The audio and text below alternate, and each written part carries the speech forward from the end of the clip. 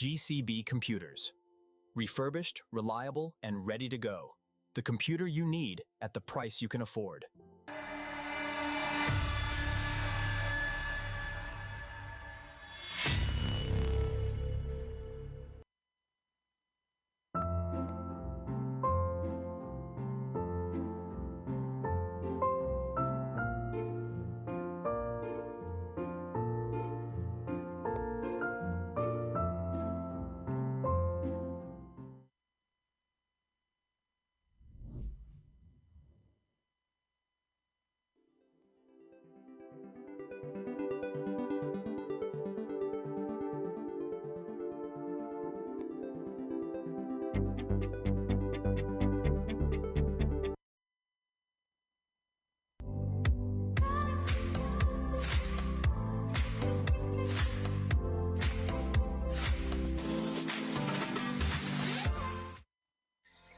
For decades, I've taught you everything I know. But only you can prevent wildfires.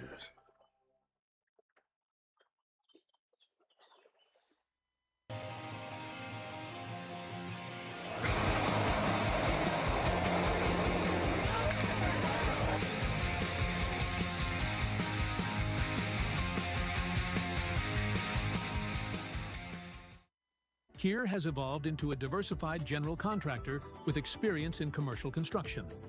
Hundreds of projects throughout the Intermountain West attest to Kier's wide range of expertise in design and build. Kier Construction invites you to experience the difference. Call us at 801-627-1414.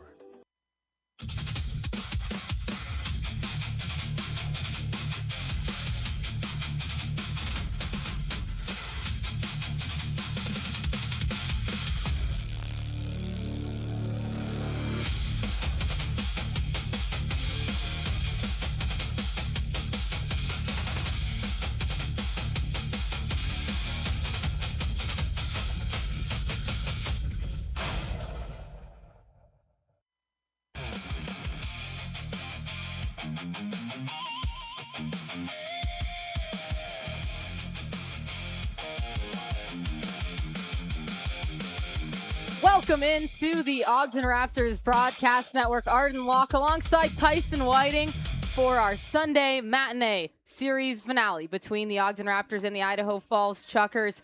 And it's been a streaky series, to say the least. The Idaho Falls Chukars currently with 2 games under their belt. Ogden Raptors have taken the last 3 to make it a 3-2 lead for them heading into the series, into the finale. So for the Ogden Raptors, a win today would give them the series as a whole, their 4th straight win, and would really be a statement for them after they dropped the first 2 games in convincing fashion in terms of how Idaho Falls won them. And they also had lost 7 straight games when they finally took game 3 of this series. Idaho Falls looking for a split in the series today, Tyson.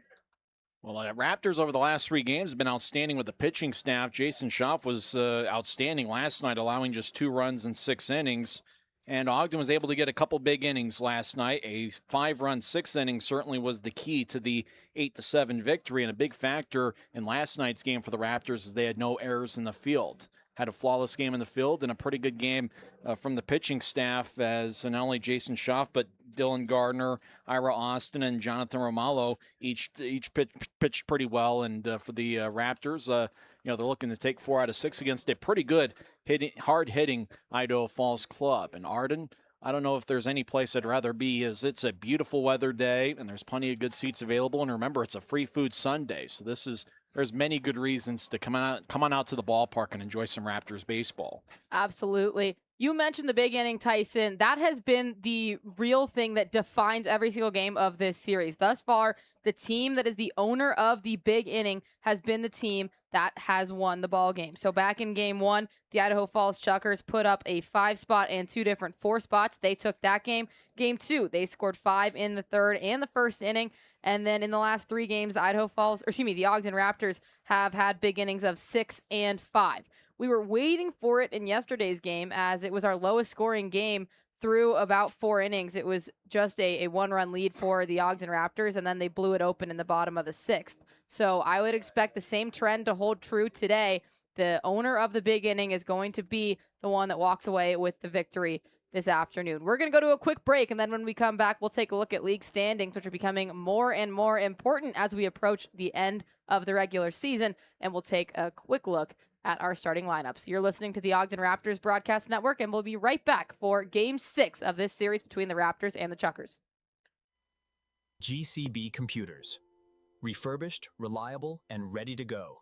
The computer you need at the price you can afford.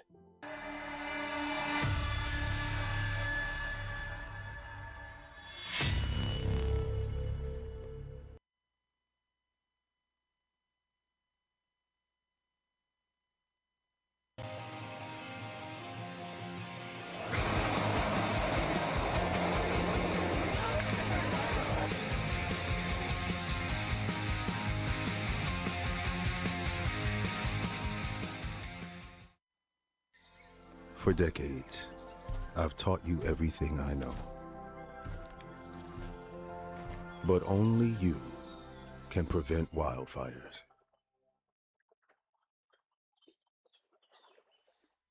LWE has become an industry leader and performed new construction and retrofit work to companies in several industries. LWE is located in northern Utah and has performed work throughout the western United States. We can be reached at 801-621-3220.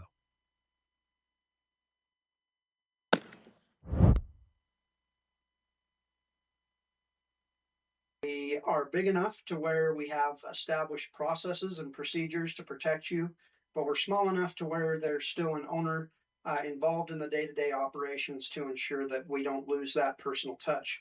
We'd love to tell you more about us, and feel free to reach out to us. You can reach our team at 801-728-0454. Welcome back to the Ogden Raptors Broadcast Network. Arden Locke and Tyson Whiting. And we are approaching nearer and nearer the end of the regular season.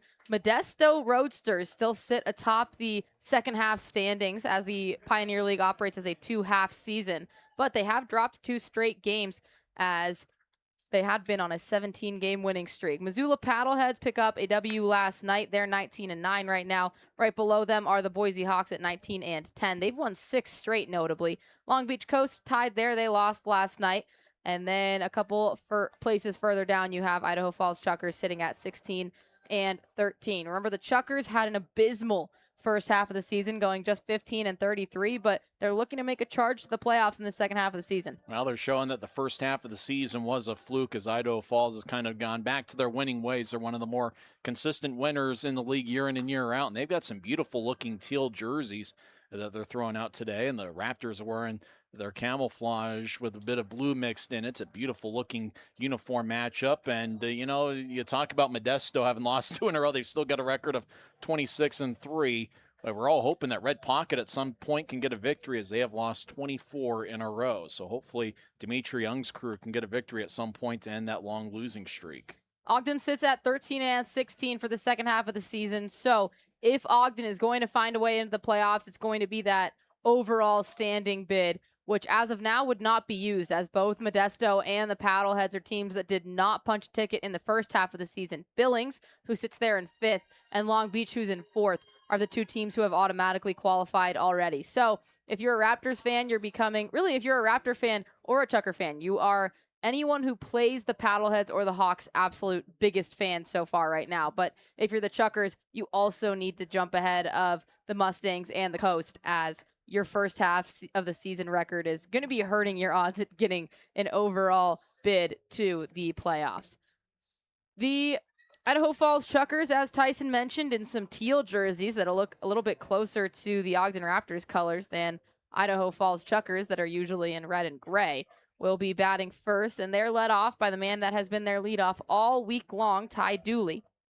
Garrett Ostrander will be their DH, batting second. Sam Canton is third. New cleanup batter is Justin Trimble, as Tyler Wyatt is taking a break today. Wesley Mitchell will bat 5th. Casey Vaughn is 6th. Spencer Rich 7th. DeMarcus Smiley will be doing the catching and will bat 8th. And then Emilio Barrera is going to be closing up that lineup at 9th. The man to look out for in that lineup as of now is Sam Canton. He is 11 for 21 on this series, batting .524, has scored 12 runs himself, and has batted in 13 runs. Parker Lester is not playing tonight, and he had been the hottest bat in that series thus far, batting .563 with 12 RBIs. He got hit last night by a pitch. He seems to be doing okay, is what I've been informed of today. But it was already going to be a planned off day for him anyway, and after the events of last night, even more so an off day. So the offense for the Idaho Falls Chukars will be going up against this defense led by Parker McMahon, who will be getting the start on the mound for the Ogden Raptors. So Parker McMahon will be towing the rubber. He'll be tossing it over to Hank Dodson behind home plate. Tyler Stone plays first, Cole Jordan at second, Chase Valentine at short, and Carmine Lane at third. That's kind of the classic infield that the Raptors have worked with thus far this week. And then left to right in the outfield, Tyler Gannis, Colson Lawrence, and Garrett Bivacqua. But Tyson, looking at Parker McMahon, what do we have to expect today? Well, he's a guy that if he can keep the ball in the yard, he can be pretty effective. He's allowed 14 home runs in 40 1/3 innings. He does average close to a strikeout per inning, as he does have 37 strikeouts in those 40 1/3 innings. He's got a 3-1 record. This will be his 10th start as a Raptor. He started the year with the Missoula Paddleheads, and he has a 9.15 earned run average. We've seen with McMahon in a couple of his starts where he's pretty good in the first trip through the order. What can he do 4th, 5th, and 6th innings? May end up determining whether he has a successful outing or not. Got a pretty good fastball in the high 80s, maybe can reach 90 miles an hour. If he can get his off-speed stuff over for a strike, he can be effective this afternoon. McMahon's most recent start was in Missoula, a homecoming for him to his former team in their Saturday game. So he has now had over 7 days to rest up. It was not the homecoming he was looking for, going 3 innings, giving up 11 hits, 4 runs, walked 1, struck out 4, and did give up one of those long balls. But exactly as Tyson alluded to, in McMahon's last 3 starts, he has given up a total of 5 home runs across the 3 of them. You can expect him likely to go around 5 innings on a decent day. His longest start of the season was 7 innings in Glacier. Longest start with the Ogden Raptors, that is, was 7 innings, but that is going back to his first ever start as a Raptor. Since then, it's been 4 innings, 4 1/3, 6, and now 3 innings. His last start was his shortest in his time as an Ogden Raptor. The Raptor offense will be taking over in the bottom of the first inning. And remember, this is a matchup this week that are the top 2 offenses in the Pioneer League. They'll be led off by Tyler Gannis, who is leading off for the first time this season. Following up behind him will be Carmine Lane. And then Chase Valentine is still occupying that 3rd spot in the batting order that Ed Campanello has shifted him to. It's been working pretty well thus far, as recently in this series, Chase Valentine has the best batting average of anyone on the Raptors at .550. He's batted 11 for 20 and has hit 9 RBIs, which is his most of a series. And that was largely aided by the fact that he is batting 3rd and is in position to get the ball out into the yard with runners on base. Colson Lawrence will bat cleanup at 4th, Gio Ferraro 5th, Tyler Stone 6th, and then a similar bottom of the lineup as you've seen with Cole Jordan, Hank Dodson, and Garrett Bivacqua. Parker McMahon, as we just talked about, will be getting the start on the mound. The Idaho Falls Chukars out in the field will be led by Seth Spencer. He has actually already pitched once in this series thus far. He came in relief, but the Raptors have seen him once so far this season, as he played against them in the Saturday game, Game 5, which he won, going 8 innings, giving up 8 hits, 2 runs, 1 walk, and 3 strikeouts. So Seth Spencer has had success against the Raptors in a start. The last time that he played in this series was in relief on Game 3. It wasn't his greatest outing, going just an inning, giving up 3 hits, 2 runs, and a homer in 7 batters that he faced. Seth Spencer will be doing the pitching to DeMarcus Smiley, who's behind home plate. Justin Trimble is moving over from one corner to the other. He's been playing 3rd all week long, but will play 1st today. Emilio Barrero is going to be at 2nd, Ty Dooley at short, and Casey Vaughn at 3rd. And then left to right in the outfield, you've got Wesley Mitchell, Sam Canton, and Spencer Rich. So we looked at Seth Spencer in a bit of a specific detail-oriented last couple starts, last couple appearances. But as a whole, what is Seth Spencer's MO as a pitcher? Really, the big thing is him being able to throw strikes. It's been an issue at times this season. He has walked 54 batters in 62 1/3 innings. So the Raptors need to be patient at the plate, as he's had a tough time at times throwing strikes. He has allowed a lot of hits, 99 hits in 62 and a third innings, and Pioneer League hitters are batting .359 against him. So if the Raptors hitters can get a good pitch to hit, they can have success against Seth Spencer. We'll pause quickly for the national anthem, and then when we come back, it'll be just about game time for Game 6 of this series.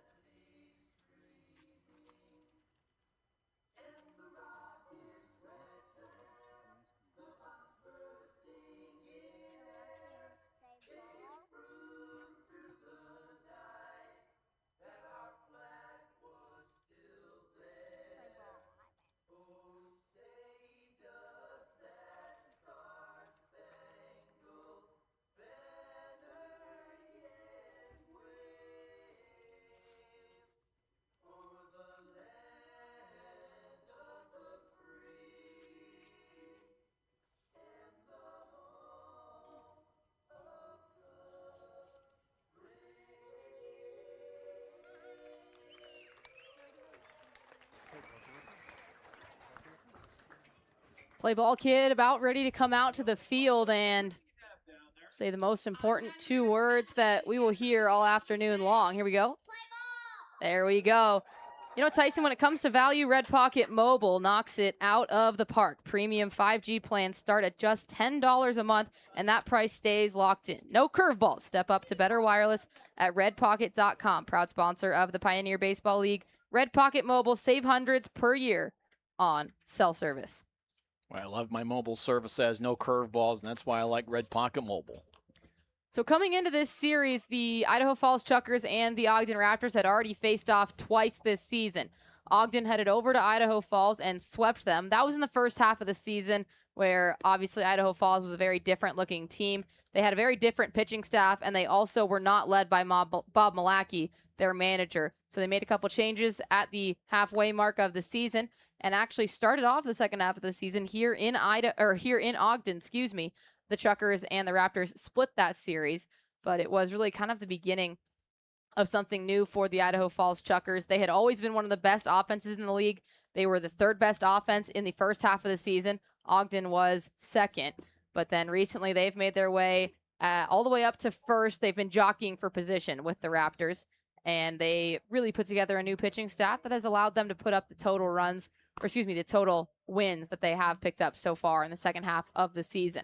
The Raptors are still leading the overall series margin 12-5, and they lead the overall run total 189 to 153 through the 17 games that these two teams have played against each other this season.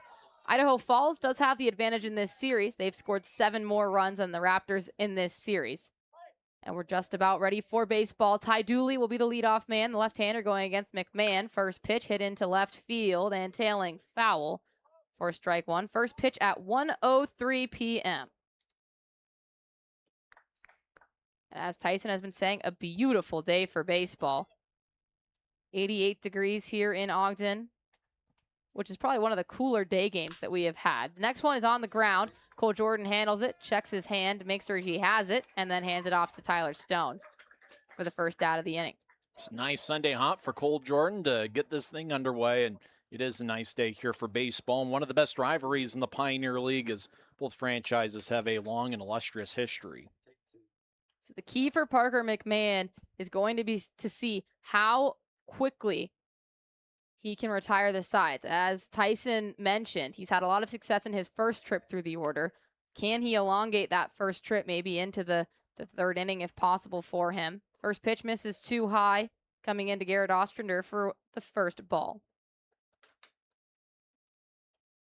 Ostrander is playing DH today. He had been second base in the rest of the starts in this series. The 1-0 is up in on his hands. He catches a piece of it, but sends it foul out of play to make it 1-1. Oshner's got a pretty good walk to strikeout ratio. He's walked 40 times, but he's only struck out 23 times, and that comes in 235 at bats. So he's a guy that can put the bat on the ball consistently. In this series, he has played in 3 of the games, has walked twice. Next pitch inside on his hands for ball 2.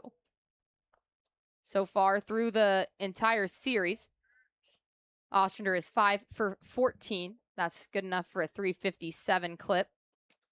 Best bat on the Chukars team has been Sam Canton. Sits at 524 for the series. The 2-1 is lifted into right center field. That finds the gap between Vivacqua and Lawrence and will be a pretty easy double to start off the ball game for Garrett Ostrander. So a great start for the DH, as his real only job is to get the ball out and play today. Hasn't have to do anything defensively. He's got one job, and he did it well there on that occasion. Just about every time I come to Lindquist Field, Raptors Ridge plays a factor, and with a right-handed hitter, Raptors Ridge is certainly inviting for extra base hits or even home runs if you get the ball hard and high enough.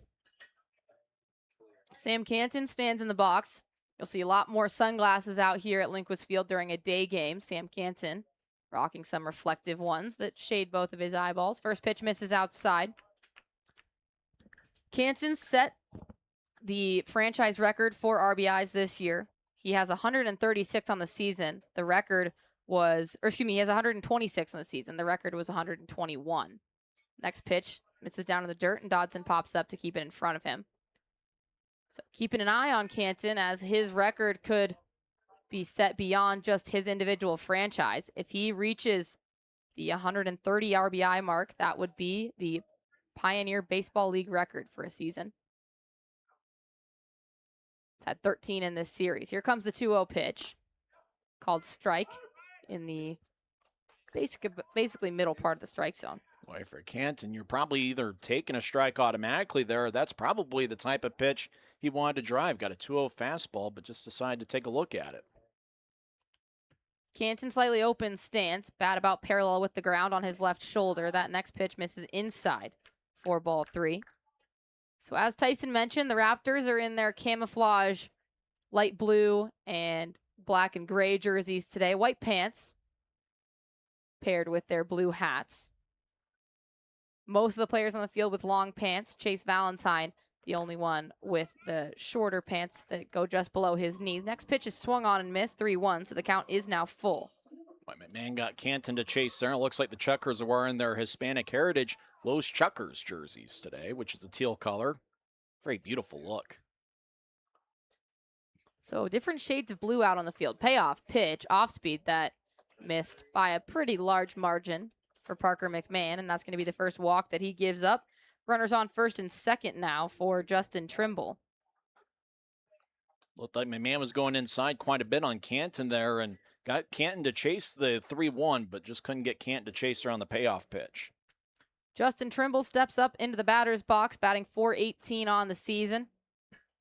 His 27 home runs are the most on the team. The lefty watches a first pitch that sails up high and outside for ball 1. Trimble's best game in this series came back in game 2. That was that 20-9 victory for the Chukars. He went 3 for 5 in that game, contributing to 5 RBIs. He watches the next pitch catch to the bottom of the strike zone for strike 1. The middle part of this zone with Canton and Trimble back-to-back was a little bit more formidable when you had Tyler Wyatt mixed in there as well. But still, those two batters back-to-back are very difficult for pitchers, as McMahon's next pitch misses up too high, ball 2. So you have Canton, who bats .410, and Trimble, who bats .418 for the season. Both of them back-to-back, third and fourth in this batting order. McMahon, runners on first and second. He checks the runner on second. That's Ostrander. His pitch is swung on and missed. 2-2 count. Well, it seems like McMahon, he's working inside on a lot of these left-handed Chukars hitters, and there you got Trimble to chase up high. In fact, it looks like McMahon has had some success pitching up in the zone and seeing if he can get Chukars hitters to chase. He's gotten a couple chases so far. Ostrander's lead takes him behind second base and about 15 feet off the bag. Holding back on the 2-2 is Trimble. Made a slight motion, moved his bat about 4 inches, but not nearly enough to get a strikeout call. So now the count is full. McMahon just walked Canton, the batter before Trimble, on a full count. This one is going to be hit high in the air. The runners were going on the pitch, so they'll have to retreat as Chase Valentine, the shortstop, retreats into shallow left field. And both runners go back to their respective bases. Second out of the inning has been recorded. They did call the infield fly there, and Valentine was somewhat towards the outfield. And if you're an Atlanta Braves fan, you remember that controversial infield fly call in the wild card game in 2012. Infield fly. Runners looked like they're on the move and were towards second and third, but they were able to retrieve in time. So 2 outs now for Wesley Mitchell, who's playing left field today.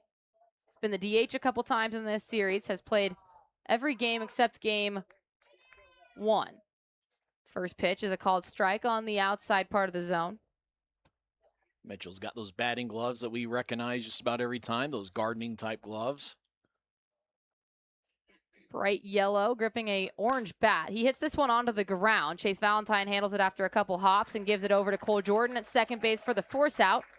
So Parker McMahon, after allowing a double and a walk back-to-back, gets out of the inning, and no runs cross home plate, tied up at 0 heading into the bottom of the first after this break on the Ogden Raptors Broadcast Network. GCB Computers. Refurbished, reliable, and ready to go. The computer you need at the price you can afford.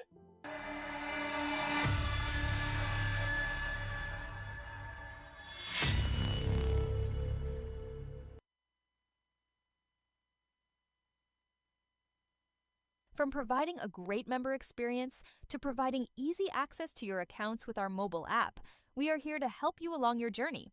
Call 801-399-9728 for more information or visit ascentcu.com.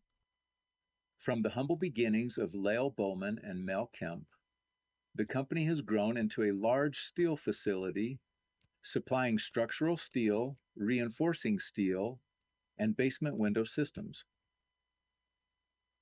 Dave Grant has proudly served the community for over 50 years. Getting what you need, where you need it, when you need it, encapsulates our mission to deliver reliable and timely service. Contact us at 801-394-1621 or at www.granttrucking.com. Windward Electric is the foremost commercial and industrial electrical contractor in the Intermountain West. We value relationships as we strive to provide exceptional experiences for our clients. Call 801-648-7270 for a quote or visit windwardelectric.com today.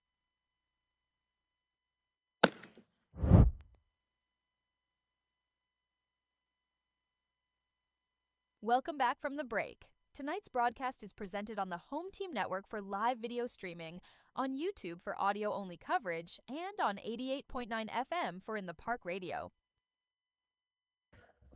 Welcome back to the Ogden Raptors Broadcast Network. Arden Locke and Tyson Whiting with you in the bottom of the first inning between the Chukars and the Ogden Raptors.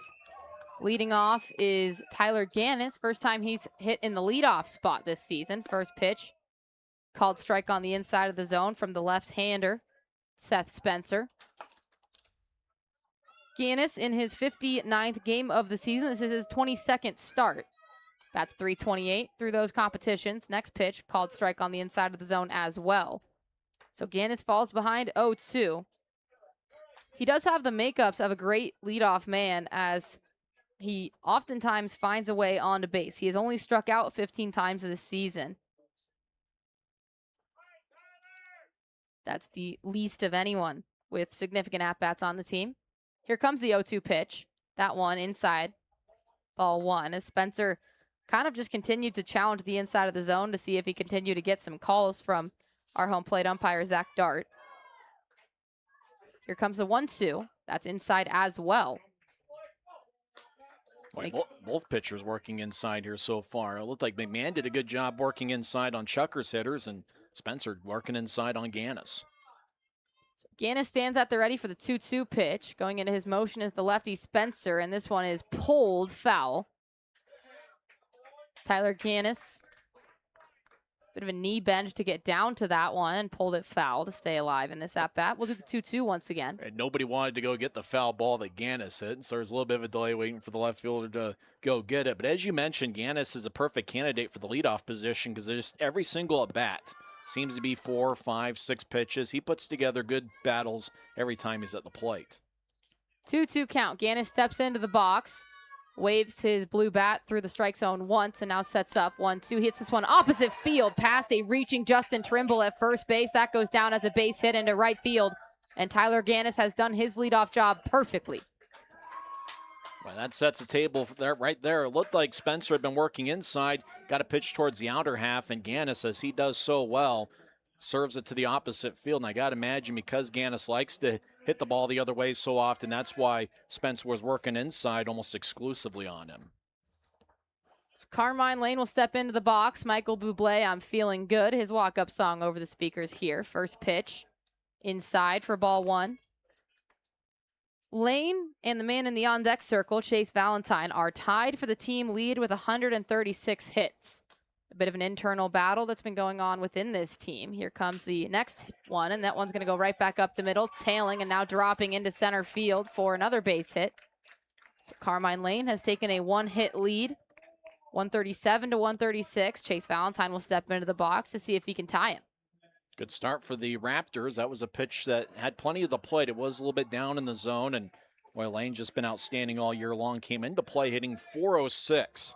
He's been as consistent as they come for the Raptors, and he's got just really surged here in the month of August. Chase Valentine steps into the box, waving his bat a couple times. Red sliding mitt in his back right pocket. He shows bunt and misses it. Goes into the glove of the catcher, DeMarcus Smiley. Strike 1. You almost think there for Valentine, he's trying to serve two purposes. Trying to bunt for a base hit, and at the very least, can get a nice sacrifice to advance both runners. 386 batting average on the season for the right-hander. Valentine watches the next pitch sail a little bit inside in towards his elbows for ball 1.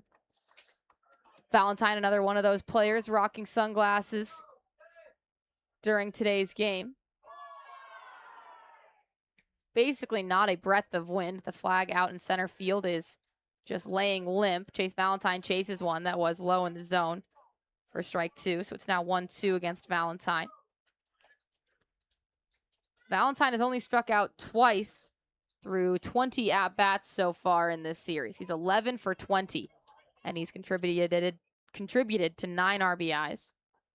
One runner in scoring position is Gannis with a big lead, about 20 feet off of second, and he fakes going to third, and then the throw is slightly off the mark, coming back to try to pick him off, but doesn't roll far enough to even get out of the infield dirt, so everyone will reset. But Gannis was probably 20 feet off of second and also making motions, looking like he might have been trying to take third.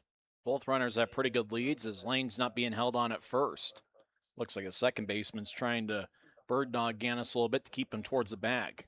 1-2, opposite field in the air. This one has a lot more air under it. Spencer Rich makes the catch, but it is pretty deep, and Tyler Gannis is going to take third easily. The ball rolls away from the infield and now is fielded by the third baseman. Coming home, close play. Tyler Gannis slides under the mitt of DeMarcus Smiley and manufactures his way into a run on a ball that did not get very far away from the infield, but still Tyler Gannis just hustled in and slid across home plate. Gannis had to be alive, awake, and alert once he saw the ball get away. He had to take off almost immediately, and the lefty throw towards the plate was a little bit late, and boy, Tyler Gannis with good speed and alert base running gets the Raptors a run there. So a fly out for Chase Valentine, and then an errant throw turns into a run as the Chukars continue to struggle a bit with miscues in the infield. Colson Lawrence swings on the first pitch and lightly taps it over behind him to the left side of the infield foul. So Gannis is going to score on an error. If you think back into game 1 or game 3, game 1 of the doubleheader, Hank Dodson hit a grand slam in an inning that should have been over, but was elongated because of an error in the infield. So that grand slam, all 4 runs unearned. It's been a big issue for the Coast, or excuse me, not the Coast, the Chukars. Their jerseys are making me think of Long Beach. Those jerseys look exactly like what Long Beach wore when they were here a couple weeks ago. After 2 foul balls, Colson Lawrence falls behind 0-2. He has been very far ahead of the first 2 pitches that he has seen. Of course, a few connections to the Coast and the Chukars. Obviously, Long Beach's manager this year, Troy Percival, used to manage Idaho Falls. Here comes the 0-2 from Spencer. This one's fouled back over our heads here in the booth. So Colson Lawrence has gotten lumber on every baseball that he's seen, but none of them have headed towards the infield just yet. Carmine Lane is the man on second. 15, 20-foot lead for him as he just kind of casually steps side to side. He's eyed down by Spencer, and then the 0-2 pitch misses up high for ball 1.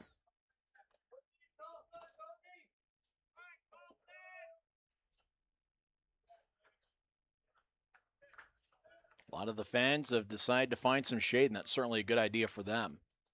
Here comes the 1-2. Lawrence waits on it. Check swing. He did not go nearly far enough around for Spencer's benefit, and the ball misses too low for ball 2. Colson Lawrence, a go big or go home guy at the plate. Bats .396, so a great batting average. But he really kind of hits deep bombs at 24 home runs or strikes out with 79. Leads the team in both of those areas. 2-2 pitch. Swung on and missed. He was way ahead of an off-speed. Smiley will tag him as the ball did touch dirt, but that'll be a strikeout, as Colson Lawrence just struggled to time up Spencer throughout that entire at-bat. Well, that was a pretty tough pitch there by Spencer. It was one that was in the strike zone, so Lawrence had to swing at it and had some good downward movement on it. Sometimes if you're a hitter, you just got to tip your cap and tell the pitcher good job, and that was a nice pitch by Spencer. .389 batting average for Gio Ferraro, who steps in to bat. First pitch from Spencer. Catches the top of the strike zone for called strike 1. Pretty accurate strike zone thus far for our home plate umpire, Zach Dart. That one caught the top edge, confirmed by TrackMan. Both teams, 2 challenges. Neither team attempted to use one yet. 0-1 misses a hair inside and up high for ball 1. Ferraro playing DH tonight as he has been put back in the batting order after not playing games 1 or 2 in this series, but still not putting him out in the field. As Campanello said, he was just recovering from some sort of injury. The 1-1 misses up high, so it's now 2-1 to Ferraro. Ferraro, a half swing as he awaits Spencer's offering. Spencer checks lane on second, right leg kick and deals. That one misses too far down low. Appeal down to first base. Said Ferraro did not go around. And it's now 3-1. Gio hasn't seems to have had the green light in these scenarios yet this series. He has watched a lot of... Oh, and we're going to get ball 4 called. So a pitch violation of some sorts. Pitch clock or something like that. So Ferraro's going to take his base. So now you've got runners on first and second for Tyler Stone, who had the best night of anyone on the team last night. 4 RBIs in the game and also made a game-saving diving stop at first base. So played a complete game in terms of offense and defense last night. The first pitch that he sees tonight misses up too high for ball 1. Well, Stone, for a guy that takes a massive cut at the plate, he's a pretty decent contact hitter. He's only struck out 10 times in 50 at-bats as a Raptor. 1-0 count. Spencer's is pulled into right field. That's going to fall in front of Spencer Rich in right field. Coming around from second to try to score is Carmine Lane. The ball gets past a reaching second baseman Barrera, but was backed up nicely by the shortstop Ty Dooley. But while all that was going on, Carmine Lane comes around to score, and Tyler Stone has put together his 5th RBI in the matter of just about 24 hours. Just a great line drive by Tyler Stone as it sailed into the outfield. And for Tyler Stone, that's RBI number 14 as a Raptor. He did start the season in another uniform where he was a very productive first baseman. Similar to Parker McMahon, who is the starting pitcher tonight for the Ogden Raptors, Tyler Stone was also a Missoula paddlehead. DeMarcus Smiley is going to come out and have some words with his pitcher, Seth Spencer. Something to keep an eye on for sure, as we have seen 2 errant throws from Spencer Rich coming into the cutoff man at second. That first time it happened is what allowed Tyler Gannis to score. That last time, the third baseman, Casey Vaughn, backed up the throw very well and is actually why Gio Ferraro wasn't able to take another base. But you know that everybody in the Raptors dugout took note of that, and they're probably going to be aggressive on the base pass and be alert in case of a bad throw. First pitch misses downside and in low to Cole Jordan. Jordan in his 3rd season as an Ogden Raptor. One of the most recognizable faces on this team, also one of the co-captains of this team. Here comes the 1-0 pitch. That one misses too low as well. Cole Jordan eyeing the ball down all the way into Smiley's glove as his eyes track it through its entire ball flight. Here comes the 2-0 pitch from the lefty Spencer, who checks Ferraro on second. Now throws, swung on and missed by Cole Jordan.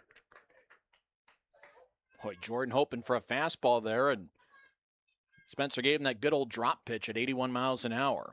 That was another nasty pitch by Spencer. Cole Jordan has had a good season thus far. 2-1 pitch. He swings on it and misses to make it 2-2. And I've been informed that, in my mind, Deuces was just 2-2. But Deuces is actually 2-2 with 2 outs. Yep. That's what you view as Deuces here at Lindquist Field. That's why you get Johnny Lindquist out on the field. The next pitch is batted foul to the 2-2 again. Well, you would think that just 2 balls and 2 strikes would constitute Deuces Wild, but it's 2s all the way around. That's kind of what I thought it was all year long. I've been saying it all year long on a 2-2 count. Which you're not completely wrong, because it is Deuces. It's yeah, it wasn't 2-2. incorrect. It wasn't incorrect. So we'll do the 2-2 again.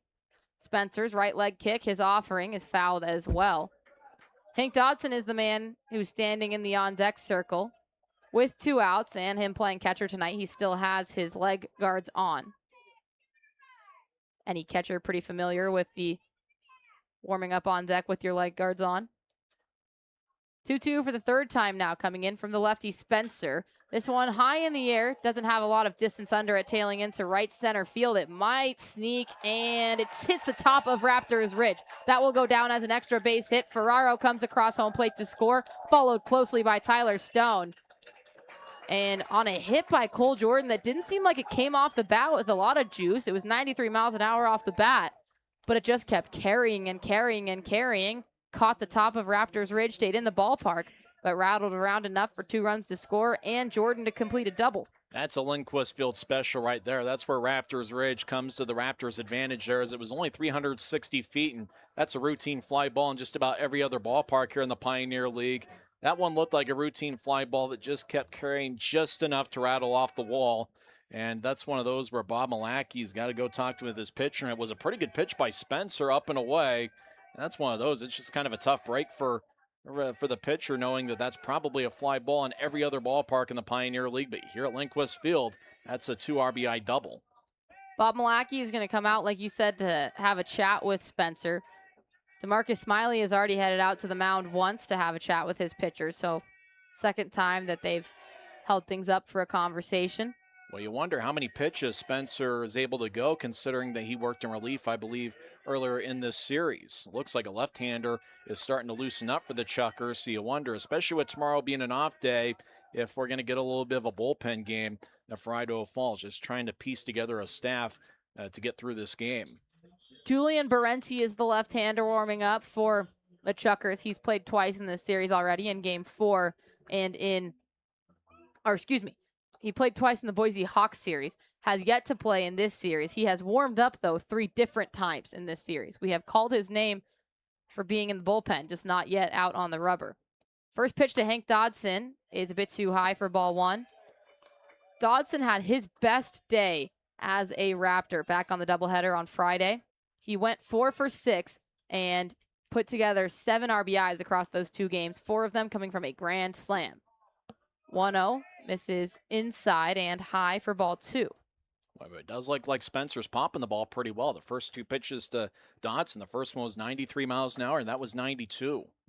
Nothing like a little bit of frustration to increase your velo. 2-0 pitch. Dodson a little bit ahead of the 84 mile an hour off speed that sat in the bottom of the zone. So as Tyson just said, it was low 90s, and slowing it down to the mid 80s, and Dodson wasn't able to time it up. And that low 80s pitch, it looks like a changeup. That's been Spencer's weapon. He's gotten a few swings and misses on that early on. Cole Jordan is going to hustle back to second base as Spencer stepped off the mound and made motion towards him. During the pregame report, you mentioned the big innings being a big factor, and already a big inning for the Raptors. 4 so far in the bottom of the first. Dodson pulls the next pitch. He's way ahead of it as Spencer went back to that changeup low in the zone. And the left fielder just doesn't want to go get those foul balls as it's laying in fair territory, and we're going to wait for that ball as the left fielder. He's not going to play ball boy today. So you do have a ball kid who's walking, no offense to the ball kid, but taking their time. We're working at snail's pace out there right now. I mean, she's still barely getting the ball. It's at a time of day right now where no one's in the bullpens yet, as we're in the bottom of the first inning, as oftentimes someone from the bullpen might go over and snag it. I've seen shorter rain delays. But that ball kid's now just going to camp out along the left field line. She doesn't want to make the walk either. 2-2 misses up high on Hank Dodson, and the count is now full. That's a very smart strategy by the ball kid. There's really no point in being in the bullpen area. Right there is where the ball is going to end up in foul territory anyway. So she'll just camp out by the foul pole. Here's the payoff pitch. Dodson fouls this one back over our heads. I want one. I just want to try to catch one foul ball this year. That's a little looper that could have got, but it just had a little bit too much steam and went over the roof. Yeah, hasn't happened yet. We're still waiting. Payoff pitch for the second time in a row. Hank Dodson looking for his third straight game with an RBI. Runner goes. Dodson swings and misses. That ends the inning. But the Raptors score 4 in the bottom of the first, and they've jumped out to an early lead, 4-0. We're heading into the top of the second after this break on the Ogden Raptors Broadcast Network. Do you thrive on a challenge? Does crafting complex parts ignite your passion? Peterson Inc. isn't your average manufacturer. We're world-class, pushing the boundaries of what's possible. We're looking for skilled welders and machinists to join our team. People who take pride in precision. If you're wanting to contribute to groundbreaking innovations, Peterson Inc. is your place. Visit petersoninc.com and join the team that builds the future.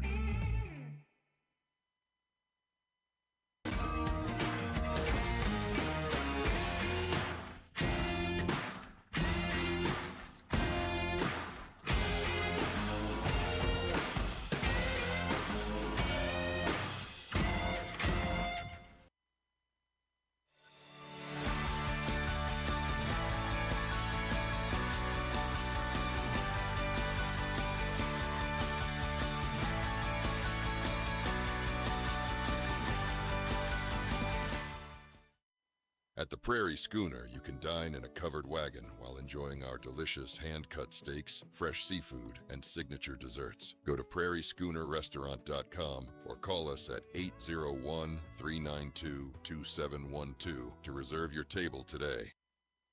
Next. Hi. 2 tacos. 2 tacos. 2 tacos. 2 tacos. Oh, I got them with a small business loan from America First Credit Union. They've been a huge help. A huge help? Huge help. Huge help. Well, okay. Fire! Fire! Fire. Oh, they're fire. Oh, they're on fire. Get your money working with expert business services from America First. Welcome back to the Ogden Raptors Broadcast Network, top of the second inning, and we're joined now by Ed Campanello, the manager for the Ogden Raptors. Campy, the team that has owned the big inning has won every game so far. How, as a offense, do you try to string at-bats together, and then as a defense, try to make sure that the other team isn't building momentum? Well, I mean, kind of like what we just did in that first inning. We were able to get out of the top of the first there. Parker executed some pitches there with 2 out. And, we responded with some good at-bats. That lefty's got some good stuff, and we're trying to just have quality at-bats and try to get in their pen early. And, it's a 4 spot to start the game is a good start. You guys have an off day tomorrow and then 6 more games here at home. What sort of positives come from spending this amount of time at home, not having to hop on a bus or anything like that? Well, I mean, sleeping in your own bed is always a plus. And these guys are getting a little bit more rest. On the road, past few trips, we've had to use our day off as a road trip, so we never really truly had a day off. So, we're gonna battle for the next few hours and, empty the tank and guys get a nice day off, and then we'll reset on Tuesday and, play Yuba Sutter. Manager for the Ogden Raptors, Ed Campanello, him and his squad looking for a series victory today. Thanks, Campy. Thanks. 2-2 pitch incoming from Parker McMahon to Casey Vaughn. He hits this one up and into left field. Going over to his left is Tyler Gannis, and he makes the catch on the run for the first out of the inning. Something the Raptors have done really well is that their pitching staff has looked good, as Tyson alluded to, but they're also being backed up well by their defense. It's, the plays are their routine, but Tyler Gannis with one wrong move or a jump in the wrong direction on that ball that was only in the air for about 3 seconds could have spelled disaster. That's something Bavak was outstanding of in right field, is getting good jumps on the ball, and Gannis got a great jump on that one. First pitch misses down too low to Spencer Rich. Rich is the counterpart of Garrett Bavakwa that you just talked about. He plays right field. So here comes the 1-0 from McMahon. This one hit right back up the gullet. Has got air under it. Rushing in on it is going to be the center fielder, Lawrence, but that's going to land in front of him for a base hit, as Spencer Rich just perfectly places that fly ball into that donut of the outfield. Well, it looked like they had enough air for Lawrence to make a run at it. It wasn't hit all that hard, and Lawrence seemed to be playing pretty deep in center, and that one just found a hole back there. So the second batter of the inning is on for the second time in a row. Garrett Ostrander was the man who got on back in the first inning, but he was later stranded. DeMarcus Smiley, big cut on the first pitch, doesn't find anything except air, and it'll be strike one. Well, Smiley's been kind of a part-time starter for the Chukars, but he's been very productive at the plate as he's coming into play with a .410 batting average. So he's been able to get some knocks up there. Here comes the 0-1 pitch. Smiley, same exact result, big swing, no connection. He'll adjust his goggles as one of the players who wears the prescription sports glasses. I'm always surprised when you see the sports goggles instead of contacts, but every player has their reasons. McMahon searching for his first strikeout of his outing. Here's the 0-2 pitch inside, ball one.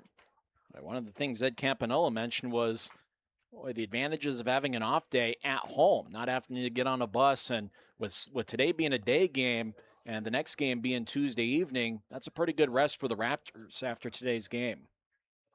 1-2 pitch is fouled back out of play down onto Lincoln Avenue area. So far, the Chukars have already left 2 base runners stranded. In the last 3 games that they have lost, they have left 8 stranded in all 3 of those games. So they're putting up decent amounts of hits, getting runners on base, just leaving them there. Here's the 1-2 pitch. Smiley watches that one sail a bit too low for ball 2. DeMarcus Smiley pairing some gray Air Jordan 1s with a black swoosh to go along with his gray pants and black helmet. The pop of teal from the jersey, the accent color of his outfit. Here comes the 2-2 pitch from McMahon. He stands with his back slightly arched backwards. An off-speed that's taken into center field. Colson Lawrence retreats to the warning track and makes the snag. And going back to first base is going to be Spencer Rich. Or with Lawrence playing pretty deep, might have, the ball that Rich hit ends up falling in front of him, but him playing deep benefited him there on that Smiley ball as he was able to get back towards Raptors Ridge and make a nice catch. So when you play deep, sometimes it hurts you a little bit on those balls in front of you, but on a ball like that that's hit to the warning track, he's able to retrieve. First pitch is a called strike to Emilio Barrera, the right-hander. I would say a good rule of thumb for the outfield is if you can keep the ball in front of you, usually that's a recipe for success. So Colson Lawrence unable to snag that short blooper, but it was just a single. And if his defense does the job around him as well as his pitcher, could likely get out of the inning with Spencer Rich never making it past first base. It's a 1-1 count to Emilio Barrera as the next pitch missed a bit too low. Dodson sets up with his right knee on the ground, about dead center of the plate. That one is fouled back. Good English as it broke and moved over to Dodson's throwing side. Well, it's oftentimes, a lot of teams in late innings, they'll play like a no doubles defense, and that's kind of a version of a no doubles defense. It falls in front of you, it's a single, but if it hits off the wall or somewhere in the warning track, you're probably looking at 2 or 3 bases. The runner goes. Dotson tries to gun him down, but the throw didn't quite get to Jordan in time. And Spencer Rich is going to pick up a stolen base. They are not an active team on the base paths, are the Chukars, but they have picked up a couple steals so far. That's going to be their 61st of the season. And for Rich, that's his 4th stolen base. He is 4 for 4 in stolen base attempts this year. Pitch was a called strike, so we've got a deuces situation. 2s are wild. 2-2 count, 2 outs. The pitch outside, full count. Well, you had mentioned the Chukars not being a running team. Garrett Oshinger leads the club with 11 stolen bases, and there is a handful, maybe 4 or 5 Raptors that have 12 or more stolen bases individually. Chase Valentine leads the entire league with 39. Payoff pitch, runner goes. This one is hit on the ground, and Chase Valentine scoops it up and throws it off to first base to finally retire the side. So after the second man up gets on again, he never makes it past second base, and the Raptors still lead this one 4-0 after an inning and a half. We'll be back for the bottom of the second after this break on the Ogden Raptors Broadcast Network.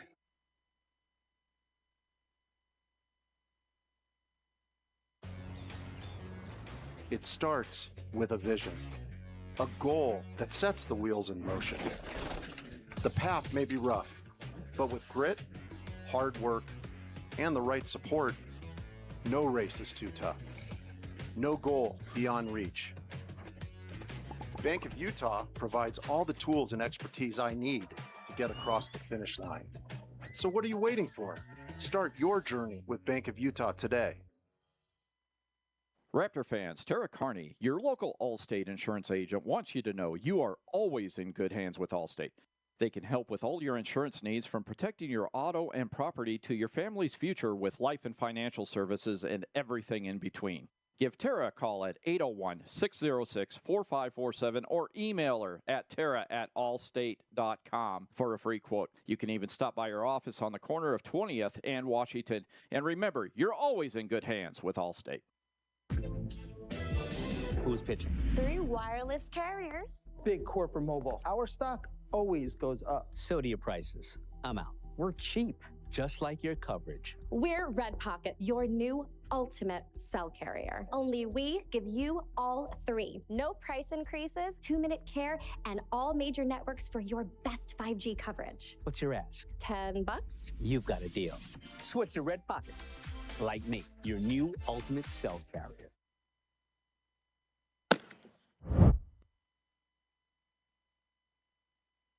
Welcome back from the break. Tonight's broadcast is presented on the Home Team Network for live video streaming, on YouTube for audio-only coverage, and on 88.9 FM for In the Park Radio. Welcome back to the Ogden Raptors Broadcast Network. Garrett Bivacqua is going to lead off the bottom of this second inning. First pitch out of the hand of Spencer is a called strike 1. The Raptors brought 8 batters up to the plate in the first inning. They scored 4 runs off of 4 hits. Bivacqua watches the next pitch miss a hair outside for ball 1. 1-1 count to the upright lefty. Bivacqua has one of the most recognizable batting stances of any Raptor, with his knees almost being locked out. He watches the 1-1, now miss outside as well. 2-1 for Garrett.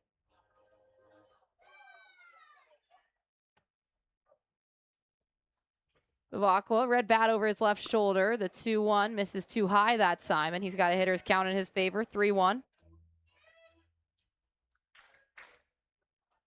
Garrett Bivacqua has not been the 9-hole hitter really throughout this season, but I think the goal is to roll over into the top of the lineup with some runners. Have to wait one more pitch to see if he can do that, though, as the 3-1 catches the outside of the strike zone to make it a full count. Almost like a second leadoff hitter of sorts.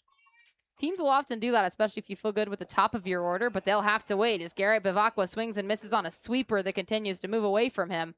And that's strikeout number 3 for Seth Spencer. So despite allowing 4 runs, he has been having decent command on the batters that he is able to strike out. Yeah, Spencer's displayed some pretty good stuff. He's had a bit of tough luck, and obviously that 2-run double that was hit by Jordan was kind of aided by Raptors Ridge a little bit. Spencer's got pretty good stuff with a fastball in the low 90s, and he's gotten some swings and misses with his off-speed stuff. First pitch to the leadoff man, Tyler Gannis, is inside for ball 1. Gannis's family is in town this week. His dad, probably the most avid user of our text line, not really using it this week as he is here in the ballpark. Here's the 1-0 pitch to Gannis. He hits this one up and out of play, foul. If you want to chime in on that text line yourself, you can hit us up, 385-240-1121. That's 385-240-1121. Free Food Sunday, I made sure to get myself a Mountain Dew before the game. Check swing, Gannis. He did not go around, so now it's 2-1. Is Mountain Dew a Pepsi product? It is a Pepsi product. A lot of those offered here at Lindquist Field. I didn't realize that it's like Hasbro Games, you know. It's a big umbrella of what Pepsi contains. It's a big family. 2-1, a swinging bunt where Spencer's going to come charge it, barehand it, and throw over to first, but it's not nearly in time. And Gannis showing off his speed. Hit that ball so unsolidly that it didn't even pick up on the track man. The old swinging bunt, that's one of those where you couldn't have placed it any better, and there's really nothing Spencer could do except for maybe hope that it would roll foul, but he noticed it was going to be fair and picked it up and decided to put a throw, but there was really no play. That's one of those where if you're a hitter, if you could figure out how to do that naturally, you'd do it every single at bat because it's a sure base hit every time. With Spencer being a lefty as well, as his first pitch is a called strike to Carmine Lane. Good frame by Smiley behind the plate. That means that when he is rushing in on a ball like that, instead of a right-hander where if your chest is towards home plate, then you're directly throwing towards first, Spencer has to rotate 180. 0-1 count to Carmine Lane. Inside on his legs, he backs it up to avoid getting hit. Lane 1 for 1 tonight. Single that was just straight away into center field. So he'll look at a 1-1 count. Lane been rocking a slightly more closed stance during this series. Gannis will go on the hit and run, and it gets over the glove of an outstretched left fielder, Wesley Mitchell, and Carmine Lane will look to extend to second, and he does so. So both the leadoff man and the two-hole hitter for the Raptors are a perfect 2 for 2 tonight. And also a well-executed hit and run, even though maybe that ball had a little bit too much air under it for Carmine Lane's comfort level. But it also meant that Tyler Gannis took third very, very easily. Just the ball off the end of the bat a little bit, and Lane was able to hit it a long ways. For Gannis, it was an interesting base running play because the left fielder Mitchell certainly looked like he had a play on it. Once it got past him, Gannis was able to get to third easily. So Chase Valentine up to bat, 2 runners on. Campanello's dream situation for his 3-hole hitter that he has moved into this position. First pitch misses inside to Valentine for ball 1.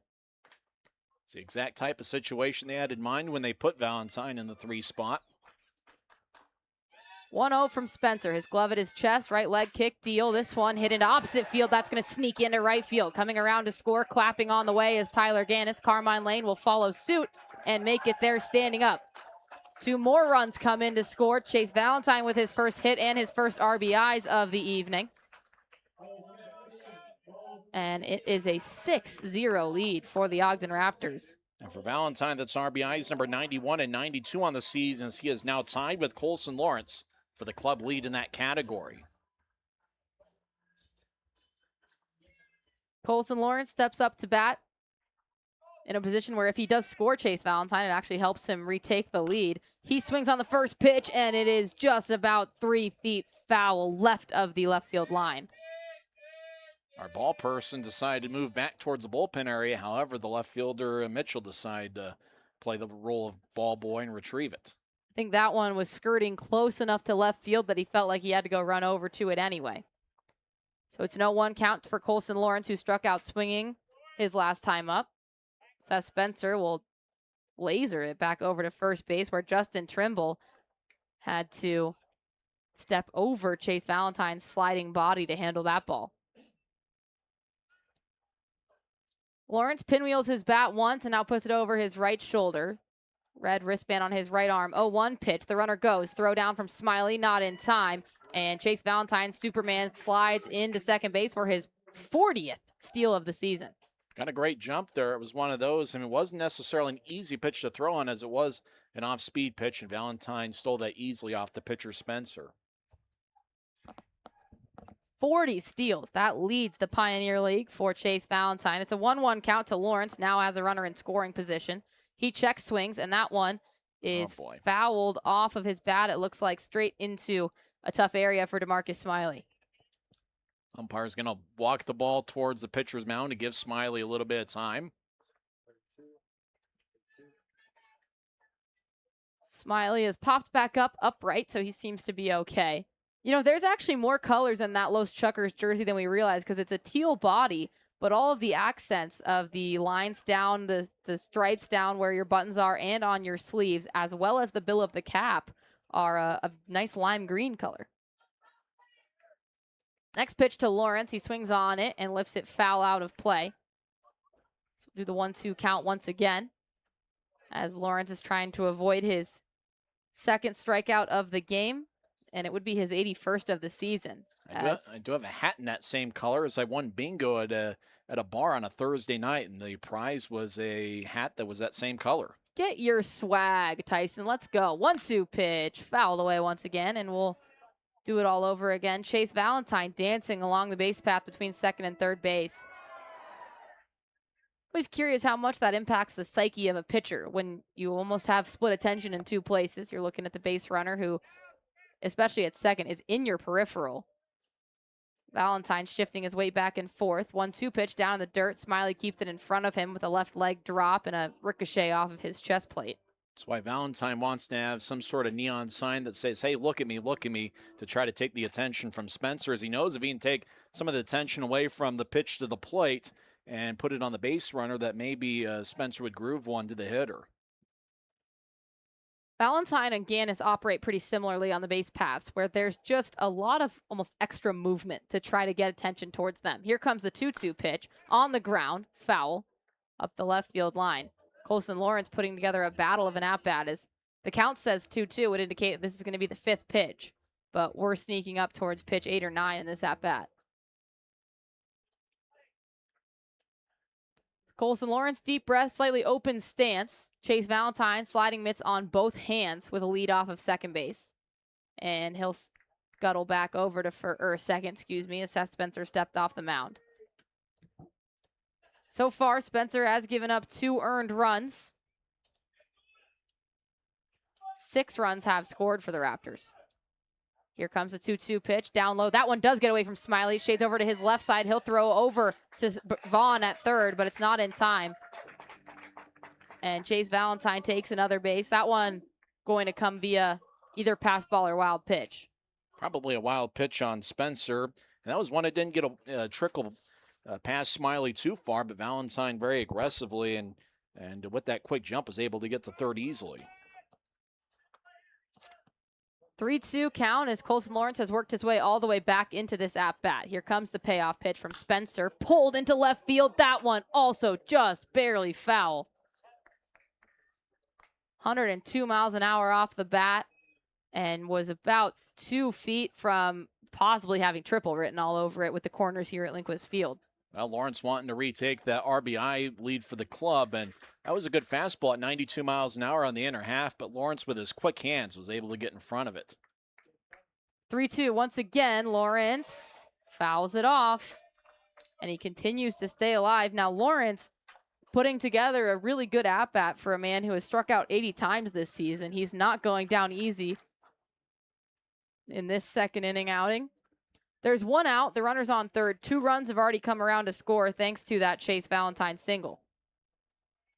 Payoff pitch on the ground. Handled by Dooley. The throw home. The tag is not applied. And so Colson Lawrence also stands on first after Dooley decided to throw home and try to save a run. Perfect scenario for the Raptors as they score a run and an out isn't even recorded. That was sharply hit. Good play by Dooley to get to the ball.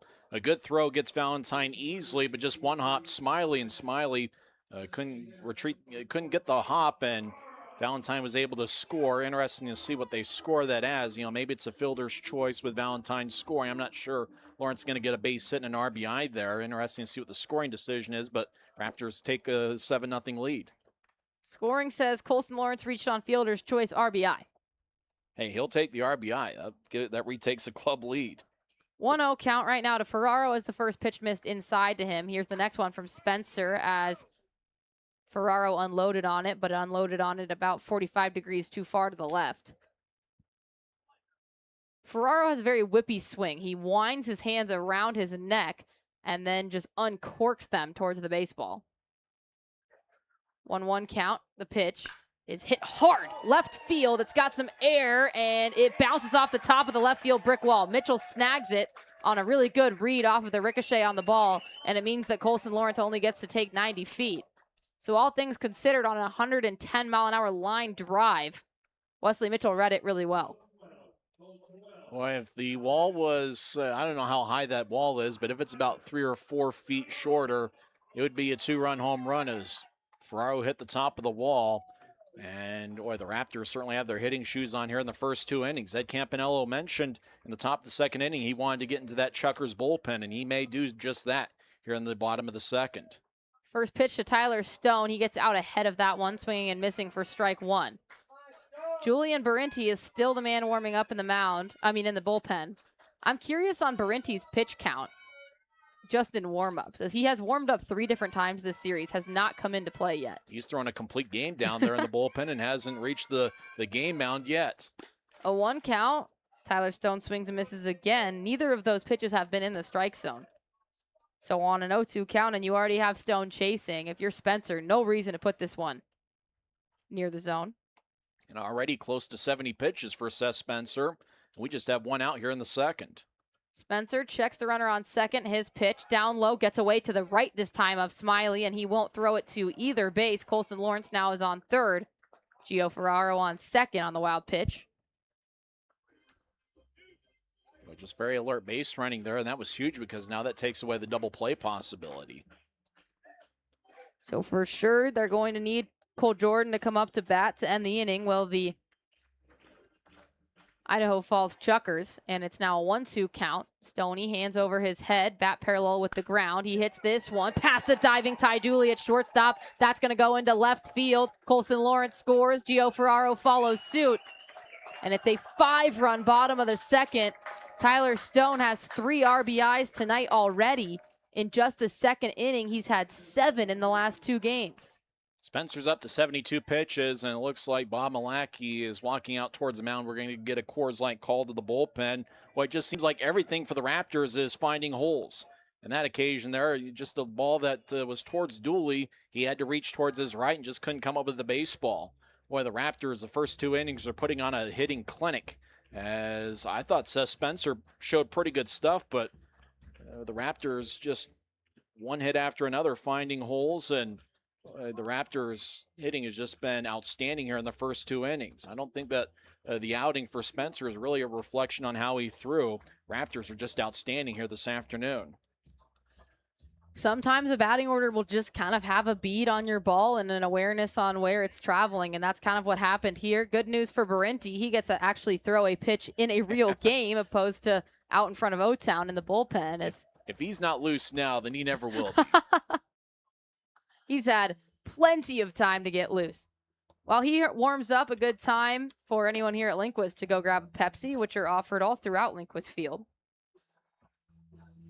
And I feel like now more than ever, an important day to stay hydrated, as usually on the 6:30 games that you get a bit of shade creeping onto the across the field in about the 3rd or 4th inning. But today it's just going to get hotter really as the game goes on.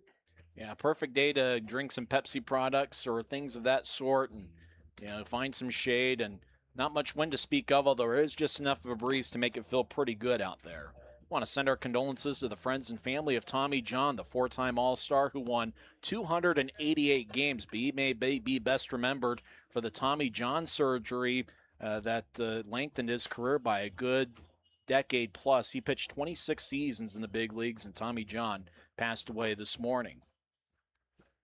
For Julian Barenti, he's making his 15th appearance. He has made 4 starts. He's got a 1-1 record, but he does have a high ERA of 15.13. So Arden, it looks like he's going to have to work quite a bit here, as Ed Campanello's goal was to get into the Chukars bullpen, and they've done exactly that here in the bottom of the second. The issue really with Barenti has been his control, striking out 14 and walking 29. Tough ratio there. His first pitch comes into Cole Jordan and misses a hair outside. Tyler Stone is the runner on first. Not a huge stealing threat for the Ogden Raptors, as he has yet to pick up a stolen base so far this season with the Raptors. 1-0 count to Jordan. He holds back, and it's ball. Stone came into this series batting 176. Entered into today's game having batted 429 for this series specifically, and now a 280 batting average on the season. So talk about improving your yearly clip with just a few games. Next pitch called strike, bottom of the strike zone to Cole Jordan. 2-1 count to Jordan, who's a perfect 1-for-1 on the night. He doubled back in the first inning. Here's the 2-1 to him. He hits this one opposite field, got air under it. It's going to be Spencer Rich moving to his left. He makes the catch after Deaking catching it once, and Tyler Stone goes back to first. So Spencer Rich mimicked that he had the catch already to see maybe if he could get Tyler Stone caught on the base paths. But Stoney just staying pretty stagnant where he was out on the first base bag. I mean, maybe it works if you got like Chase Valentine's speed, but Stone would be the first to admit that he's not going anywhere. So Spencer Rich can do whatever he wants to in the outfield. It's not going to fake Tyler Stone out. And that's just the second inning, or second out of this inning. Hank Dodson will come up to bat as the ninth batter of the inning. First pitch misses outside. So the Raptors bring 8 to the plate in the ninth inning. Or excuse me, 8 to the plate in the first inning, 9 to the plate in the second inning. Too many numbers. But that's all to say that the Raptors' bats are hot right now. 10 hits already, 9 runs in this ball game. 1-0 pitch. Catches a strike zone, but does not catch Smiley's glove as it sails out in front of him, but he'll pick it up, and Stone's still staying where he is. Math is hard sometimes. We're almost at the 1 hour point. First pitch was 1:03, and we are at 2 o'clock here in the Mountain Time Zone. So that puts us on pace for a 4.5-hour game, right? Yeah, just about that. That's all right. It's not like we had any plans this afternoon anyway. Speak for yourself.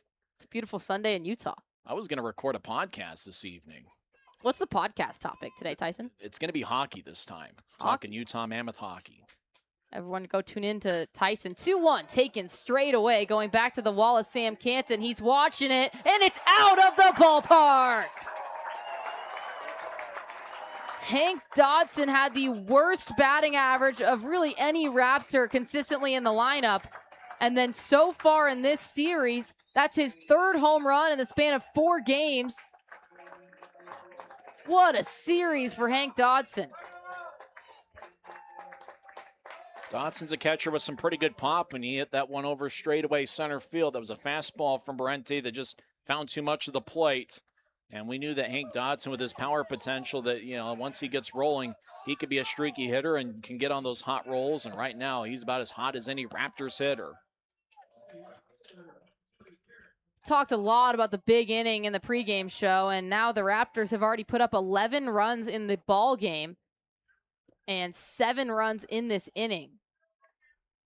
Almost makes you Nostradamus there, prophet-like. You know what they say about the powers that announcers hold? What do they say about those powers? Oh, apparently you can jinx a game, so maybe I can manifest a game. You can jinx no-hitters and all sorts of stuff. 1-0 to Bavacqua. That one misses just a hair inside. That pitch, though, moved 14 inches. Started basically in Bavacqua's chest and then just continued to work east to west into closer to the strike zone. Next pitch does catch the strike zone, called strike 1 to make it a 2-1 count. It's amazing the talent that professional ball players have, not only in throwing those pitches, but how in the world do you hit something like that? Here comes the 2-1 pitch to Bavacqua. That one, similar pitch with this one 13 inches of movement, but still didn't find the strike zone. So it's a pitch that is appealing to the eye up here in the booth, but has not found its way into that ever so important strike zone yet. 3-1 pitch is hit on the fly. Ty Dooley mishandles it after one hop on the infield dirt, and that's going to be a base hit for Garrett Bavacqua, as I'd be very surprised if they count that one as an error. That's one of those that was hit sharply by Bavacqua, and one of those where it looked like Dooley wanted to side saddle a little bit, going on the backhand, and there's been a couple plays very similar to that one that Dooley hasn't handled, and looks like based on the scoreboard, they're going to give Dooley an error there. On the online, it says single.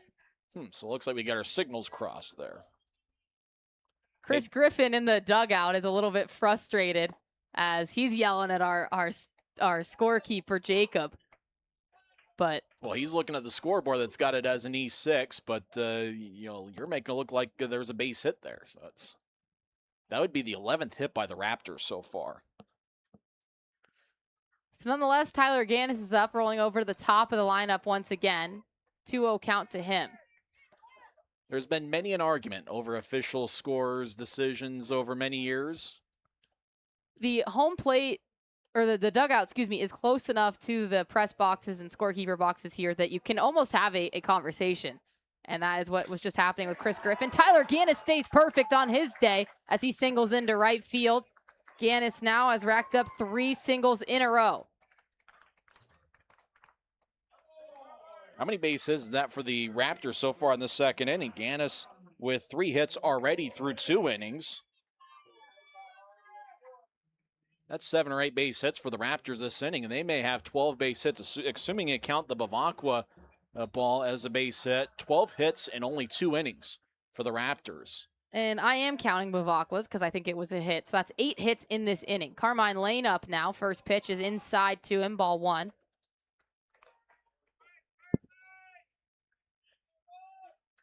Raptors putting on a clinic hitting-wise here today. They are showing why they're the best hitting team in the Pioneer League. Also, quite a statement when you're playing the other best hitting team in the Pioneer League.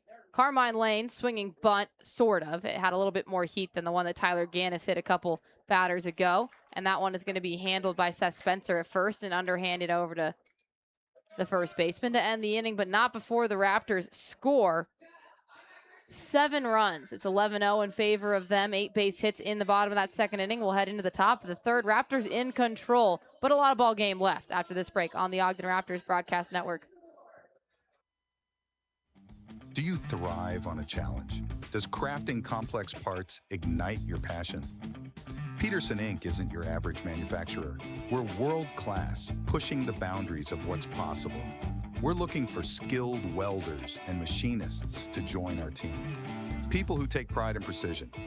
If you're wanting to contribute to groundbreaking innovations, Peterson Inc. is your place. Visit petersoninc.com and join the team that builds the future.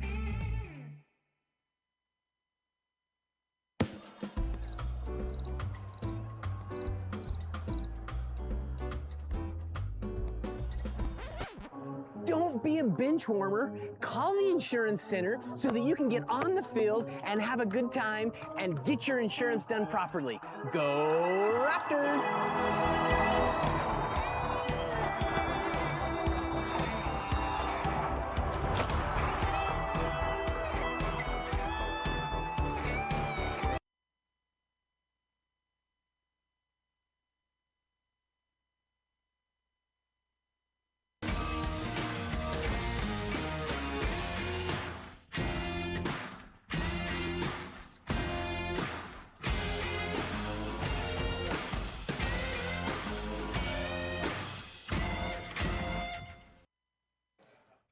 Welcome back to the Ogden Raptors Broadcast Network. First pitch is swung on, hit to Tyler Gannis in left field, and he squeezes it for the first out of the inning.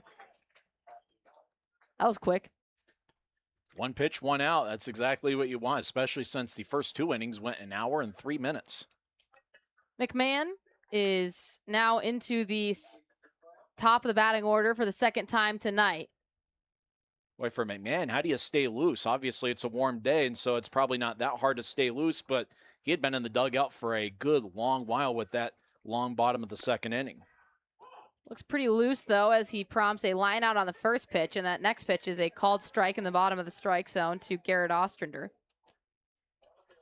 Ostrander is the owner of one of the 2 hits that the Chukars have hit tonight. He had a double his first time up. Next pitch misses a bit too low, just barely, to make it a 1-1 count.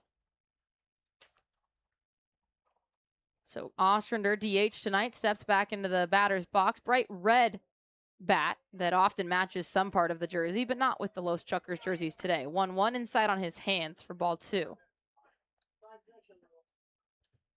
Parker McMahon, routine after he catches the ball, receiving it back from Dodson, is to stand behind the rubber and step over it in order to toe the mound. That one called strike in the bottom of the strike zone to make it a 2-2 count.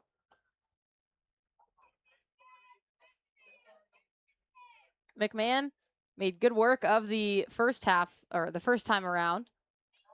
2 hits, no runs.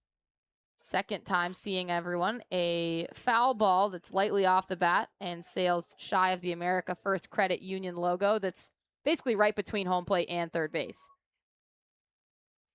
Looks like a very freshly painted logo, too. You know, it's technically free-handed. There's traces of the prior paint from days ago, but it is free-handed by the staff here. Next pitch, unloaded on, but foul, and we'll do the 2-2 after that for the third time. Oshner steps out of the box, adjusts his batting gloves, deep breath before he steps back in. Taps home plate twice. McMahon leaning slightly forward, angling himself towards Dodson. Left leg kick and deal. This one right back on the ground towards him. He'll take a couple hops over to Tyler Stone and throw it over for the second out of the inning. 2 up, 2 down so far in the top of the third. McMahon throwing inside quite a bit here in the first 2 2/3 innings, and he's having a good amount of success with it. And with his 90-mile-an-hour fastball, he's got enough steam to jam these Chukars hitters. There's a kid doing a moonwalk on top of the dugout of the Idaho Falls Chukars right now, in case anyone was wondering about the side plots going on. First pitch is fouled up and away by Sam Canton. I mean, security may not be encouraging of that, but I certainly am. That certainly looked like a pretty good dance. It was a high-quality moonwalk. I was impressed by it. Moonwalking, it's easy to do, but it's hard to be good at. Easier look like a fool than look good. 0-1, big cut, no connection by Sam Canton. Canton is having a pretty good series with 13 RBIs. That's kind of par for the course when it comes to Canton, who has racked up 126 RBIs this season, leads the league, and is a franchise record for the Chukars. 0-2 pitch to him is batted back out of play. One of the strengths of the Chukars is how they can elongate at-bats, whether it's they get 2 strikes on them and they foul a few pitches away. And oftentimes this series, we've seen them work their way into full counts and maybe even work a walk. It's been faster at-bats than you normally see in this game for the Chukars. The 0-2 misses too high, and it's 1-2 now. That 2-strike approach, hitting coaches work on that constantly. 2 strikes, 2 outs. Hitters done a good job on both clubs, and that's why they're 2 of the best hitting clubs in the Pioneer League. 1-2 pitch. Going down to it is Canton. He grounds it over to Cole Jordan at second, and it's thrown over for a perfect 1-2-3 inning in the top of the third. 11 for the Raptors, none for the Chukars going into the bottom of the third after this break on the Ogden Raptors Broadcast Network.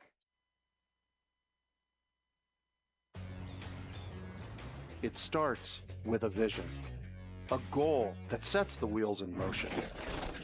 The path may be rough, but with grit, hard work, and the right support, no race is too tough. No goal beyond reach. Bank of Utah provides all the tools and expertise I need to get across the finish line. So what are you waiting for? Start your journey with Bank of Utah today. Raptor fans, Tara Carney, your local Allstate insurance agent, wants you to know you are always in good hands with Allstate. They can help with all your insurance needs, from protecting your auto and property to your family's future with life and financial services and everything in between. Give Tara a call at 801-606-4547 or email her at tara@allstate.com for a free quote. You can even stop by her office on the corner of 20th and Washington. And remember, you're always in good hands with Allstate.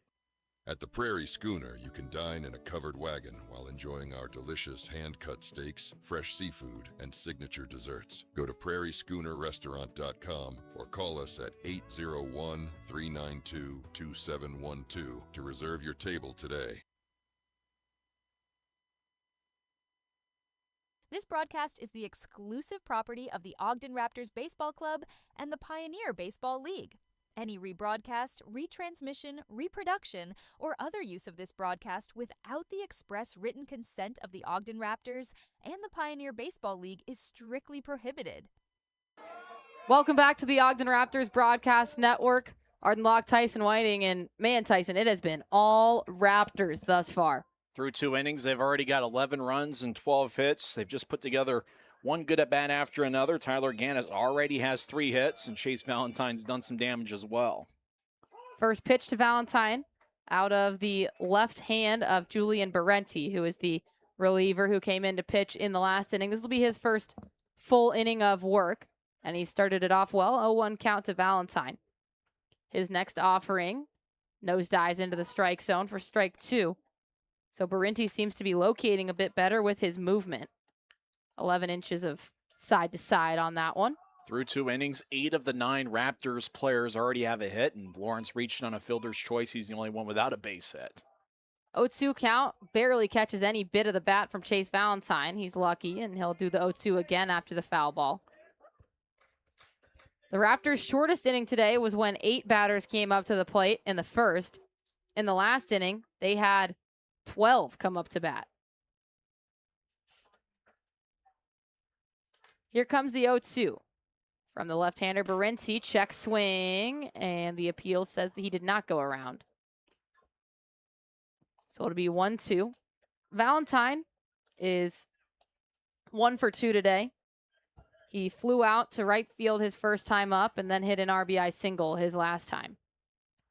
That momentarily gave him the RBI lead for the team. He hits this one on the ground. Ty Dooley waits on it until it gets over to him at shortstop and now lasers it over to Trimble at first base for the first out of the inning. Better start than any of the last few innings for the Idaho Falls Chukars as they have retired the first batter. And for Colson Lawrence, he's looking to find a way to get a hit. You know, he had that fielder's choice that turned into an RBI in the second inning, and he leads the club with 93 RBIs on the year. Also leads the club in home runs. Less great stat to lead in his strikeouts. He's at 80. First pitch misses down low in the dirt to Lawrence. Now, Colson. Sometimes be a power hitter. Sometimes you got to strike out here and there.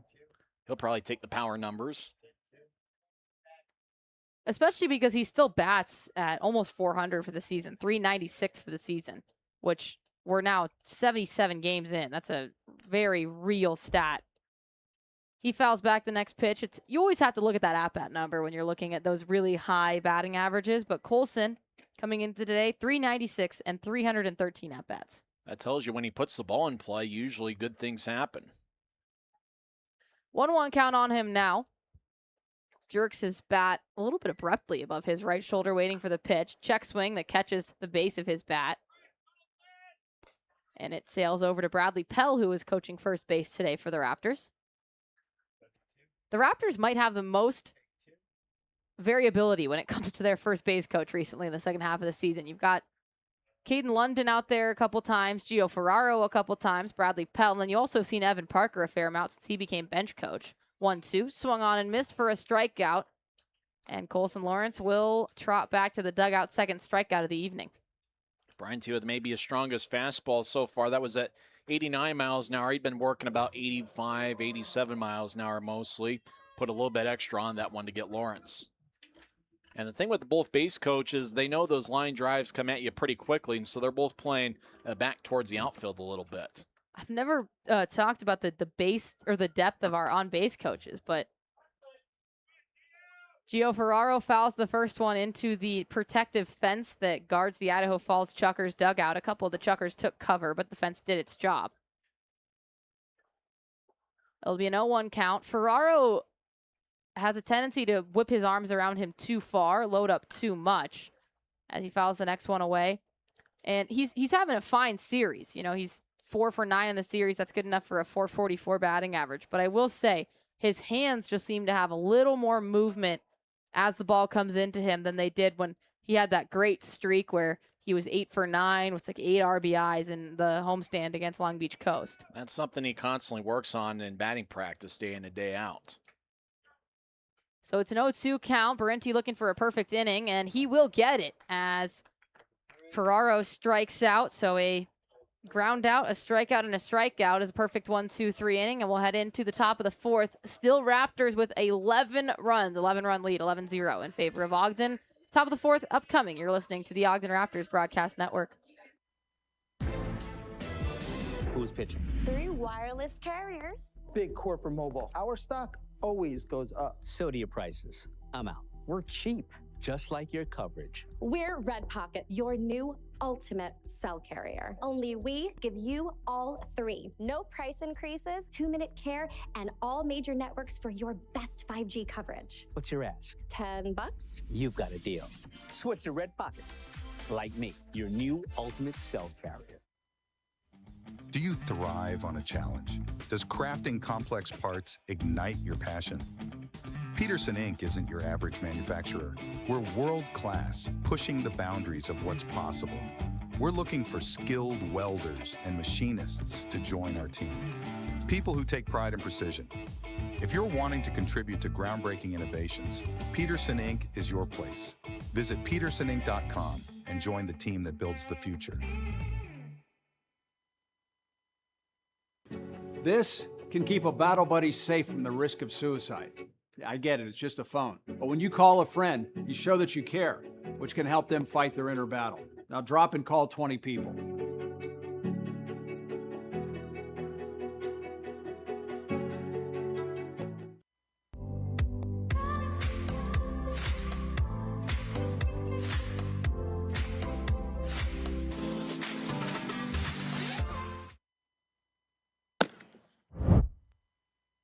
Welcome back from the break.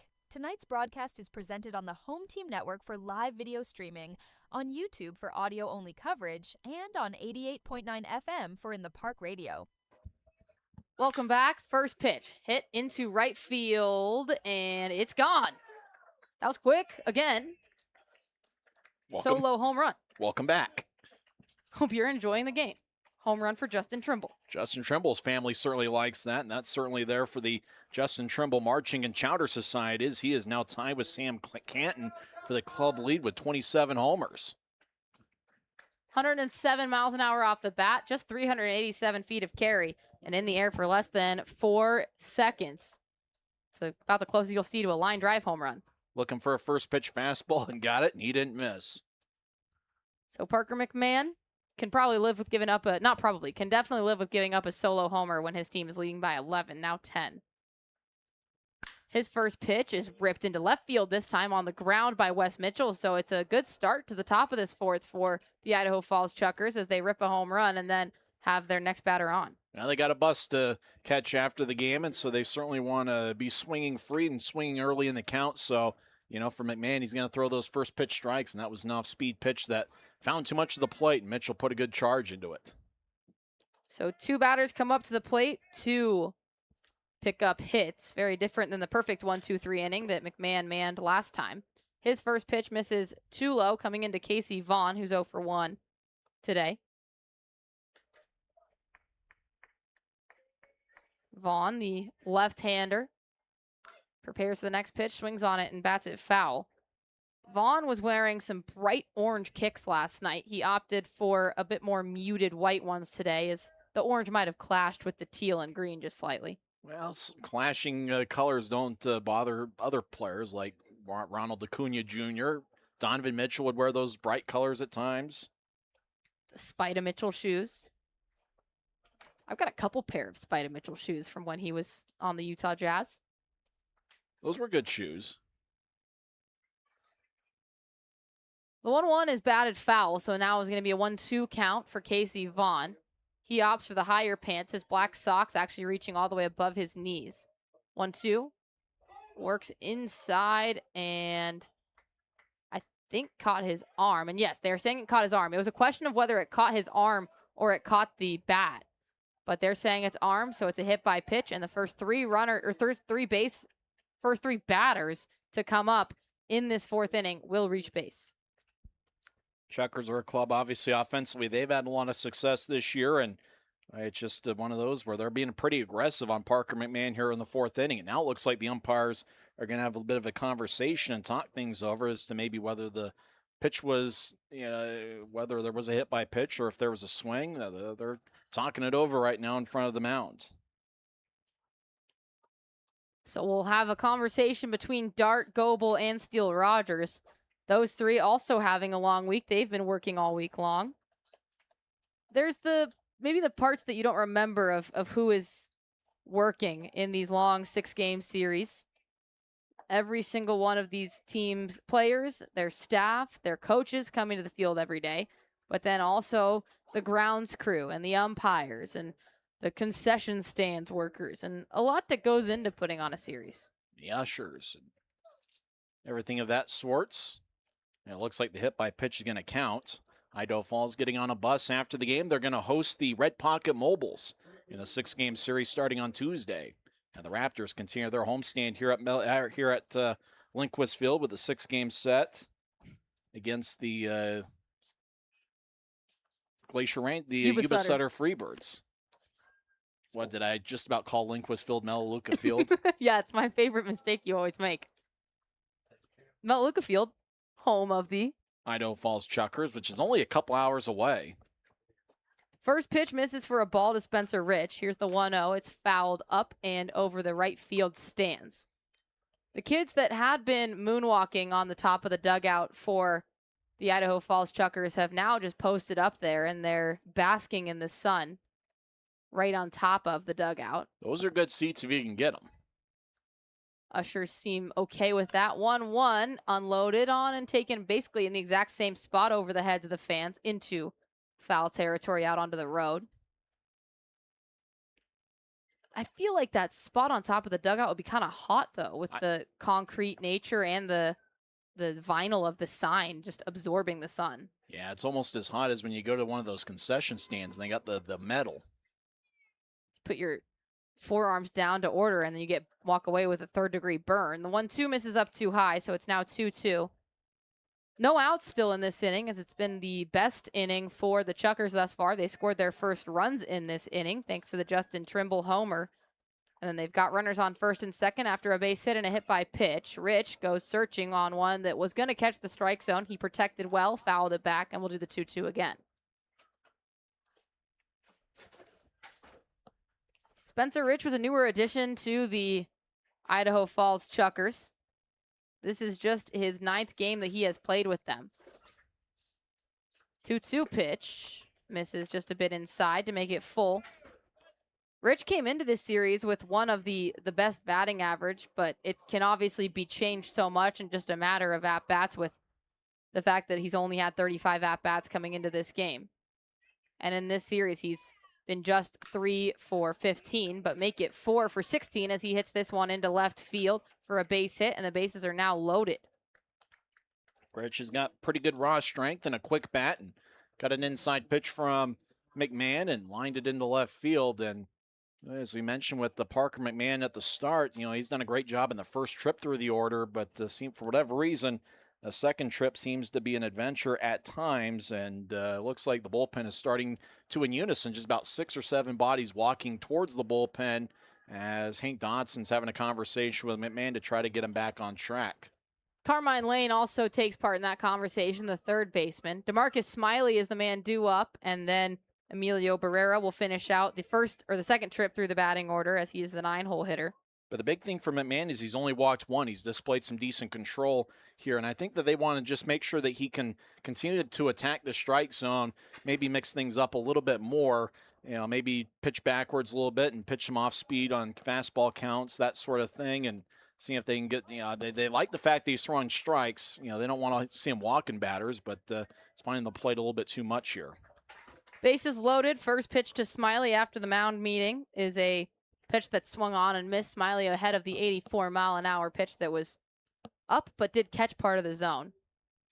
So Smiley in a position to get this game a little more within reach for his team, but he swings and misses again on the next pitch for strike 2.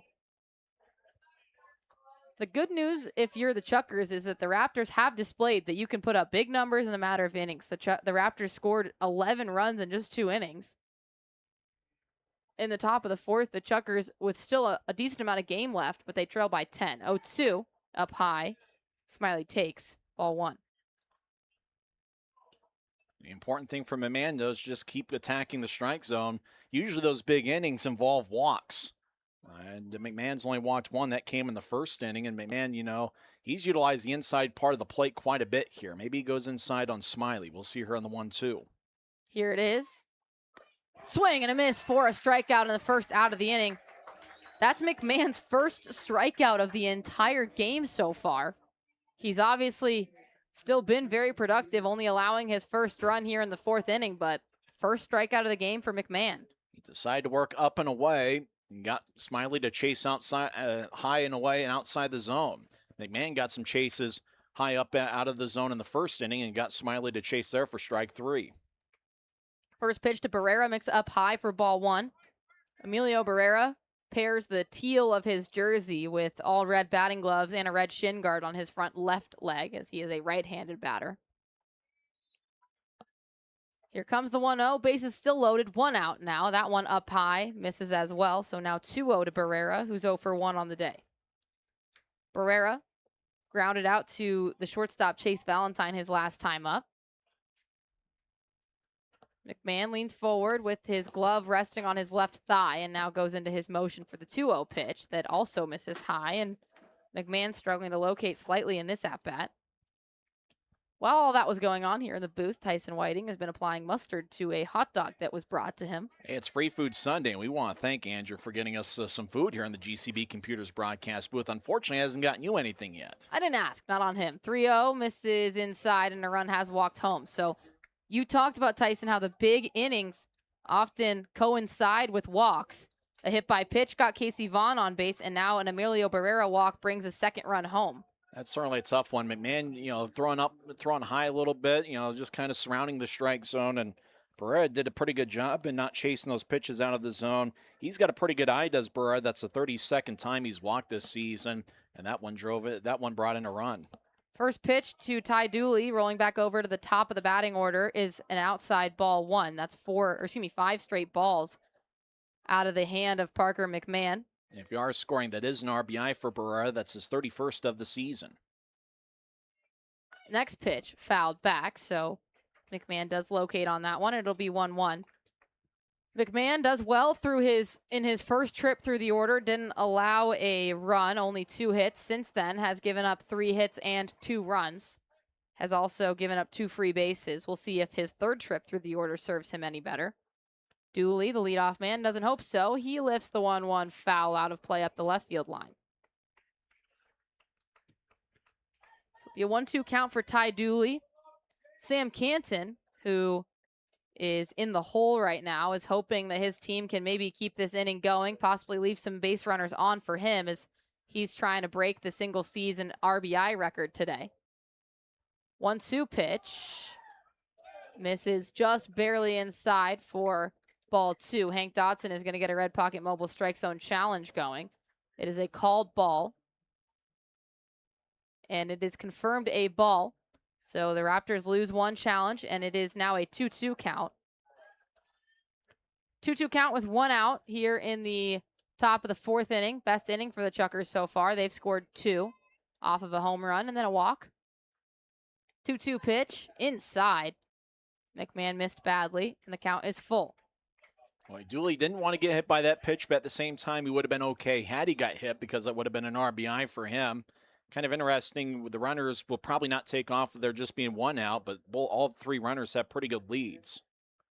Payoff pitch incoming from McMahon. Here it comes. It's hit right back up the middle. That's going to be good for an RBI. 1, maybe 2. Here comes 1 run to score, and another one will follow suit. 2 RBI single for Ty Dooley, and his team has now put up 4 runs in the top of this 4th inning. They still trail by 7, but they've got momentum on their side. Chris Griffin, the pitching coach for the Raptors, can feel it, and he'll come out to have a couple words with his pitcher.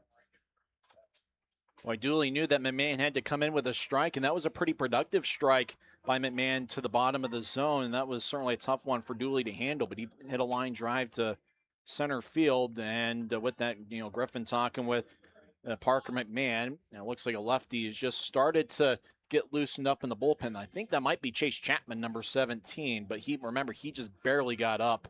And so he's going to need, obviously, quite a bit of time to get loose. And Chapman had been working as a starter, so it might take him a little bit longer to get loosened up than maybe a guy that had been a relief pitcher for the entire season.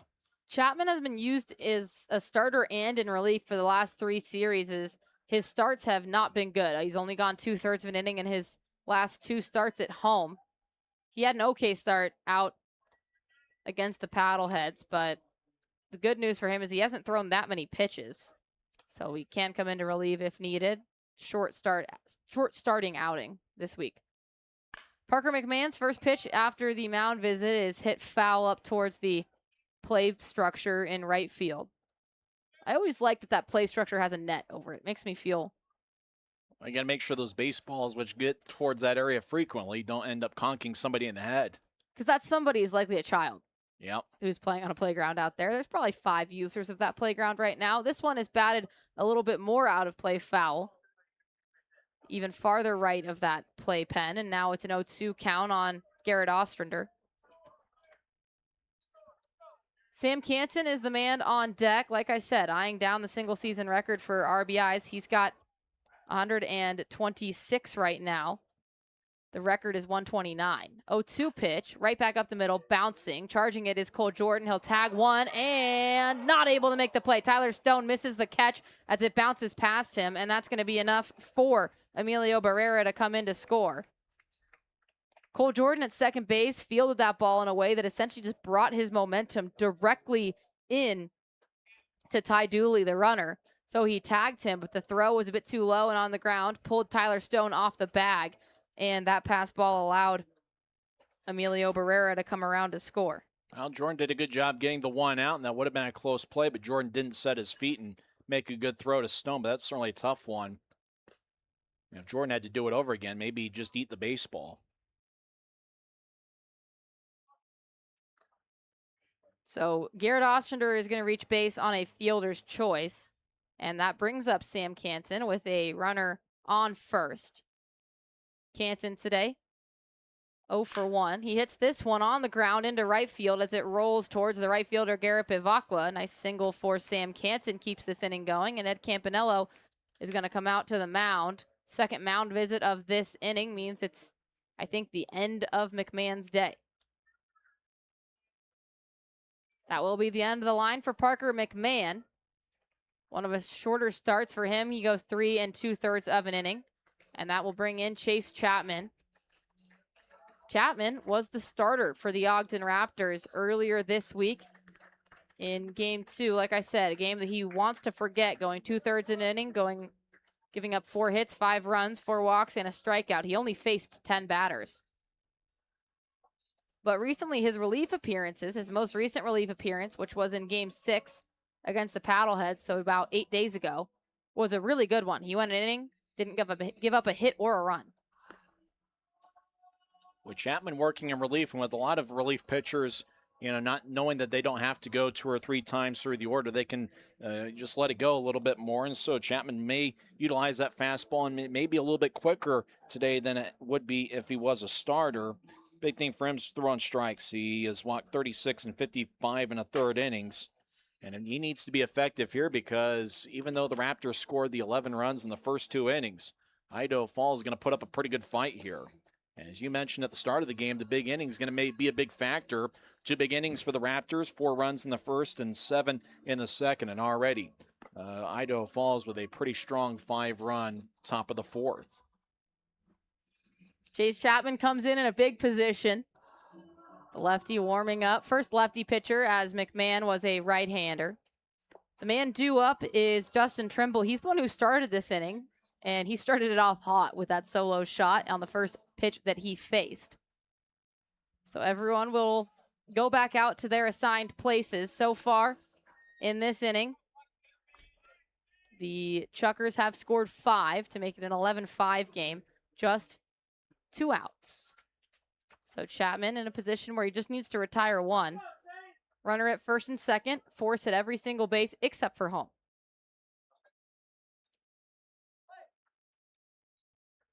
So Chapman coming in a newer role for him that he's adopted in the last 3 series or so of a reliever as well as a starter.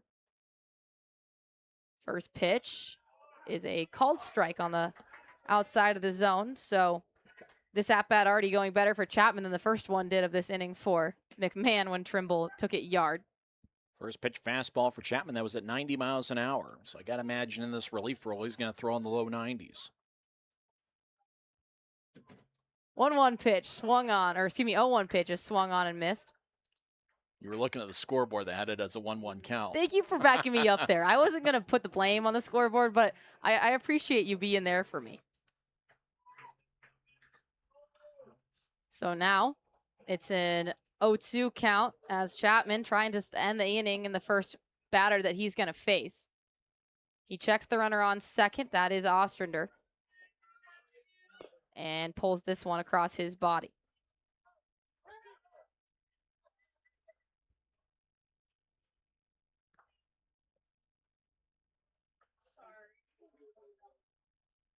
So a 1-2 count. Open stance, right foot farther away from home plate than the left for Trimble. More of that bent over chest angling towards home plate stance that he does. 1-2. Catches the outside of the zone for called strike 3. Chase Chapman comes in, sits down the first batter that he faces. And the Raptors still maintain a 6-run lead. They lead 11-5, but the Chukars score 5 in the top of the 4th inning. We'll be back after this break on the Ogden Raptors Broadcast Network. Hi, I'm Christopher with Absolute Comfort Heating and Air, and I would do anything to keep my customers comfortable. And when it comes to family, I would do anything for love. I'd fix just about anything. You know I would do anything for you. I won't do that. But you won't do that. At Absolute Comfort, I'll do whatever it takes to keep you comfortable. Who's pitching? 3 wireless carriers. Big corporate mobile. Our stock always goes up. So do your prices. I'm out. We're cheap, just like your coverage. We're Red Pocket, your new ultimate cell carrier. Only we give you all 3. No price increases, 2-minute care, and all major networks for your best 5G coverage. What's your ask? $10? You've got a deal. Switch to Red Pocket. Like me, your new ultimate cell carrier. At GCB Computers, we specialize in high-quality, refurbished computers that save you money without sacrificing performance. We believe in use it before you buy it. Come into our showroom, power up your future computer, and test it out yourself so you can buy with confidence. Visit GCB Computers online at www.gcbcomputers.com or call 385-515-1797.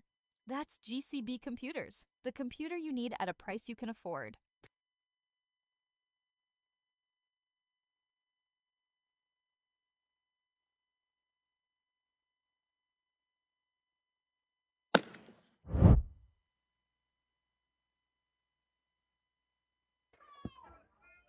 Welcome back to the Ogden Raptors Broadcast Network, bottom of the 4th inning, and Tyler Stone is the man standing in the batter's box going up against Julian Berenti. He watches the first pitch sail past for ball 1. Stone having a great night, or afternoon, I should say. I keep saying night. We're at a solid 2:42 p.m. here, but he watches the next pitch go past for ball 2 as well. Stone, 2 for 2 on the day, 3 RBIs, 7 RBIs in the last 12 innings that he's played. 3 today, 9 last night. Berenti, 2-0 offering. Misses too high, ball 3. Tyler Stone, 2-time Big Ten champion with the Nebraska Cornhuskers. Has won at a high level. 3-0 pitch, misses outside, 4-pitch walk. I knew you were going to get a Nebraska reference in there at some point. He arrived at the field today wearing a Nebraska hat, so I had to.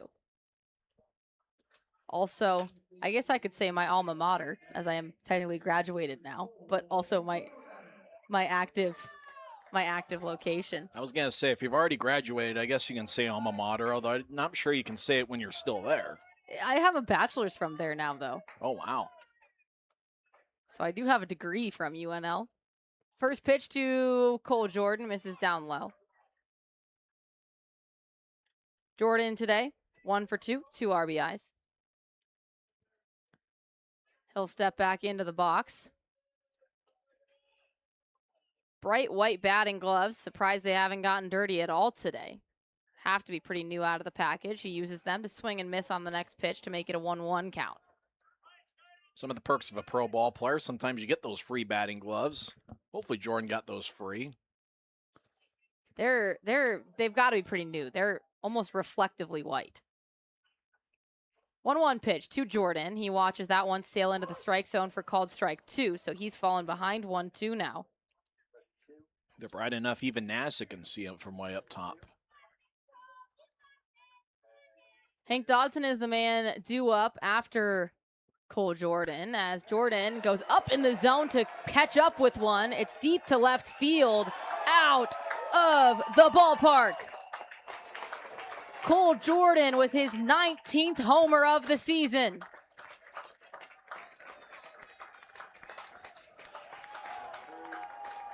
Already 4 RBIs this afternoon for Jordan. Got a pitch up high, might have even been out of the zone. He hit that one a mile, 414 feet.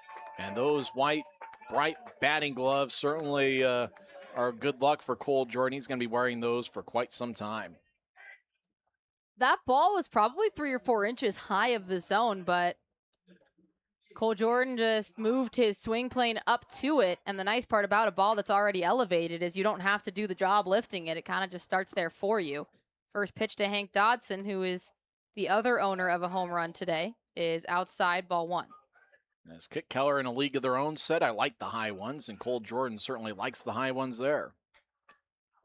Next pitch catches Hank Dodson on his bat, and then, no, it just goes straight leg. I thought it fouled down into himself, but I think that's going to be a taken base for the catcher Dodson. He took one for the team right there. That's one where it looks like he's limping pretty good. As that one got him good, and you knew it got him good because the ball rolled all the way towards the first base coach's box. And with that, the trainer, Mackenzie Booth, is going to have to check on him. You know, especially with a catcher, too, that one has to hurt, as catchers are some of the toughest guys on the team. It just caught straight shin of Hank Dodson, and he's still limping pretty badly. But Hank Dodson has just been having a great series thus far. He had a home run today already. And going back to the doubleheader on Friday, went 4 for 6, 7 RBIs on that day. Yesterday added another RBI, so he's 5 for 15 with 9 RBIs. Dodson obviously wants to stay in the game as he's been playing pretty good baseball. And with that, there was an extended mound visit with Bob Malecki coming out there. And with Malecki starting the season as pitching coach, he kind of acts as Chukars' pitching coach. And he is the guy that, is pretty much acts as the manager and pitching coach. Looks like Dodson's going to stay in the game.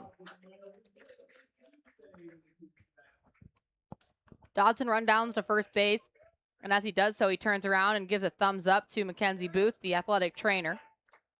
She answers it with a thumbs up of her own, and she'll return to the dugout. With some good TV time for both here on Home Team Network. She deserves it. I'm a big fan of Mackenzie Booth. You talk about hardest working people of any baseball team. The equipment managers and athletic trainers are about as hardworking as anybody in any organization. First to pitch to Bavacqua, misses inside, ball 1. It's also, I would say that the athletic trainer job is just kind of covers so many different areas that you don't expect. You're doing the treatment, but there's also a lot of other things that go into that job. And some of them don't even have anything to do with that athletic training type stuff. Especially with a minor league team, you end up doing just about everything. She's a real do-it-all gal. I tried to thank her for all of her work with a little vanilla cold brew when I showed up to the ballpark today. I was not assigned. I think I took on the coffee run this morning, as we've kind of been sharing it through the different gals on the team. Today was Mackenzie's turn. Today was my turn. I gave it to Mackenzie. 1-1 pitch. Catches the outside of the strike zone for strike 2. We've got a fun... I provided coffee for our fun group of gals that we have on the team. So we've got Mackenzie, we've got 2 photographers, Jill and Tylee, and then Hannah Dean, a statistician. Well, you did spend some time in Seattle where coffee is king. Coffee is king. 1-2 is batted back foul. I ordered over at the Mercantile, which is a great coffee shop just a couple blocks over from Lindquist Field. And the barista, who was great, announced my name and said, 35 coffees for Arden. Gave me a carrier to carry the 5 that I had ordered. So Bavacqua continues to battle. He's 1 for 2 on the game today. His 1-2 is hit into left center field, and that's going to drop in front of the left fielder. That's enough for Hank Dodson to round second and slide into third. Looks like his shin feels okay. And a stand-up double for Garrett Bavacqua. Continues this bottom of the fourth inning. Still no outs. Good opposite field hitting by the Raptors this afternoon, and Bavacqua goes the other way and got it between the left fielder and center fielder. Dodson not running all that well, but certainly good enough to get to third. Now the Raptors continue their hot pursuit, and you're really just kind of regaining momentum in the game after Idaho Falls put up a 5 spot in the top of the fourth inning, and the Raptors kind of regain control. 2 runs already and 2 base runners. Nobody out, and the Raptors' first 4 batters have all reached. First 4 batters have already reached, and you go into the top of the lineup where your leadoff man, Tyler Gannis, is a perfect 3 for 3 today. He bats this first one foul out of play. Gannis' first hit, occurred with 2 strikes. Last hit with 1 strike, and then in his third inning, he actually got on base in the first pitch that he saw, but he's done a perfect job of being the leadoff man that gets on base so far today. That's the single cycle right there. 0-1, misses down low for ball 1. That's probably a rarity. Get a single with 2 strikes, a single with 1 strike, and a single with no strikes. Impressive stuff from Gannis. He looks at a 1-1 count. 2 runners are in scoring position. They are Hank Dodson and Garrett Bavacqua. Here comes the next pitch. It's fouled back towards us. Well, you were hoping there. If that net's just about 5 inches shorter, we might have had a ball. I am calling 6 more games this season. I have 6 more chances to possibly catch a ball. The odds are not in your favor, but we certainly hope that it will happen. So far through about 35 that I've called, I haven't. The 1-2 is batted foul once again as Gannis continues to protect. Gannis kind of operates like an Idaho Falls Chucker in the way he goes about his at-bats. Even if he gets 2 strikes on him, he'll continue to protect, foul off some balls, really make the pitcher work. So either it's an out that has made the pitcher earn it and increase the pitch count, or more often than not, he does find a way on base, and then he is fast on those base paths. 1-2 pitch to Gannis. He holds back on one that was down in the dirt. Smiley drops to his knees, slides to his left, and keeps the ball in front of him. And those are usually some of the toughest hitters in a lineup. You know, pitchers will probably tell you that it's not necessarily those sluggers that are tough to pitch. It's guys like Tyler Gannis who just make them work to keep the ball in the strike zone. Those are the toughest outs in any lineup. So we'll do the 2-2 pitch now. Gannis hit into left field. 4 for 4 day for Tyler Gannis. That's going to be an RBI that scores Hank Dodson. And it's 4 singles for Tyler Gannis today. And that was another one, I believe, with 2 strikes. And so that's the second 2-strike base hit. And with that, looks like it's going to be all for Barrente as they're going to bring in another left-hander with a Coors Light call to the bullpen. That one was inside on Gannis and just kind of muscled it into left field. And boy, what a day for Tyler Gannis. Been a singles machine for the Raptors this afternoon. He's also doing it on a day where this is his first time as the leadoff man. And doing it on a day where it is his parents' third time watching him play at Lindquist Field. The whole family of the Gannis family, his mom, dad, sister Spencer, and his fiance are all in town to watch him this week. And we actually had his dad on the broadcast yesterday.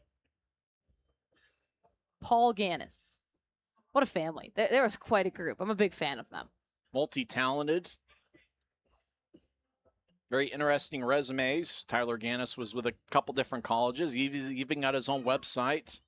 Sang the national anthem before a Raptors game earlier this season. Well, and I also learned from Paul Gannis that, so we knew he was a business owner. We knew that he's a signed singer. We know he's obviously a great ball player. He also, for the business that he owns, he coded the whole app that they use. Wow.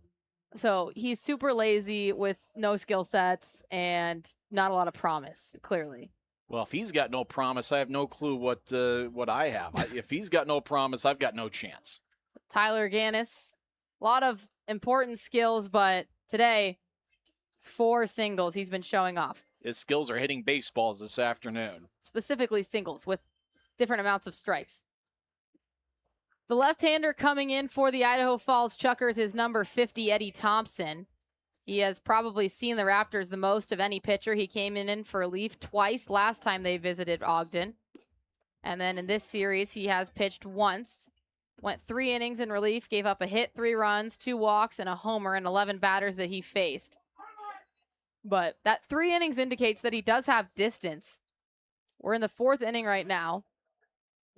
Off day tomorrow, so you're not being as careful with how deep you dip into the bullpen.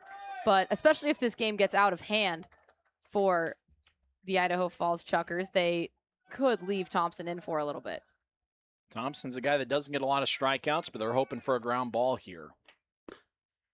First pitch misses outside. The runners are on the corners. Tyler Gannis is on first. Garrett Bivacqua is on third. Both of them outfielders, both of them with great speed.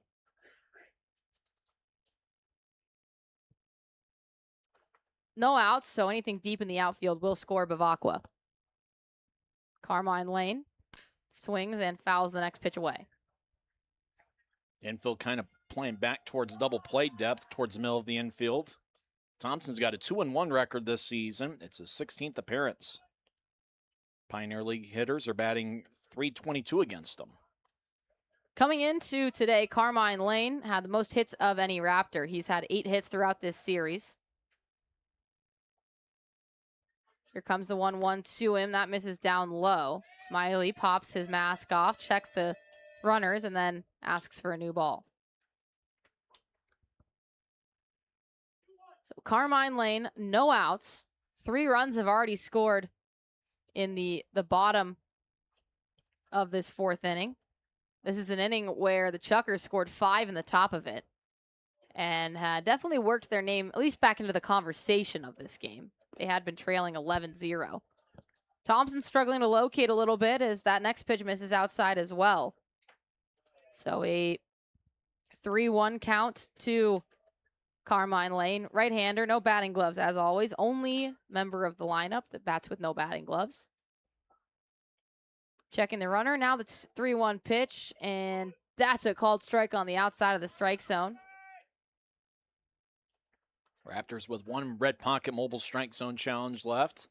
Looked like Lane thought about it, but decided to not use the challenge there. So now it's a full count to the right-hander, Carmine Lane. From the left-hander, Eddie Thompson. He'll throw over to first base, and Tyler Gannis is there safely. Thompson with a classic leather glove with almost a reddish hue that is folded across his chest.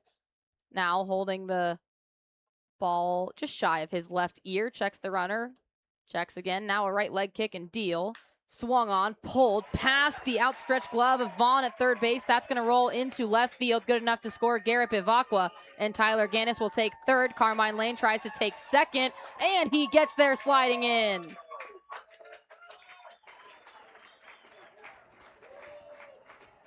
The ball was played well out in left field by Wesley Mitchell, who stopped it pretty quickly. But Carmine Lane was thinking to the entire way, and he made it there by sheer will, sheer speed, and a beautiful slide. Especially with less than 2 outs, Mitchell obviously, if he had to do it over again, probably would throw it to second. Once Lane saw the throw come towards third, he was able to take off to second. It was a close play, but because Lane was alert, and once he saw Mitchell throw that ball towards third, he took off for second and was able to get the extra base. So Tyler Gannis is on third. Carmine Lane is on second for Chase Valentine, who already has 2 RBIs today. First pitch to him misses outside. Valentine has 11 RBIs on the season right now. Or excuse me, on the season, on the series. A lot more than that in the season. Over 90. 1-0 pitch to him. Huge lead off second for Carmine Lane. That one is up and inside on Valentine. Makes him scoot back a little bit. With no outs, no one is covering second. So Carmine is taking a stroll that's basically got him a quarter of the way, maybe even a third of the way towards third already. The middle infielders playing in their positions. One of them, the second baseman, standing on the outfield grass. 2-0 to Valentine. He's ahead of the 76-mile-an-hour off speed for strike 1. Valentine hoping for a fastball there, and Thompson threw a pretty nice off-speed pitch. Interestingly enough, 15 runs for the Raptors, 16 hits. They've only walked twice, so it's not like Idaho Falls is helping him out with the bases on balls. 2-1, Chase Valentine, or runners are on second and third. Here comes the next pitch, way outside. That one would have probably hit the back or maybe even have gone behind a batter in the left-handed batter's box. Whereas if you watch the movie Bull Durham, probably was pretty close to hitting the bull. You ever seen that movie? I've not. I recommend it. It's a pretty fun movie. Maybe that's how I'll spend my Monday, my one-off day this week. 3-1 pitch, fouled back, and the count is now full for Valentine, who is just 1 for 3 on the day. Probably performing lower than his standards for himself, as he's pretty reliable as a multi-hit per game kind of guy. Had multi-hits in 3 of the 5 games that we've played thus far in this series. Payoff pitch about to income from Eddie Thompson. Here it is, and it misses outside for a walk.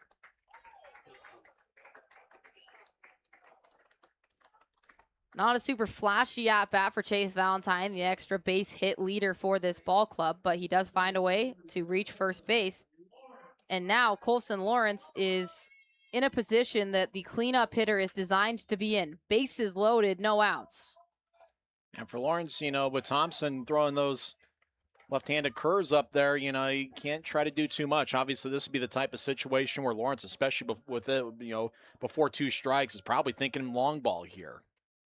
First pitch to Lawrence. He fouls back. It bounces behind home plate and sails into the backstop for strike 1. And, of course, he took a good, healthy cut as he was thinking of 4 runs, 4 RBIs, and extend the Raptors' lead some more.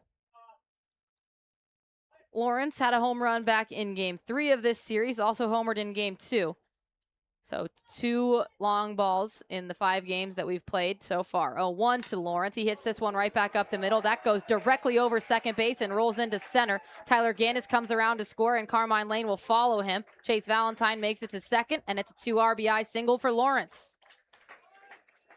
Not quite the 4 RBIs he was hoping for, but put together a pretty good swing. That was 88 miles an hour from Thompson, and well, Lawrence hit that one pretty hard at 104 miles an hour. And you talk about guys that have got pretty good raw tools. Nobody's got more strong raw tools than Colson Lawrence. He's got the whole package of skills. So Gio Ferraro will be the 9th man up in this inning already. So besides the 3rd inning where they went 1-2-3, the Raptors have had at least 8 batters come up to the plate. First pitch to Ferraro, misses outside out of the hand of Thompson. Long inning right now. 11 runs have been scored in this inning alone, in the 4th inning alone. And if you're scoring at home, just quit because your scorebook is an absolute mess right now. 1-0 pitch. Thompson checks Valentine. The threat on the base pass. Ferraro is ahead of the 85-mile-an-hour pitch that sat in the bottom of the zone. Valentine has already stolen 1 base so far today. It was his 40th of the season. That's a Pioneer League lead. Ferraro with a 1-1 count. He hits this next pitch into the netting behind home plate, foul. Good amount of fans here for the matinee on this Sunday afternoon. There's a pretty clear line of where the shade versus the sun is. A lot of the fans packed into that shady area. Not a lot of them wanting to take on the UV rays. 1-2 out of the hand of Thompson. That one misses down low. Thompson and the Chukars are still searching for their first out of this inning. And Ferraro is the 9th batter to come up to the plate.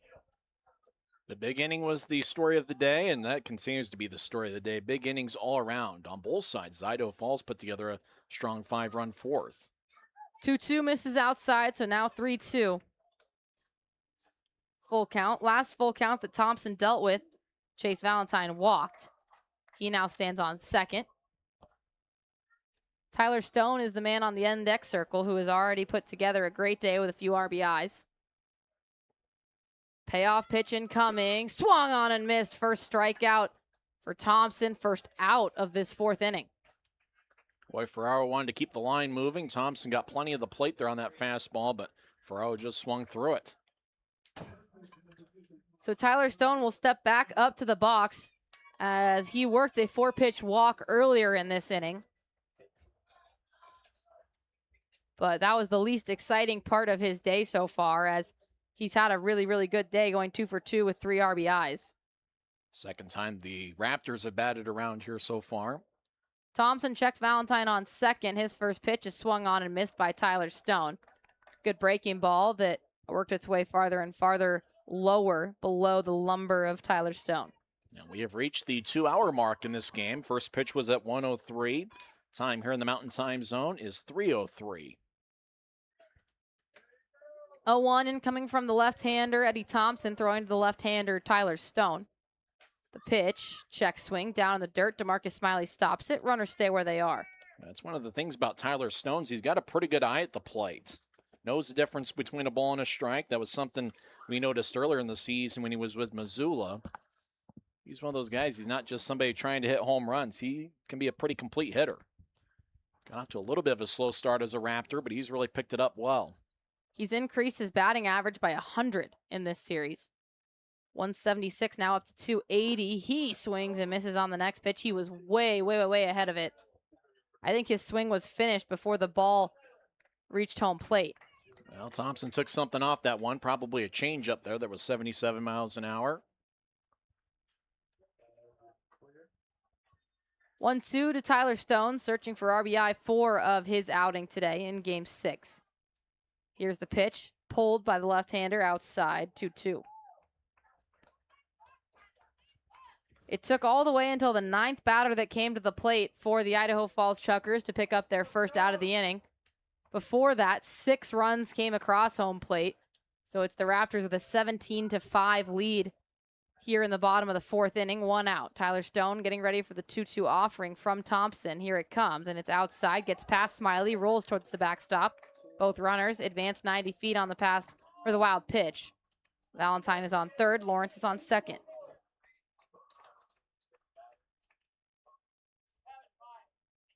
Make sure to make some plans for later on this week, as the Raptors have 6 home games against the Yuba Sutter Freebirds. I'm looking forward to Tuesday night. That'll be a lot of fun. Yuba Sutter should be not an easy series, but definitely easier. They sit at 9-20 on this second half of the season. That's second last. Payoff pitch is swung on and missed for Tyler Stone's first strikeout of the night. Second strikeout for Eddie Thompson, his second in the span of 2 batters. It was a quality pitch by Thompson, and that's one that had that late movement to it. And just like Ferraro swung and missed there, you know, Stone swung and missed. That's one of those you got to tip your cap to Thompson. He made a pretty good pitch there. That's already the 7th Raptor who has struck out in today's game, which is not a very common trend, a team that's very disciplined at the plate. First pitch to Cole Jordan is a called strike. But sometimes you do work yourself into a position where you've scored 17 runs today that willing to let it fly a little bit. Here's the 0-1 from Eddie Thompson, toeing the rubber on the third base side. Chase Valentine is the base runner behind him, and his pitch misses too high to Cole Jordan. You know, Tyson, Cole Jordan in the offseason ran the 2025 New York City Marathon. Wow. I couldn't even walk 26 miles. I can't imagine running 26. Something that he's very proud of, is talked about a little bit. 1-1 misses outside. And I think the almost the cooler part about that story is that Cole Jordan is a type 1 diabetic. So running an entire marathon while also managing his blood sugar and his energy levels, probably making his way through a ball game is helpful with that, knowing what his body can take. 2-1.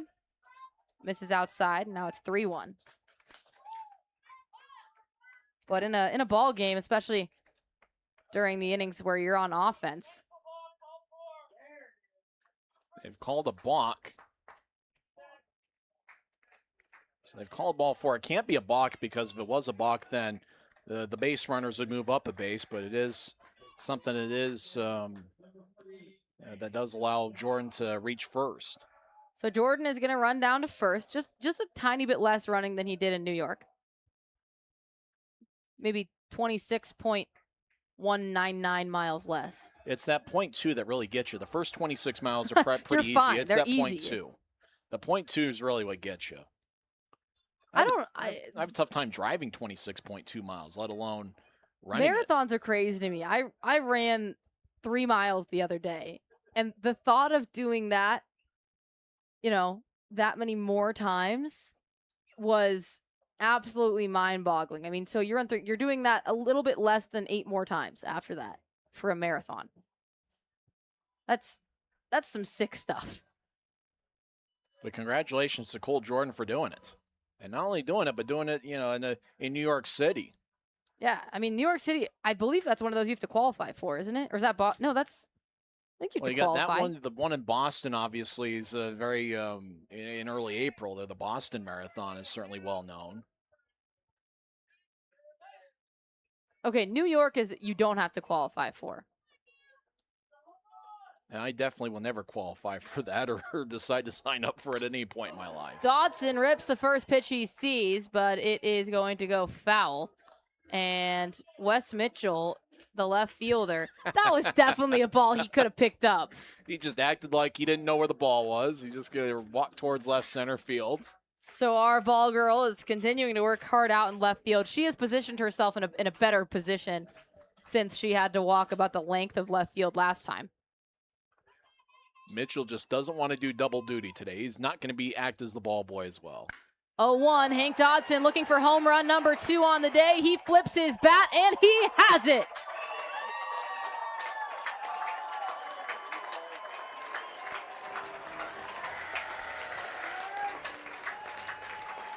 Hank Dodson's second grand slam of this series.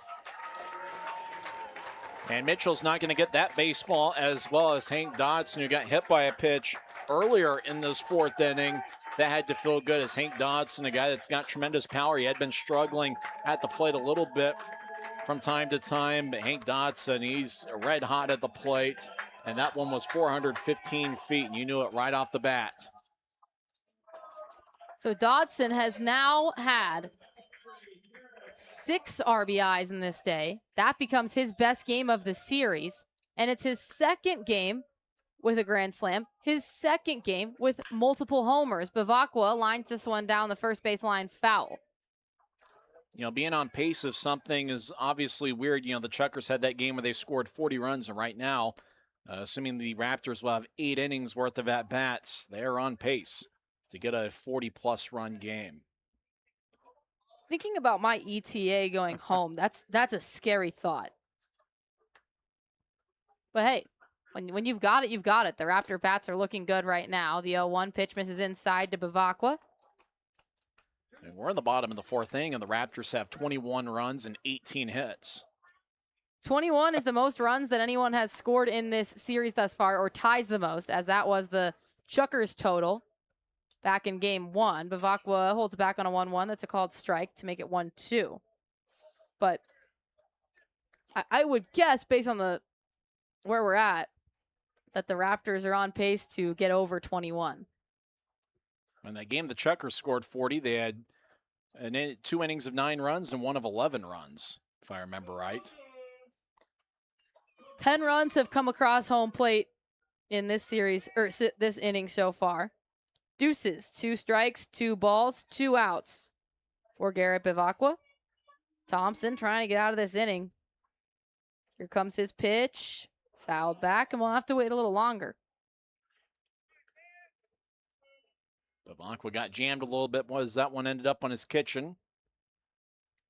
Bavacqua is the 13th batter to come up in this inning.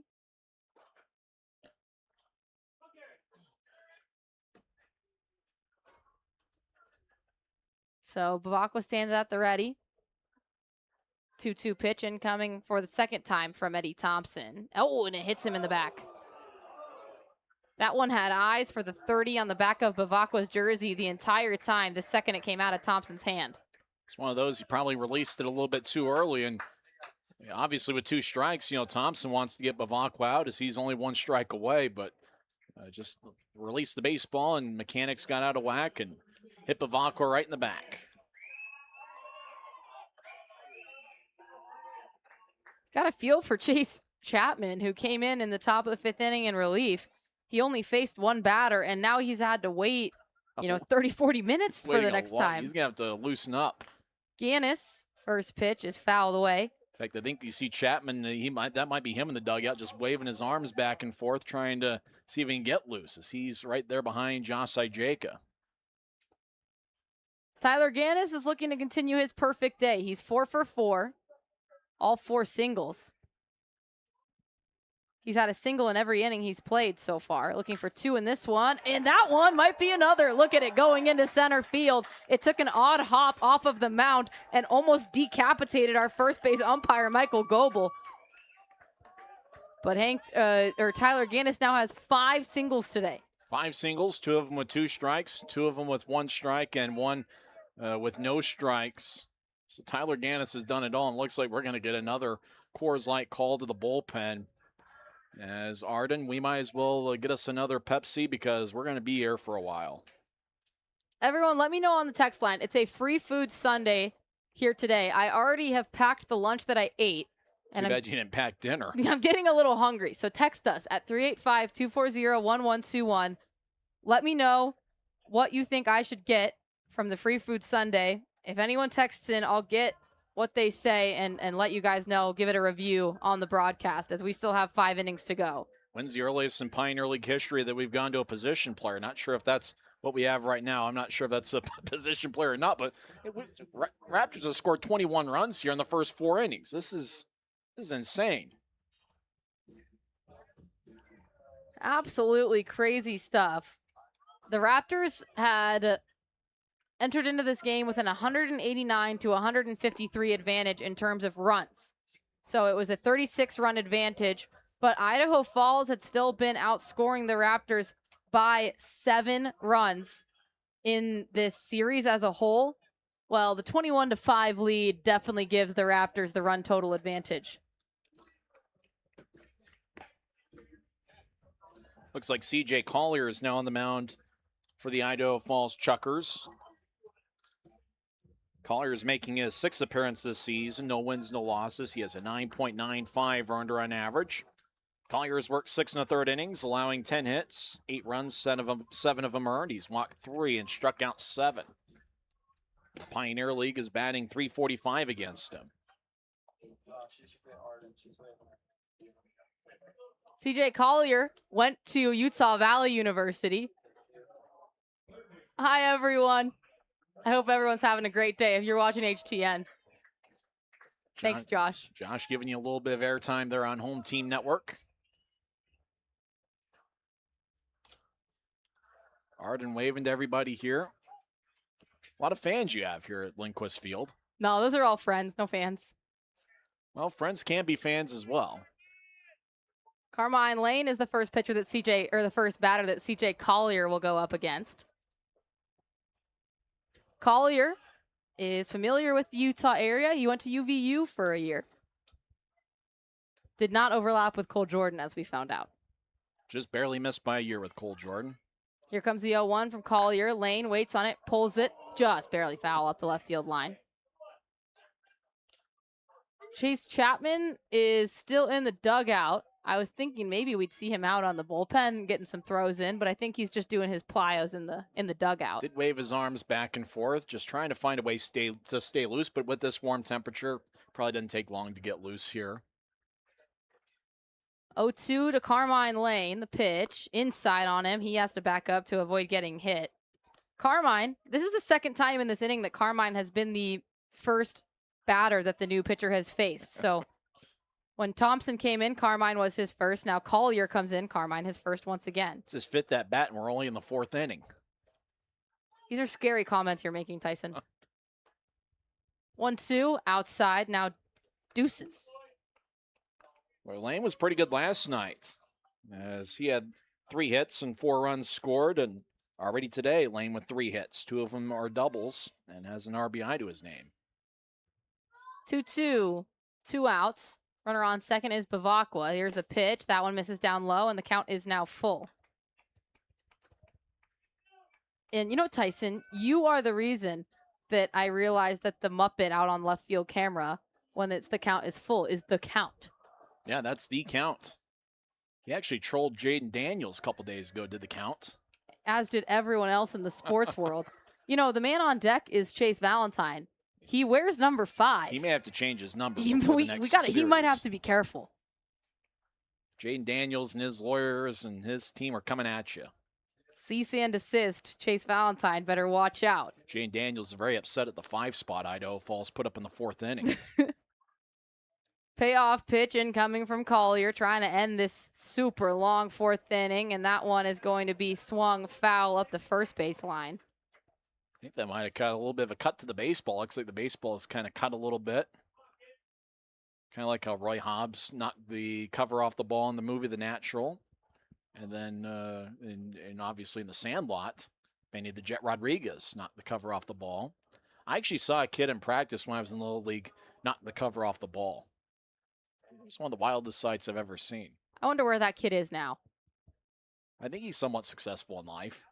Payoff pitch, somewhat successful. Gets away from DeMarcus Smiley, but it doesn't matter as it's ball 4.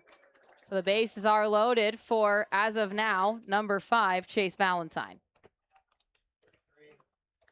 Well, do you think Tyler Stone is in jeopardy because he's 55? Or are we just casting a broad net at all number 5s? It might just be 1-5, just the number 5. 55 might be okay. Tyler Stone is safe. But Chase Valentine definitely is not here. Garrett Bivacqua is the man on 3rd. Tyler Gannis on 2nd. Carmine Lane is on 3rd, but they're all going to rotate as Chase Valentine hits this one into center field, and Garrett Bivacqua will cross home plate.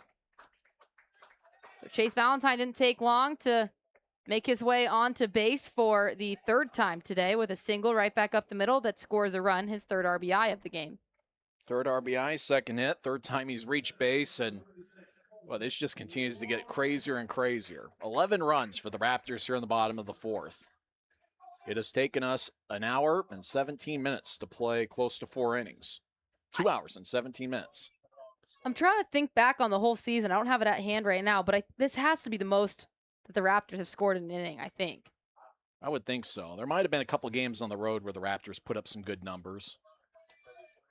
You always know that when you get to a point where out in left field, instead of saying 11, it says 1, yep, where you've scored double digits and the big screen out there has to roll over, that it's been a big inning. Great camera work by our guys out in the field. Shout out to all of you guys.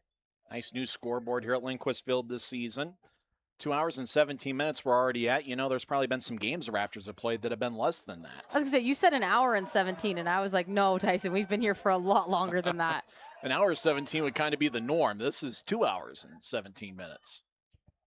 Now we're at 2 hours and 18 minutes. There's been many Major League games that have gone 2:18 or quicker. So it's a 1-2 count to Colson Lawrence. The bases are loaded. Second time he's come up in this inning with bases loaded. Last time, he hit a single right back up the middle that scored a couple. Yeah, second time this inning he's had the bases loaded. I feel like the time Fernando Tatis in 1999 hit 2 grand slams in the same inning and oddly enough, that was against the same pitcher for the Dodgers, Chan-O Park. 2-2 misses down low from the hand of Collier, so now it's a 3-2 count in danger of walking a run home. Do your best the count impression, Tyson. What does he say? The count is full. Oh, it's 10 out of 10. Whoa. No notes. No notes. Payoff pitch. Swung on, right back up the middle. That bounces over the glove of Emilio Barrera at second base. And that is another single for Colson Lawrence. This one scores 2. Tyler Gannis and Carmine Lane, the most recent men who have touched home plate for the Ogden Raptors, high five, and they'll head back to the dugout. 13-run inning so far. Well, that was a sharply hit ball at 109 miles an hour. It looked like Barrera had a chance at it on a backhand, but just kind of skipped over his glove. And with Colson Lawrence, he hits him about as hard as anybody in this Raptors club. And it looks like we are now going to get a new first base coach. That's how things have gone. We got a new first base coach. You know Dylan why? Wilkinson is going to coach first. You know why I think we're getting a new first base coach? Do we think Bradley Pell's going to get in the game Pell, at some point? I think Bradley Pell's going to come pitch.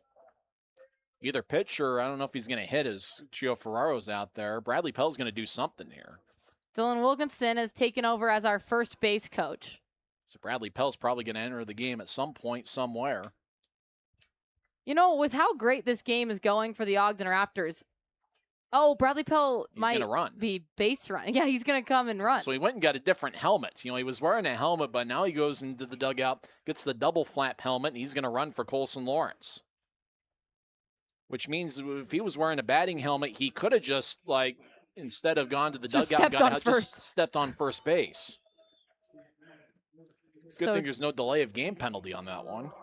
Going to get the first flag of Pioneer League Baseball. So Gio Ferraro coming up to bat now.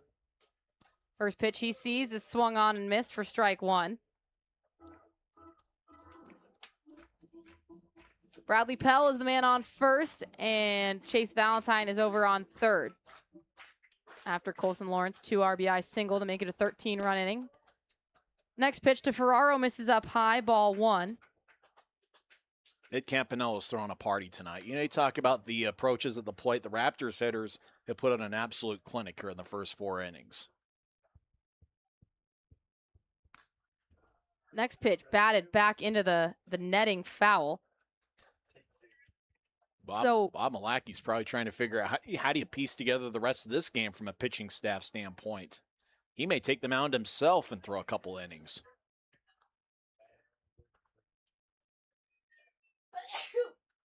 Bless you, Arden. Thanks, Tyson. This one hit on the ground, handled by Barrera at second after one hop, and that will finally end the inning.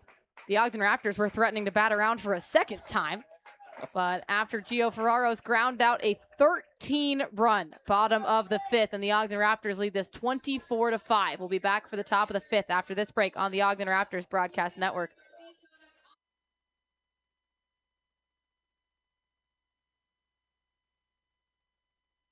I had a couple of friends that have come here, and they said that the education from the instructors was just really great. It was kind of between Davis Tech and here, and I decided to pick here because of the instructors. I've always loved hair, nail, and skin and all of those things, so I just thought it was a perfect career opportunity to be able to make my own schedule and do what I love. I really love doing men's haircuts, so that's probably my favorite. That, and then just coloring's fun because you get to experiment and kind of create new things, which is always fun. It's fun because they're like our instructors and they teach us lots, but they've always become like our friends, and they're always like motivating us to do new things and challenging us and like really care about us individually and like what's going on in our lives at home, what's going on in our life at school, and they're just very compassionate towards us. I would say 100% do it, even if you're kind of on the edge, because you meet a lot of new friends, you make great relationships, and then it's just fun. You learn a lot of like life skills as well, which is great, but it's just overall a great program. I'm Callie Rasmussen, and I'm a cosmetology student here at OTEC.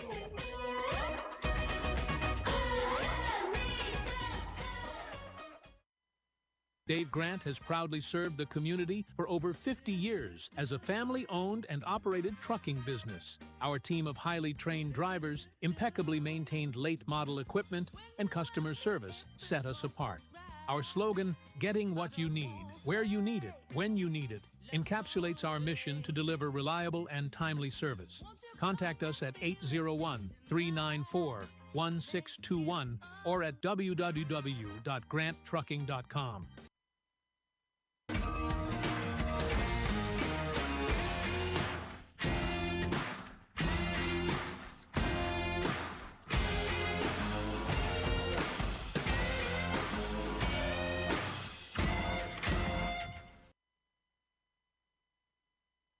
Welcome back from the break. Tonight's broadcast is presented on the Home Team Network for live video streaming, on YouTube for audio-only coverage, and on 88.9 FM for In the Park Radio. Welcome back. Top of the 5th inning, Chase Chapman is back on the mound. Do you remember Chase Chapman? He pitched in the 4th inning. I think so. He pitched in the 4th and then took an hour off, and now he's pitching the 5th. His first pitch is fouled back. Next one misses outside to make it a 1-1 count. 5th inning here, although we've had enough scoring for a couple of ball games, 24-5 in favor of the Raptors right now. Weber State football would love to put up 24 or more in a few games this season.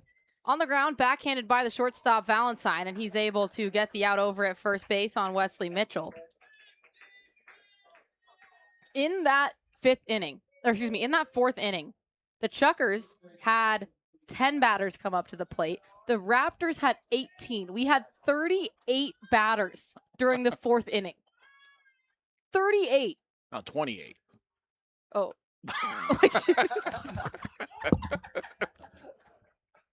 18 Raptors.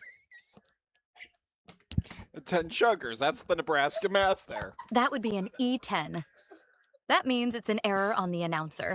They teach that kind of math in Lincoln I said it so emphatically, too. with a lot of confidence. That's what they teach in Nebraska, just straight confidence. Okay, well, second batter of this inning, 0-2 count incoming to him. And he strikes out looking, was already basically walking back to the dugout was Casey Vaughn. And Chapman stays perfect so far, 3 up, 3 down. One of those coming in the 4th inning. And then the last 2 coming in this 5th inning. Good breaking ball by Chapman. I got to imagine coming out of the bullpen, this is certainly a good time for Chapman to get some quality work in. And, you know, if he transitions into a reliever the last few weeks of the season, he can be a pretty productive lefty. Spencer Rich is the man up to bat now. Rich today is 2 for 2. This one is on the ground. Chase Valentine shades over to his left, handles it, and gives it off to Tyler Stone for the 3rd out of the inning. Everyone here breathes a sigh of relief as maybe a 1-2-3 inning gets us closer to on track time-wise, but the Raptors still lead this 24-5. We'll be back for the bottom of the 5th on the Ogden Raptors Broadcast Network.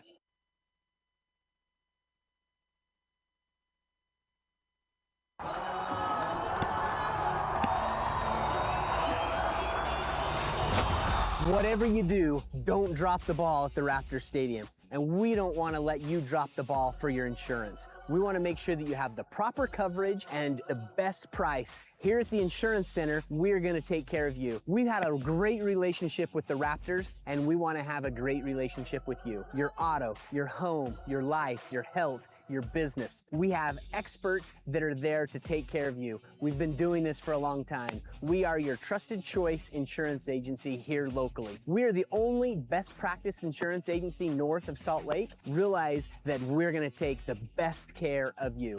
Give us a call, 801-622-2626. Look us up online, www.insurancecenterut.com. We're here to take care of you and hit the ball out of the park.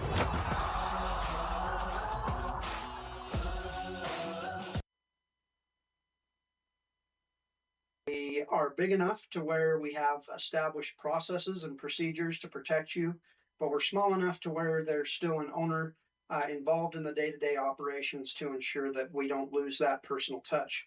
We'd love to tell you more about us, and feel free to reach out to us. You can reach our team at 801-728-0454.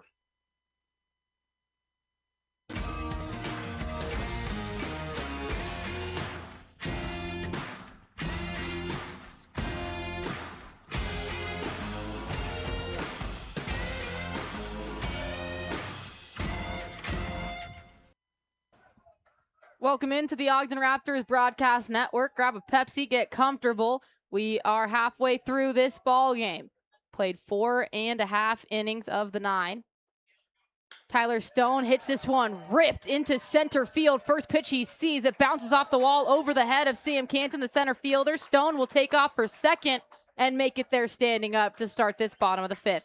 Well, that's a 22nd hit by the Raptors so far this afternoon, and Stone got a pitch down in the zone. It was a fastball from Collier, and Stone put a charge into that one. He's had a pretty good game, as that's Stone's 3rd base hit. 2 singles, now adds a double to his credit. So my entire scorebook, Tyson, is just an entire inning off with the 18 batters that came up in the last inning. Mine's 2, maybe 3 innings off right now. But because hopefully the Raptors won't need to come up to bat in the bottom of the 9th, I actually could be okay. If they need to come back to bat in the bottom of the 9th, we should just walk home. It might be Monday at that point. Cole Jordan fouls this one into the netting on top of O-Town for strike 1. Or start writing a book, because there'll definitely be a book written about this game if the Raptors have to hit in the bottom of the 9th. No one has told me what to get on Free Food Sunday. If you have an idea, anything you want me to try, put it into the text line, 385-240-1121. I had a spicy Polish earlier. How was it? It was pretty good. What's the ranking out of 10? Probably 8. Solid 8. That's a respectable B. 0-1 is swung on and missed by Jordan to make it an 0-2 count. Tyler Stone is the man on second. CJ Collier is still the pitcher. He faced 4 batters in his last inning. Swing and a miss, and that's a 3-pitch strikeout to Cole Jordan, who will walk back to the dugout. So the first out of the inning is recorded about 8 batters earlier than the 4th for CJ Collier. Dodson's had a day. 2 homers, including a grand slam. He's also been hit by a pitch. A scary hit by pitch that it looked like, might have taken him out of commission for a second. But Dodson watches the first pitch, sail outside, ball 1. Dodson, you said he's having a great day. He's having a great week as a whole. In this game alone, he's had 6 RBIs. He came into this game with 9, so he's had 15 RBIs. You see that math? That's pretty good math. Addition. That is also Nebraska math. They teach you well over in Lincoln. Ask Tyler Stone. He also went there. Maybe he can be our corroborator of whether I'm an issue and I'm bad at math or if Nebraska is bad at math. 2-0 pitch to Dodson, fouled back to make it a 2-1 count. The thing, though, about Tyler Stone, if we're doing that sort of experiment, is that Stone also attended Gonzaga University. So then you have a little bit of a variable a confounding variable, as they say. 2-1 pitch misses outside to make it 3-1. Of course, when you think of Gonzaga, you think about that basketball program. I also think about John Stockton going there. Plenty of Utah fans here would be familiar with that. John Stockton referenced in many rap songs. I didn't peg you as a rap guy, Tyson. 3-1 pitch works inside on Dodson, and he'll take the walk. A little bit less of a painful free base than his last time he earned one. He'll take it nonetheless. I love rap. I love all kinds of music, except for I'm not a big country music person. Oh, that's unfortunate to hear. Don't necessarily like country that much. I'll send you some good country songs, as my exposure to Nebraska has definitely increased my enjoyment of country music. We'll get you a playlist. Try to see if we can change my mind on it. That's the goal. First pitch to Garrett Bivacqua, called strike outside the zone. And we're going to get a red pocket mole. No, are we? Yeah, they still have any left. Don't they, the Raptors? Raptors have 1 left. Yeah, red pocket mobile strike zone challenge. I don't know why Bivacqua is challenging when it's 24-5, but he was right. Hey, you got to make sure that first pitch is certainly important. He wanted to make sure that that ball was called a ball. So now 1-0 count instead of 0-1 after the successful challenge. If I was Collier, I might hit Bivacqua right now after that. He swings and misses on the next pitch, and it's now 1-1. If that's the case, Bivacqua might think about charging, as he's already been hit by a pitch today. Bivacqua, build-wise, doesn't strike me as a big fighter. He's 6'3", 195. He's built a little bit closer to, like a lanky shooting guard than a... That's kind of the way his father, Kurt Bivacqua, was built. This one, hit high, hit far, gone! Moonshot by Garrett Bivacqua. We'll all stop talking about whether he should have challenged or not, as he left no doubt that one flies out of this ballpark. And he's fired up. He's excited. He pulled that one, and it went 397 feet. There was no question about it. A lot of those left-handed hitters like the ball low and in. That was actually a little bit off the plate, and Bivacqua got in front of it, and he hit it a mile. 3-run home run scores Tyler Stone, Hank Dodson, and Bivacqua himself. So 3 more runs add to the total, 27-5. We're definitely creeping up to that 40 number that you guessed. It could be, if the Raptors keep going, it may be more realistic than we think. That was a game about a month ago where Idaho Falls defeated Great Falls, I think 40-18. First pitch to Gannis, misses down low. He's 5 for 5. That's quite a feat, going 5 for 5. And he's still got plenty of baseball left to play to keep it going. He went 5 for 5 in the first 4 innings. Yeah. He has more hits than innings played. Here's the 2-0. This one is going to bounce off the tip of Dooley's glove at shortstop, and he's 6 for 6. You know why he went 6 for 6? Would you have a conversation with him before the No, game? he was scared of Jaden Daniels. He was scared of Jaden Daniels. Didn't want to stay at 5 hits. Didn't want to face a lawsuit or a cease and desist. And so 5 hits turns into 6 pretty quickly. How about this for Gannis? 2 singles with 2 strikes, 2 with 1 strike, and now 2 hits with no strikes. We're creating different types of cycles. First pitch to Carmine Lane misses outside low in the dirt for ball 1. Carmine, in his 6th at-bat, he is 4 for 5 coming into this one right now. He check swings on the 1-0 and called strike. Jaden Daniels obviously does not like the Idaho Falls spot on the scoreboard with their 5 runs. All of them came in the 4th inning. Raptors have surpassed that pretty greatly. Here's the 1-1 that gets poked up and out of play, foul. So it's now 1-2. Like Jaden Daniels, that's the meme of the summer. Last summer, it was the Coldplay concert couple. I forgot about that on the Kiss Cam. That was wild. That's one of the first times I found out real news on TikTok. Next pitch misses outside, so it's now full count. And all the Coldplay concert couple had to do was act naturally. Exactly. It was the fact that they actually looked as if, you know, when you're playing with babies and you pretend you're on an elevator and you disappear behind like a table or a couch. That's what they did.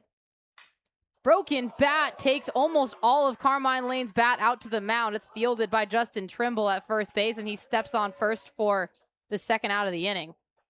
Majority of Carmine Lane's barrel is sitting just shy of home plate right now. You can see it in the replay. His bat just splintered. Well, and Carmine's not thrilled about that one, as that bat has produced quite a few base hits, including 3 today. Maybe that's why it broke. It's just been used too much. It's tired. Just right off the end of the bat, and sometimes when you hit it off the end of the bat, you know, it just carries that weight, and a lot of players like to have that that thin handle, and, you know, once it hits off the end of the bat, sometimes it breaks like that. Chase Valentine steps up, 2 for 4 on the day, 3 RBIs. First pitch from Collier, misses too low. Tyler Gannis is the man on second. Gannis has scored 4 times today, so he's got those 5 singles coming in, 6 singles now. 4 of the 5 have produced himself touching home plate. Only been stranded once. 1-0, catches the bottom of the strike zone for called strike 1. Oh, we got to start looking towards team records. I can't imagine too many Raptors have had 7-hit games in their 30-plus year history. I can't imagine a lot of games have been like this. I mean, 13 runs in the bottom of the 4th. The scoreboard makes it look like there's been the same amount of runs in this inning as the bottom of the 4th. But not the case, as Valentine unloads but misses on the 1-1. 27-5, the Raptors right now with a 22-run lead. I'm just trying to continue to show that I know how to do math. And you're doing a good job at it. That's my goal for the rest of the game. Just a personal journey that we're taking. Stepping off the mound is going to be Collier to collect himself. And he'll step back on for the 1-2 now. This is not also the length of game that you want when it's a getaway game. Oh, definitely not. Good news for the Raptors, they stay here. Valentine waits on an off-speed, doesn't wait quite long enough, and pulls it foul. Chukars will play Red Pocket later on this week in a 6-game series at Melaleuca Field. Red Pocket has lost 24 in a row. They're hoping to end that losing streak at some point, but Idaho Falls wants to keep that losing streak rolling. Here comes the next pitch, a blooper that gets into the gap in shallow right field. And coming around third to score is going to be Tyler Gannis. So Gannis has now touched home plate 5 times. And Chase Valentine picks up a 4th RBI. And now we got a football score of some kind. It is 28-5. It would be a little bit difficult to get 5. Field goal and a safety. Field goal and a safety would get you 5. Wait, Weber State would love to get 28 or more in a few football games this season. Who's your football team? Professionally, not in college, Tyson. I was a Charger fan until they moved from San Diego. Probably still a Charger fan. I'm more Team Shield. I kind of like enjoying the whole league. The NFL, I think, is the league that is almost the easiest to do so just because they're playing once a week. So you can sit down on a Sunday afternoon as the 1-0 is popped up by Bradley Pell in his first at-bat. Guarding his eyes from the sun is third baseman Casey Vaughn, and he makes the catch for the final out of this 5th inning. 4 runs come across the plate for the Ogden Raptors, 28-5 in favor of them. We'll head to the top of the 6th with that 23-run margin after this break on the Ogden Raptors Broadcast Network.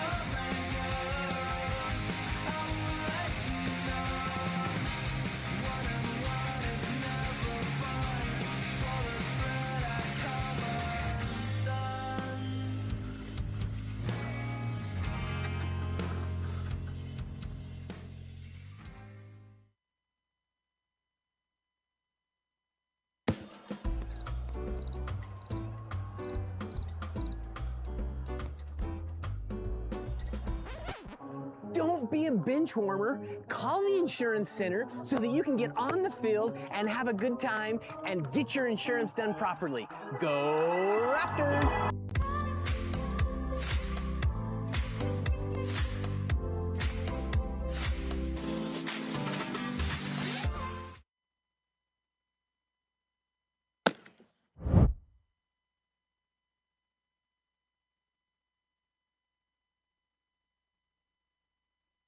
This broadcast is the exclusive property of the Ogden Raptors Baseball Club and the Pioneer Baseball League. Any rebroadcast, retransmission, reproduction, or other use of this broadcast without the express written consent of the Ogden Raptors and the Pioneer Baseball League is strictly prohibited. Welcome back to the Ogden Raptors Broadcast Network. Top of the 6th inning here, DeMarcus Smiley will be leading off. New pitcher is in for the Ogden Raptors. First pitch is a called strike on the outside edge of the zone. Joseph Turner is the pitcher coming in for Chase Chapman. Joseph Turner, number 33, a new addition to the Raptors this week. 0-1, batted foul, and it's an 0-2 count quickly. Turner looks like he's got pretty good size, and that was a strong fastball at 92 miles an hour. And this is certainly a good spot to be in. Certainly not a lot of pressure. Just go out there and throw the ball. I think this is the least pressure you might ever be able to have. DeMarcus Smiley goes up and meets a ball up in the zone, but he hits it the wrong direction, foul. So DeMarcus Smiley will step back up. We've already seen a game's worth of action in just 5 innings. We're trying to figure out if Tyler Gannis has a club record for hits, and we believe that 6 might have broken a record. What's our source, Tyson? I think Gemini. A little AI action. Our photographers are getting refreshments. I think that's Pepsi in their hands as they walk down over the aisle to our right. I sure hope it's Pepsi's. They don't have the nice air-conditioned room that we have. 1-2 to Smiley inside on him, and it makes it a 2-2 count. Not deuces, as I have been informed by Tim Broussard. I got to wait for 2 outs to get deuces. First at-bat of the inning, so we're still a bit of a ways away from that. Good thing Jaden Daniels didn't wear number 2, or else we'd be in trouble there. DeMarcus Smiley, 0 for 2 on the night so far. He hits this one behind the back of Turner, and Chase Valentine handles it after an errant hop that bounced up very high. Made a looping throw to Tyler Stone and recorded the first out of the inning. Nice high Sunday hop, and it's one of those where it just kept skipping about waist high. Who knows if he would have come up with it, but as it skipped high into the air, it kind of slowed down a little bit, and Valentine with good range was able to make the play. Raptors pitchers have retired 5 straight. been a combination of Chapman and then Turner, as Turner's first pitch works very inside on Emilio Barrera. And with McMahon not working 5 innings as a starter, Chase Chapman might be the pitcher of record, which would get him a victory. Next pitch to Barrera, called strike on the inside of the zone. We didn't address this fully, but after Bradley Pell came in to pinch run for Colson Lawrence, he has actually just been a substitution. So Bradley Pell is in center field and obviously got his first at-bat in the last inning. Here's the 0-1 to Barrera, and speak of the devil, Bradley Pell's got this one coming in towards him, but he might have to just watch it go out of the ballpark, which it does. Home run for Emilio Barrera.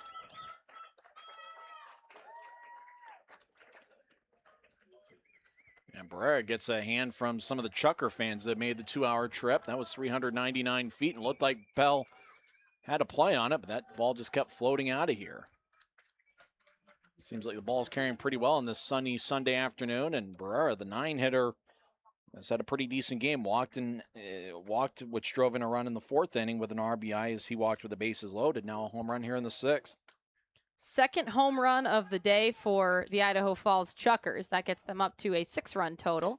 Next pitch misses up high out of the hand of Turner as we roll over to the top of the batting lineup. For the 4th time today, Ty Dooley is 1-for-3. Line out, ground out, and a single. Yet to touch home plate, though. He hits this one opposite field. That's going to go down as a base hit. Gannis catches it after a couple hops at the warning track, and it actually bounces over towards Pell, who's going to be the one to handle it, but it's a stand-up double for Ty Dooley here in the 6th inning. 92-mile-an-hour fastball towards the middle of the plate, and Dooley just took it the opposite field. Top 2 hitting teams in the Pioneer League, and we've seen examples of why here in this series. Garrett Ostrander is going to be the man stepping in to bat. Ostrander, 3rd at-bat. He's a 1-for-3 clip right now as he reached on a fielder's choice his last time up, grounded out, and doubled. First pitch to him inside, ball 1.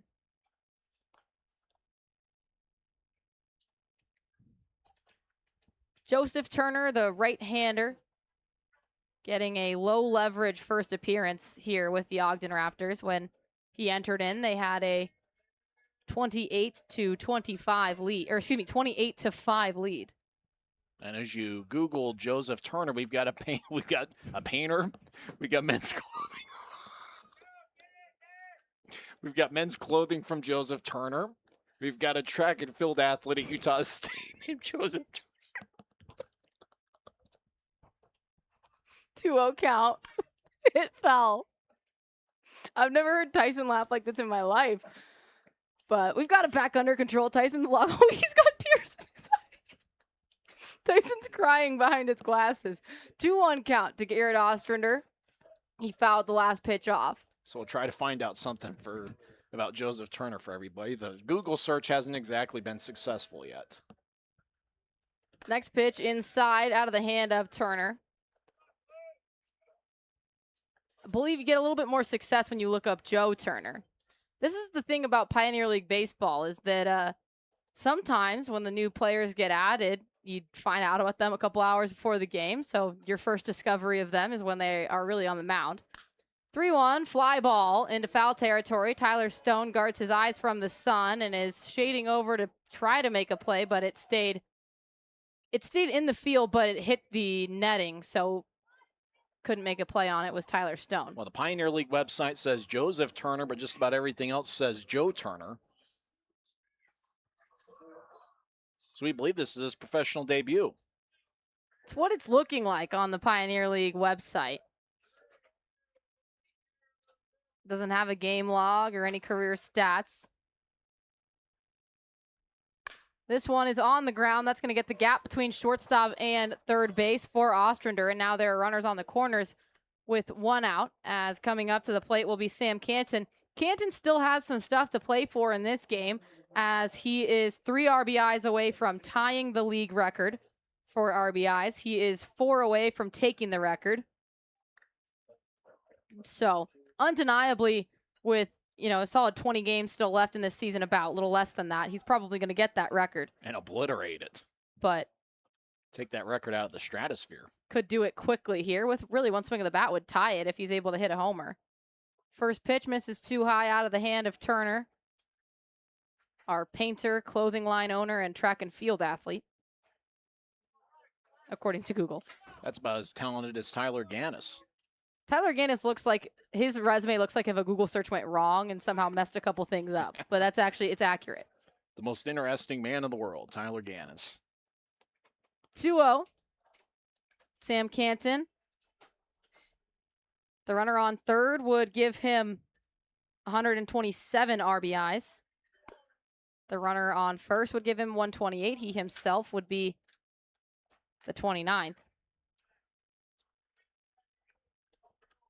The last time I laughed that hard was a game you were not at. You were off on assignment, and I called it Utah Fry Sauce Hockey. Oh, little crossover between the Mustangs maybe and the Raptors. That's going to be a walk issued to Sam Canton. So now the bases are loaded, and Chris Griffin is going to come in and have a chat with his pitcher. Well, it looks like if Turner can throw strikes, he can be pretty effective. He does have a pretty firm fastball in the low 90s. And even though, the score is what it is, there's still a little bit of nerves there. Obviously, this is something that Joe Turner had been thinking about for quite some time. Obviously a pro debut, and we've seen a lot of times you just got to get through that first inning and settle down a little bit. And, obviously the butterflies are floating a little bit for Joe Turner. Joe Turner, according to Baseball Reference, is a 21-year-old who was a high school player for Stevenson High School in Sterling Heights, Missouri. Good size at 6'4", 212 pounds. 212 is really specific. Just drank a little more water that day and went 212 instead of 210. So after the mound meeting, his first pitch is going to be a ball a little bit outside to the left-hander Justin Trimble. Trimble 1 for 3 today, but did have that solo home run to really quickly lead off the inning. If we hadn't come from break a little bit later, would have missed the home run. He hits this one opposite field. That'll score a run. Bases stay loaded as every runner just advances 90 feet. So 2 runs have come around to score in this inning for the Idaho Falls Chukars thus far. It's a good piece of hitting by Trimble. That was a fastball towards the outer half and didn't try to do too much. We've seen a lot of opposite field base hits in this game. All of these pitchers have displayed decent speed, so then oftentimes it's, just trying to get a bat on it and send it the opposite direction. A lot of times hitting coaches will say don't try to do too much, and both teams have done a pretty good job of not trying to do too much. You could argue Ogden's doing too much. They've scored 28 runs. They've done enough. We're good. We can cap out. Just for the sake of Idaho and getting back to the Meluka field. 1-0 called strike right down the middle of the strike zone. Wesley Mitchell. Okay, so we've called his batting gloves, gardening gloves, and dishwashing gloves. What else could you compare them to? Bright yellow, and they go decently far up his wrists. 1-1 pitch is lifted foul out of play, and it'll be a 1-2. A couple fans raised up their gloves in anticipation of maybe snagging a foul ball, but that one's not going to land in play whatsoever. Maybe for a cattle rancher, you go out into the fields. Maybe you got those gloves up a little high on the forearm. There's some gloves that a lot of skiers wear, Kinko gloves. They're not as yellow as those, but they're close enough. And the 1-2 misses just barely outside to make it a 2-2 count. 1 out, bases are loaded. The Idaho Falls Chukars have scored 2 in this inning to get them to their total of 7 runs, but that's still 21 less than the Raptors have put up in the span of just 5 innings. Their biggest inning has been 13. 2-2 pitch. Misses just a bit too high, and we're going to get a Red Pocket Mobile strike zone challenge by Hank Dodson. It's a called ball.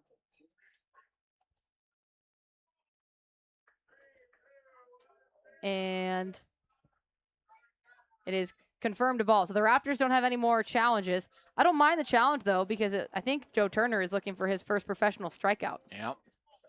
That could affect the Raptors here in the late innings without those challenges.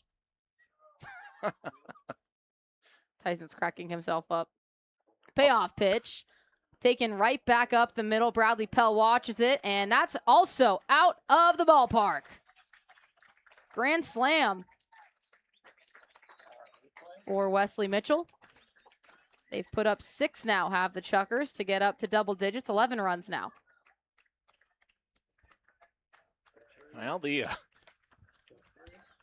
Chukars have been a pretty strong hitting club, and Mitchell got a pitch high and a little bit too much to the plate. And another opposite field hit, Napo Taco to over Raptors Ridge, and the Chukars obviously got that 6-game series against Red Pocket, and despite whether it's going to be a win or a loss, Chukars are getting their swings in today, and they're showing why they're a club that has been slugging it all year. Came into play with a .351 team batting average and a slugging percentage as a team of .582. First pitch is a ball out of the hand of Turner.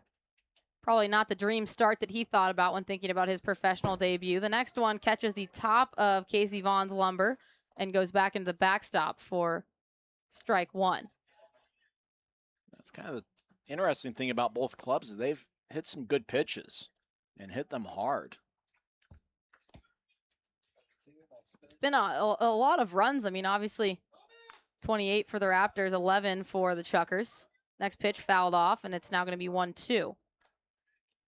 We started the game with no wind as well, and the wind has started to pick up just slightly dead center field, so it's carrying the ball well, as the grand slam by Mitchell was no doubt, but Barrera's didn't look like it had that much heat behind it, and then it just kind of kept climbing out of the ballpark. This one, going out to reach for it, is Casey Vaughn, and he's able to get enough of it to take it right back up the middle. He almost looked like he casted his bat out to get that one, like a fisherman casting his rod, and just got quite enough, just enough of the ball to send it into center field. Boy, that's a true definition of a good piece of hitting right there. It wasn't a bad pitch. In fact, that was outside the zone, and you had a pretty good description of it. You almost just have to tip your cap and say good at bat there by Vaughn. Not a bad pitch there, but Vaughn just served it into center field. Spencer Rich will come up to bat. First pitch misses too high. Rich is the 9th batter to come into the box this inning. On deck is DeMarcus Smiley. He led off this inning, and unless the Raptors turn 2, the Chukars will bat around.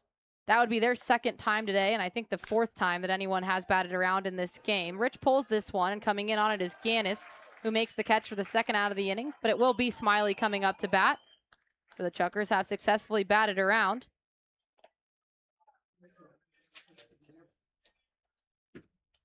Smiley led off the top of the 6th inning by grounding out to Chase Valentine on that crazy hop that Valentine made a good play on.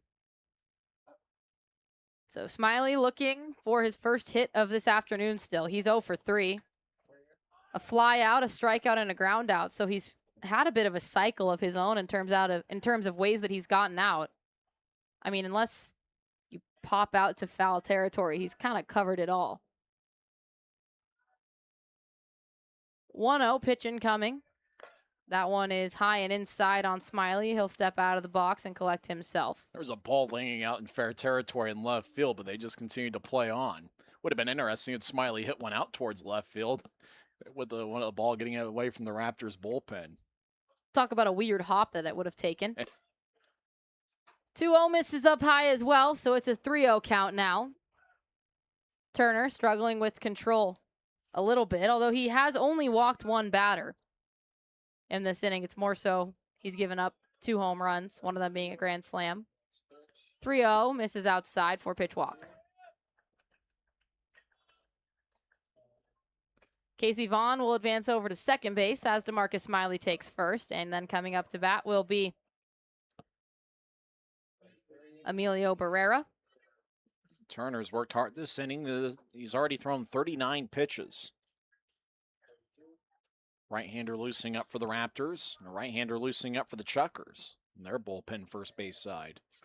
I think that's Ryan Inoue for the Chukars. First pitch is inside. I'll be able to tell if it's Inoue the second he goes into his motion, as Inoue has that squatty motion that he kind of almost goes into like a fetal position of sorts before he offers the ball. So it's a 1-0 count incoming to Barrera. And that one is up and inside on him for ball 2. So Vaughn on second, Smiley on first. Barrera has already hit once in this inning. He hit a homer. 2-0 up high, ball 3.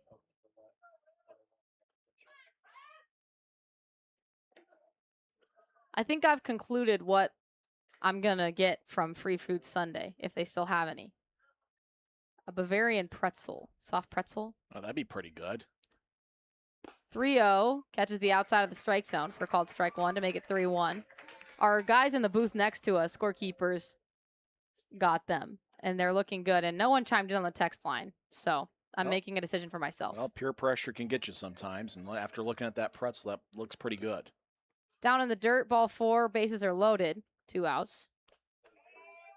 That's one of the fun things about coming to a game as Free Food Sunday here at Lindquistville. And remember, we'll have Wiener Wednesdays and Thirsty Thursdays coming up in the upcoming series with the Yuba Sutter Freebirds. Thirsty Thursday is going to be looked forward to, as those half-off Pepsi products and everything else offered didn't happen this week, as Thursday was our rained-out game. That's going to be the end of the line for Joe Turner, so not the debut that he had pictured. But a new pitcher will come in with 2 outs. I believe that is Jorge de Cardenas in the Coors Light cold of the bullpen. I actually was walking along the infield yesterday when Jorge was warming up. I had been playing just like, a little bit of soft toss with Hannah Dean before the game. And the ball, when he throws it in, I mean, I think it's of any pitcher here in the Pioneer League, but the just audible noise it makes when it smacks the glove is incredible. Got that good pop to it. Interesting, when you get close enough to those baseballs, you can actually hear the sound of the ball just kind of whizzing towards its catcher. So De Cardenas continues to warm up. Control has been a little bit of an issue for him. He's got 12 walks in 4 1/3 innings, but does have a pretty good arm. Where did the infield go for the Raptors? Well, they all went to get some shade. Oh, they're in the dugout. It's been a long inning. I looked over, and there was 2 players standing in the infield. One of them was Cardenas warming up, and the other was Chase Valentine. If you just joined us, we are 3 hours and 3 minutes into this showdown, which has certainly been a Pioneer League special of specials. 28-11 is the score, and the big inning has been the name of the game. For the Raptors, 4 runs in the first, 7 in the second, 13 in the fourth, 4 in the fifth. Chukars have 2 big innings. They scored 5 runs in the fourth, and they've got 6 runs here in this ongoing top of the 6th. Ty Dooley, the leadoff man, is up with 2 outs. Bases are loaded for him. First pitch from Cardenas misses up too high, ball 1.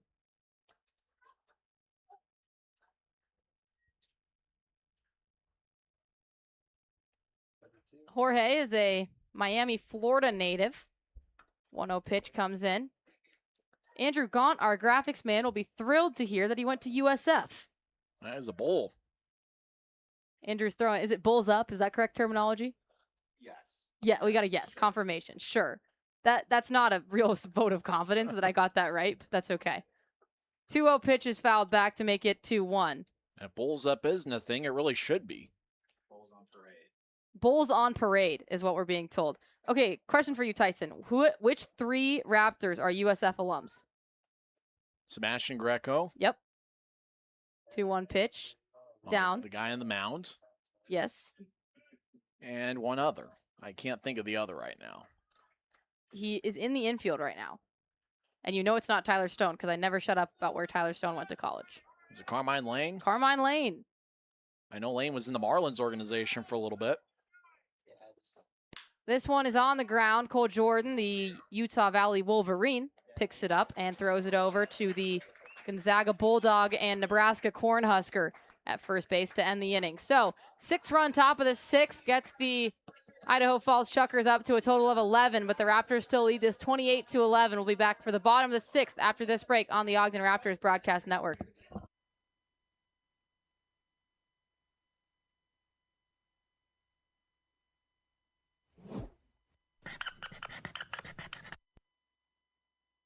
If you're a business owner with one or more employees, you'll need a workers' compensation policy. A workers' compensation policy is required in almost every state. No matter what type of work, if your employee gets hurt on the job, a workers' compensation policy addresses medical care and lost income for injured employees, fatality benefits for families and workers killed on the job, and your potential liability for covered claims. Workers' compensation coverage is divided into two categories: workers' compensation insurance, which helps care for the injured employee, and employer's liability insurance, which protects you. At WCF, we provide safety training, medical care, return to work coordination, and more. When your employee gets hurt on the job, we'll take care of you both.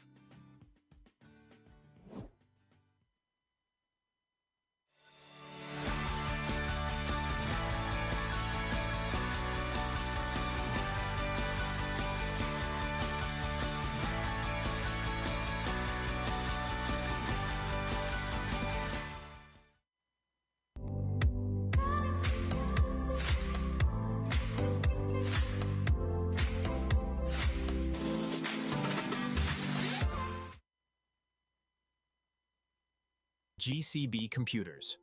Refurbished, reliable, and ready to go. The computer you need at the price you can afford.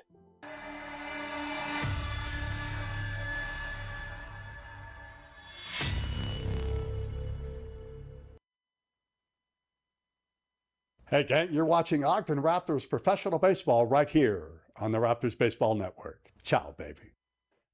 Welcome back to the Ogden Raptors Broadcast Network. Arden Locke joining you, and we have Dylan Gardner with us now, one of the best relief pitchers for the Ogden Raptors. You came in a big moment in yesterday's game, a game that was decided by just one run. Dylan, what was the game plan there? Yeah. It was just attack. You gotta go out there and just be on attack the whole time. These guys are some pretty good hitters in there, and if you make mistakes, they take advantage of it. So you gotta do everything you can to get ahead and try and find a way to get outs. Every ball player has their own way to spend time, especially on days where maybe they're not playing. Long game today. What does Dylan Gardner do in the dugout to stay entertained? Talk with the guys, just have fun and stay engaged. I enjoy baseball way too much to not stay engaged in the whole game, so makes it fun. Well, a lot of runs to be engaged with today. Dylan Gardner, one of the best relief pitchers for the Raptors. Thanks so much for the time. Thank you. Gio Ferraro strikes out to start this bottom of the sixth inning, and it brings up Tyler Stone.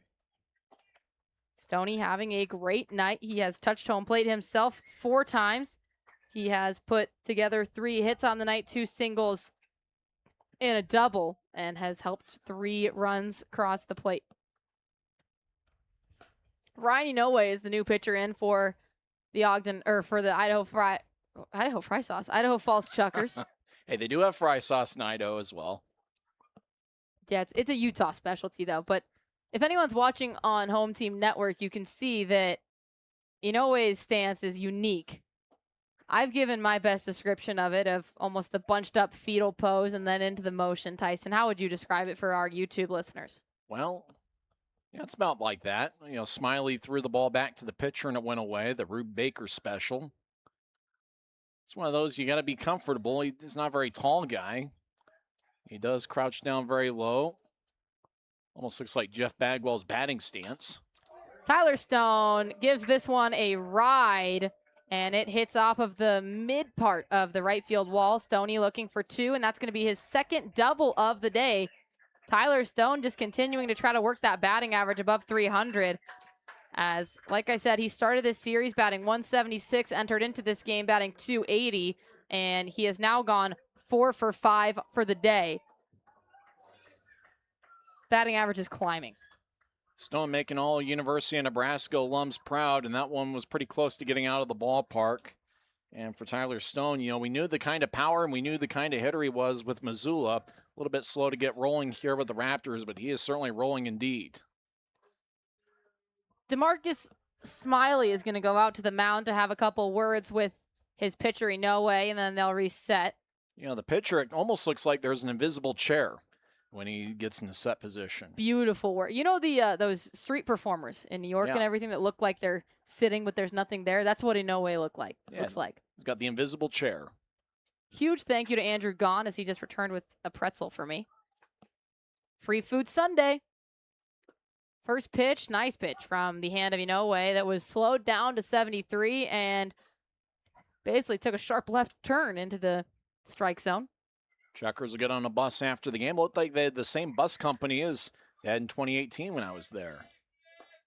Do you know the name of that bus company? Salt Lake Express. There we go. Oh, so they're using a Salt Lake brand. Yep. Makes sense with the proximity of these two teams. 1-1 count to Cole Jordan. Hank Dodson, the man of the hour, is up next, and that works inside on Jordan. He flinches as the ball goes past. Chukars will be looking forward to that series against the Red Pocket Mobiles. We'll have to check on Red Pocket's score today as they're looking to end their 24-game losing streak, which is certainly weird because they do have some talent on their roster. I really think that it just comes down to the time on the road. It's difficult, you know, to maintain a level of play when you're on the road week in and week out, especially when you don't ever, in baseball, you know, batting or being the home team has a huge advantage where you are the last one to come up to bat. And Red Pocket, they have no games, 96 games where they get a hit first and in each half of the inning. 2-2 inside on Cole Jordan, so the count is now full. Man due up after Jordan is Hank Dodson, who has hit 2 home runs today, one of them being a grand slam. This one hit opposite field by Cole Jordan, finding the gap just barely to the left of the second baseman. Coming around from second to score is Tyler Stone.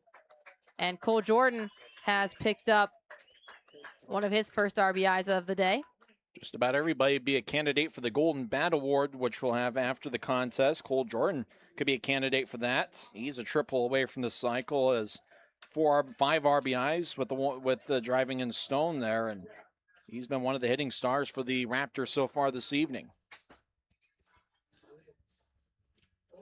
I just got word from our text line that Bradley Pell's parents are here for the game today, in from Louisiana, so they're probably thrilled that Pell subbed in. And I mean, I guess they were getting a lot of eyes on him, having him be the first base coach, but not a lot of action. So Pell getting at-bats. They were certainly rooting on the first base coach.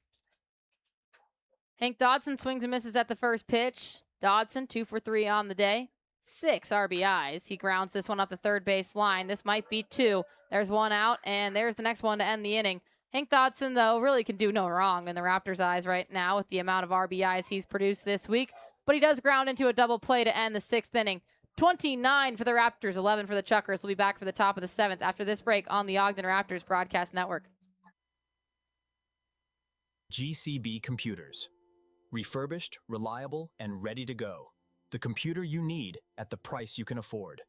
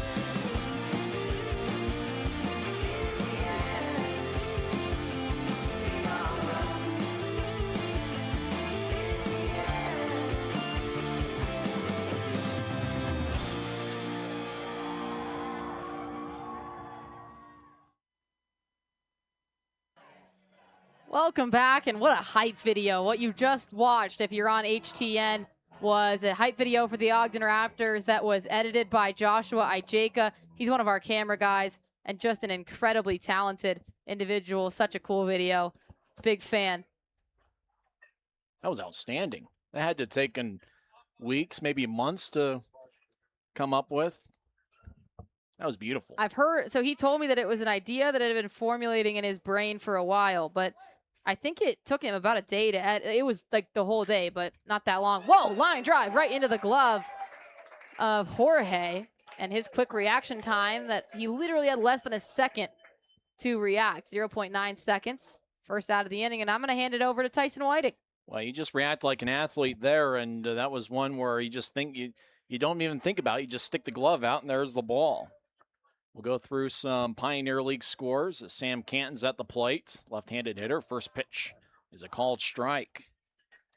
Idaho Falls will face the Red Pocket Mobiles later on this week at Melaleuca Field in a 6-game series. Red Pocket will have lost 25 in a row as today they fall to Boise 21-4. Canton lifts one high, deep, and gone near the right field foul line. And it is a fair ball and a home run for Sam Canton. And it's now a 29 to 12 game as Canton picks up his 28th home run of the season. Got in front of an off-speed pitch and hit 107 miles an hour, and that one went 455 feet. What a shot by Sam Canton. Canton also with his 127th RBI of the season. That moves him within 2 to tie the record, within 3 to get the record. Justin Trimble, the batter. First pitch misses outside. Other finals from the Pioneer League. Billings defeats the Glacier Range Riders 12-8. Oakland in the top of the 8th inning leads Long Beach 4-1. Next pitch to Trimble is lifted left side as Lane shields his eyes, settles under it. Now Valentine will take over, and he'll make the catch for the second out. Sun always a factor here during the day games especially, and the good news for all the ball players, they've got a pretty big sunshade in the form of a glove. That's right. The glove and the sunglasses certainly act as a shield to catch the baseball. 2 outs, nobody on for Wes Mitchell, who hit a grand slam in the 6th inning. That was part of a 6-run top of the 6th for Idaho Falls. If you're keeping score, your book is an absolute mess. 29-12, Raptors out in front as Mitchell lifts one high to right field. It is deep, and it is gone. Another one towards the right field foul pole. And for the second time this inning, the Chukars have homered. A solo shot for Wes Mitchell. Second homer of the game. It's his 3rd hit. Mitchell is now homered in back-to-back at-bats back in the 6th inning. And now once again in the 7th. That one carries 386 feet. And like you mentioned, Tyson, a lot of opposite field hits today. And it's unsurprising as the top 2 teams in the Pioneer League offensively with a lot of high IQ batters. They know where to take the ball when it comes in towards them. A lot of good approaches at the plate. First pitch is a called strike to Casey Vaughn, the third baseman. Vaughn is 1 for 3. He's also been hit by a pitch. Has also scored a run. Top of the 8th inning, Missoula in game 1 of a doubleheader leads Great Falls 7-6. That's a 7-inning game, so they're playing extra innings, and that looked like Missoula ended up winning the knockout round. Game 2 of that doubleheader will be at 5 o'clock. At 6:35, Modesto takes on Yuba Sutter. As Vaughn fouls it, counts 0-2. In fact, Yuba Sutter will be here at Lindquist Field for a 6-game series beginning on Tuesday. First time that the Raptors and the Freebirds have faced off this season. Next pitch is fouled back to the screen. How about Modesto here in the second half? They've lost 2 in a row, but their record in the second half is still 26-3. They snapped a 17-game losing streak earlier this week. The only other longer streak was the loss streak of Red Pocket, which is at 24 right now. Vaughn lifts one to left center field. It is towards a track, and Tyler Gannis runs it down with an over-the-shoulder catch to retire the side. We will sing our hearts out to take me out to the ball game as we're through 6.5. 2 runs scored for Idaho Falls in the top half as the score is Ogden 29, Idaho Falls 13. This is the Raptors Baseball Network. I had had a couple of friends that have come here and they said that the education from the instructors was just really great. It was kind of between Davis Tech and here, and I decided to pick here because of the instructors. I've always loved hair, nail, and skin and all of those things, so I just thought it was a perfect career opportunity to be able to make my own schedule and do what I love. I really love doing men's haircuts, so that's probably my favorite. That and then just coloring's fun because you get to experiment and kind of create new things, which is always fun. It's fun because they're like our instructors and they teach us lots, but they've always become like our friends, and they're always like motivating us to do new things and challenging us and like really care about us individually and like what's going on in our lives at home, what's going on in our life at school, and they're just very compassionate towards us. I would say 100% do it, even if you're kind of on the edge, because you meet a lot of new friends, you make great relationships, and then it's just fun. You learn a lot of like life skills as well, which is great, but it's just overall a great program. I'm Callie Rasmussen, and I'm a cosmetology student here at OTEC.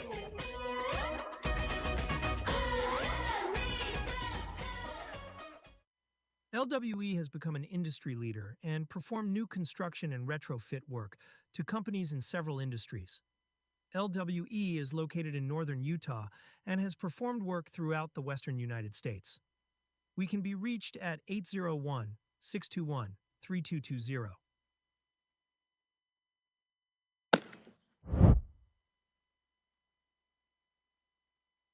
Welcome back from the break. Tonight's broadcast is presented on the Home Team Network for live video streaming, on YouTube for audio-only coverage, and on 88.9 FM for In the Park Radio. Now we're in the bottom of the seventh inning. We've officially had a position player on the mound as Spencer Rich, who started the game in right field, is taken over on the mound. He'll face Bavacqua, Gannis, and Lane. 9 1-2 hitters. First pitch to Bavacqua's outside. Second pitch is lobbed in there. 58 miles an hour, and that misses high. Arden enjoying a pretzel here as it's Free Food Sunday here at Lindquist Field. Remember, the Raptors will be at home for a 6-game set against the Yuba Sutter Freebirds beginning on Tuesday. Next pitch to Bavacqua is in there for a called strike at 59 miles an hour. Bavacqua hit a 3-run homer over the right field wall. That was in the 6th inning. Actually, it was in the 5th inning. But your book's all screwed up, My book is all kinds of screwed up.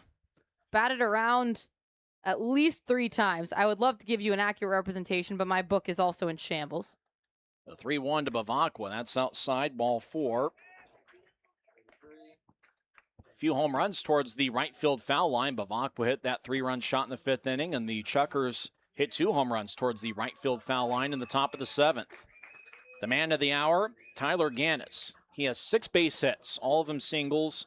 2 hits with no strikes, 2 with 1 strike, and 2 with 2 strikes. We believe that 6 hits is a Raptors record. If it's not, it's tied for a record, we believe, as Gannis Hill loft one over first base, and that gets down for a base hit. 7 singles in 7 innings. As Tyler Gannis has been the singles machine here for the Raptors. And that one came with no strikes. As Tyler Gannis just kind of looped it, a little 7-iron over the first baseman's head. A record-breaking day for Tyler Gannis, no question about that. Doing it on a day with his fiance and family in town. A single per inning for Gannis. Next pitch, and Carmine Lane having some fun doing his best Gary Sheffield impersonation as he takes ball 1. Watch Lane, he just kind of wiggling the bat. Well, now he's going to be a little bit quieter with his stance. That one gets away from Smiley, and both runners advance. Bavacqua to third and Gannis to second. This game has gone 3 hours and 24 minutes, and we are just in the bottom of the 7th inning. Carmine Lane's had a pretty good game. 3 singles, a couple RBIs. He's also walked. So he's 3 for 5 at the plate. Next pitch, that one misses low. Lane, a guy that has been productive at third base. Second solid season as a Raptor. He was outstanding in his first season. He's done even better this year. Next pitch to Lane, the 3-0 complimentary strike hits the inside corner. 3-0 count, sometimes the strike zone widens up a little bit. Harder to do, though, with the pitch clock era and with the challenge system. Lane laces one towards left field near the line, and it's just foul. As our ball girl is hanging out towards the left field foul line, which is certainly good because Mitchell, the left fielder, has been pretty casual in trying to go after those foul balls. You just saw on your screen those 7 singles. I'm impressed our graphics team even has space to put single that many times in the bottom of that graphic, but a team record for Tyler Gannis. Our graphics people have been busy all afternoon. Everybody's been busy. We've had to do some complicated math here. Raptors have had a few big innings, including a 13-run fourth. There is a combined 18 runs and 28 batters in the 4th inning alone. Next pitch to Lane, that misses high for ball 4. So second walk issued by Rich, the position player on the mound. He started the game in right field. That brings up Chase Valentine, who's got 3 singles and a handful of RBIs. 3 for 5. He's also walked. And Valentine has scored 2 runs. I believe this is the first time that the Raptors have been on the right side of a position player pitching. Lane lifts one foul out of play, first base side, as somebody outside the ballpark is going to get a souvenir. The Raptors have had Bradley Pell come in to pitch quite a few times. Carmine Lane has as well, but I'm not sure that they have been pitched to yet in a position where they're winning by as much as they are right now. Next pitch, 58 miles an hour. That misses high and away. Of course, when you see these position players lob them in there, trying to get it under the hitting zone, as obviously Rich could throw it a lot harder than he is right now, as he's displayed a decent arm in right field, as Valentine lifts it foul once again. Boy, Chase Valentine's been a very fun player to watch. Kind of odd that he doesn't have a double today, as he does lead the team and probably the league with 41 doubles on the season. He's been the leadoff hitter for the majority of the year, but it's now hitting third. The 1-2, and that's bounced towards third. Vaughn gets on a high hop, throws to second for 1, on to first, 2, and a double play. Bavakwa scores, but because of the double play, no RBI for Valentine. And the Raptors extend the lead as it's now 30-13. I believe it's the first time this season that the Raptors have scored 30. Not often do you see a team get to the 30 mark. Idaho Falls season high is 40. An emoji there of a sad face at the time of game as Pell bounces it to the pitcher Rich, who underhand tosses to first, and that retires the side. But the Raptors do get a run here on the bottom of the 7th as we head to the 8th. The score is Ogden 30, Idaho Falls 13. We're back after this on the Raptors Baseball Network. Are you okay? You seem upset. Turns out you were right. Our car was breaking down and we did need a new one with a loan from America First Credit Union. Me saying there was no hurry and to wait was wrong. Hey, on the bright side, we got to meet Huey. Get your money working with our low-rate auto loans, now with no payments for 90 days. Who's pitching? 3 wireless carriers. Big corporate mobile. Our stock always goes up. So do your prices. I'm out. We're cheap, just like your coverage. We're Red Pocket, your new ultimate cell carrier. Only we give you all 3. No price increases, 2-minute care, and all major networks for your best 5G coverage. What's your ask? $10? You've got a deal. Switch to Red Pocket. Like me, your new ultimate cell carrier. For decades, I've taught you everything I know. But only you can prevent wildfires.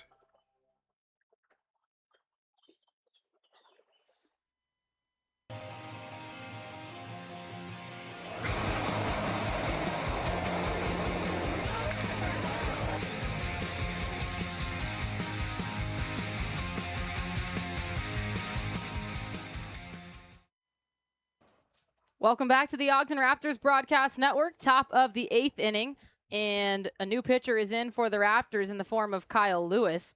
The current pitcher for the Idaho Falls Chukars, Spencer Rich, the position player, hits it over to Carmine Lane, who gloves it after 2 short hops and gives it off to Stoney at first base for the first out of the inning. That was a good play by Carmine Lane as the ball had to be handled on a short hop by Lane, but he did so with ease. So Rich will go down for a 5-3 ground out. Coming up to the plate is DeMarcus Smiley, who is still searching for his first hit of the day. That might be it. Weird hop, but Chase Valentine handles it. What a play by the shortstop. The ball goes up the middle, bounces off of the odd seam of the grass and the grass and the dirt of the infield. And then Chase Valentine, instead of grounding it about his chest, had to extend all the way above his head, but still handled it. That's about the fourth time that we've seen a weird hop off of that infield grass seam. Almost looked like Valentine was anticipating the high hop. Got there in plenty of time, but once he got the high hop, and Chase Valentine, who probably was a pretty good basketball player, used his hops and was able to make a great play. First pitch is inside by Kyle Lewis for ball one. Next one is a called strike on the inside of the zone for strike one. Did I say strike one? Ball one, then strike one. So it counts 1-1. In conclusion, here's the 1-1 offering. That's a called strike from the arm of Kyle Lewis. You have seen the infield playing a bit deeper than you often would and waiting on balls, and that really is because of just the myriad of weird hops that we've had in this series thus far. 1-1, waited on, lifted high in the air. It's going to come down in infield territory, and Chase Valentine stops using his glove to shade the sun and actually uses it for its purpose to snatch the ball out of the air and retire the 1-2-3 inning. It is 30-13 in favor of the Ogden Raptors. We'll be back for the bottom of the eighth after this break on the Ogden Raptors Broadcast Network. Dave Grant has proudly served the community for over 50 years as a family-owned and operated trucking business. Our team of highly trained drivers, impeccably maintained late-model equipment, and customer service set us apart. Our slogan, "Getting what you need, where you need it, when you need it," encapsulates our mission to deliver reliable and timely service. Contact us at 801-394-1621 or at www.granttrucking.com. At GCB Computers, we specialize in high-quality, refurbished computers that save you money without sacrificing performance. We believe in use it before you buy it. Come into our showroom, power up your future computer, and test it out yourself so you can buy with confidence. Visit GCB Computers online at www.gcbcomputers.com or call 385-515-1797. That's GCB Computers, the computer you need at a price you can afford. Cover your buddy's six by inviting them to lunch with this small yet powerful direct engagement transmitter. Okay, it's actually a phone, but it's also a way to connect with a friend who feels alone and needs to be heard. A simple text or call can literally save someone's life.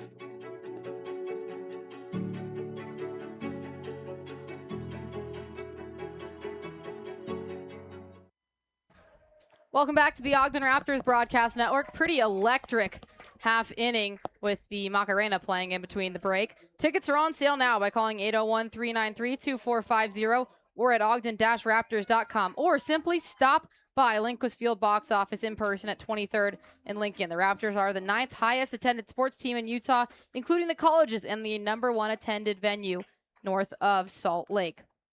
6-game homestand. You did a great job dancing near the Macarena. I just bobbed my head up and down and called it good, but you did the whole dance. One of my personal faves. And we're joined now by our on-field reporter, I believe, Eric Kelleher. Eric, what do you have to say to us today? Hey, Arden and Tyson. There's a lot to talk about, but I'll keep it short.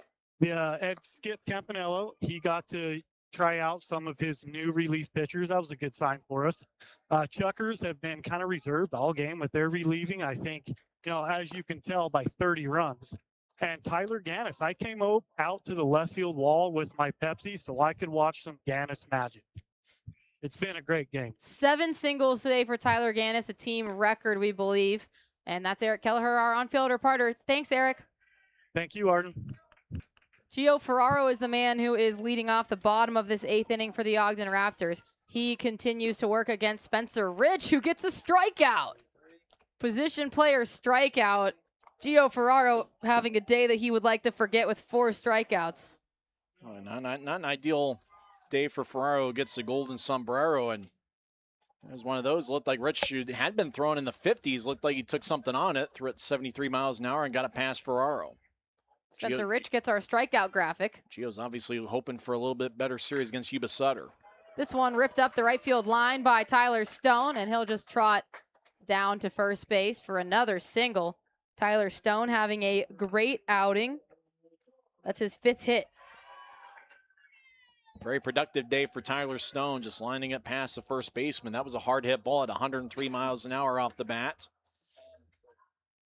Football season's approaching, and we got a football score, 30-13. How would you get 30 in a football game? Well, you can miss an extra point, or you can get 3 touchdowns and 3 field goals. There we go. That's probably more likely, the 3 and 3 there. Here's Cole Jordan. He watches the first ball sail past him. So as you said, Tyson, the Chukars will be playing a 6-game series against the Red Pocket Mobiles. The Raptors will be playing a 6-game series against the Yuba Sutter Freebirds. Both of these teams will be taking on either the last or second to last team in terms of overall standing for the second half of the season. 2-0 misses down low, and it is 3-0. Holy rhyme by me. That was outstanding.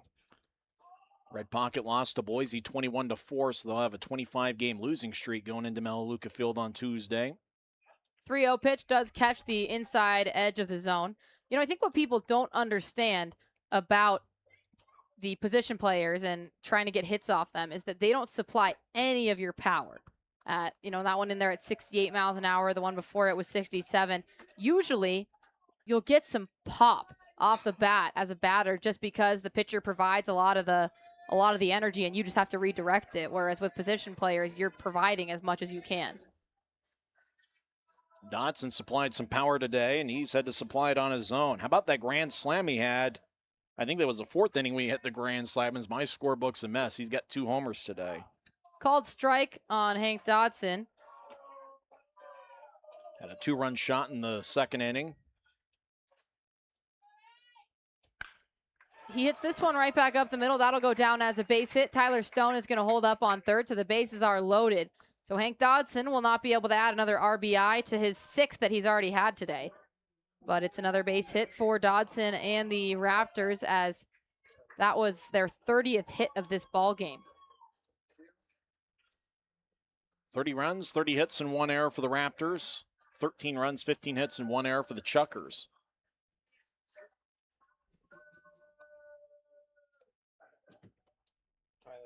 Garrett Bivacqua watches the first pitch go in as a called strike against him. Bivacqua is 3 for 4 today, 3 RBIs. His family in town. A lot of families in town this week. He goes up and catches one that was high in the zone, maybe even outside of it. They'll get 1 out over at second. Unable to turn 2 over at first. And Tyler Stone steps on home plate to score another run. And with that, Tyler Gannis gets to the plate. You knew Bivacqua wanted to hustle down the line to see if Gannis can get up for what could be his 8th hit. That's right, he's already got 7 hits. So Gannis today is 7 for 7. Team record. All 7 are singles. Looking to make it a perfect 8 for 8.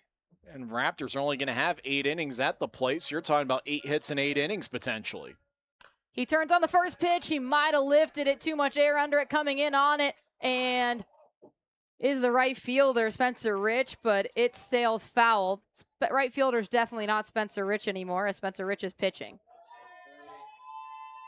That might be Tyler Wyatt, number 5, or number 9 that's out there. Or it could be Ostrander moving out to right field. Like I said, I need new glasses. 0-1. Tyler Gannis, 7 for 7 tonight, looking to make it 8 for 8. Here comes the pitch from Rich. He waits on it and watches it sail above him. You know, almost you feel like if you're Gannis, you'd rather hit something and get out swinging than get walked, just for the sake of trying to make it 8 for 8. Here's the 1-1. He turns on this into left field. Coming over on it is going to be Mitchell, and Mitchell makes the grab. Gannis, hands on his knees. His perfect night is over.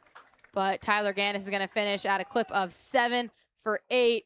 Carmine Lane's hands are on his head. So are Cole Jordan's. The whole team behind Gannis wanted it for him, but Wesley Mitchell foils those plans. It is 31-13, a palindrome, and the Idaho Falls Chukars are on the wrong side of it right now. We'll be back for likely our last inning in the top of the 9th.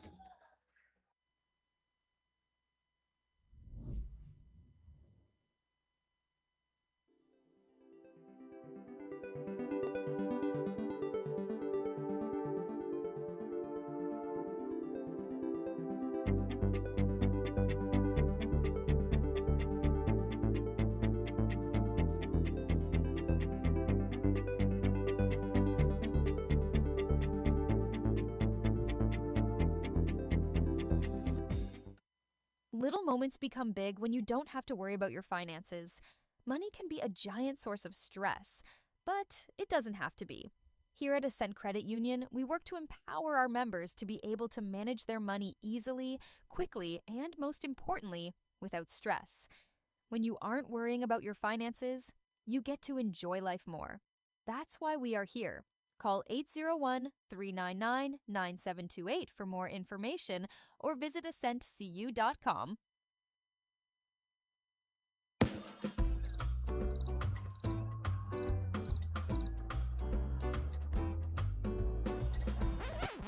Don't be a bench warmer. Call the insurance center so that you can get on the field and have a good time and get your insurance done properly. Go Raptors!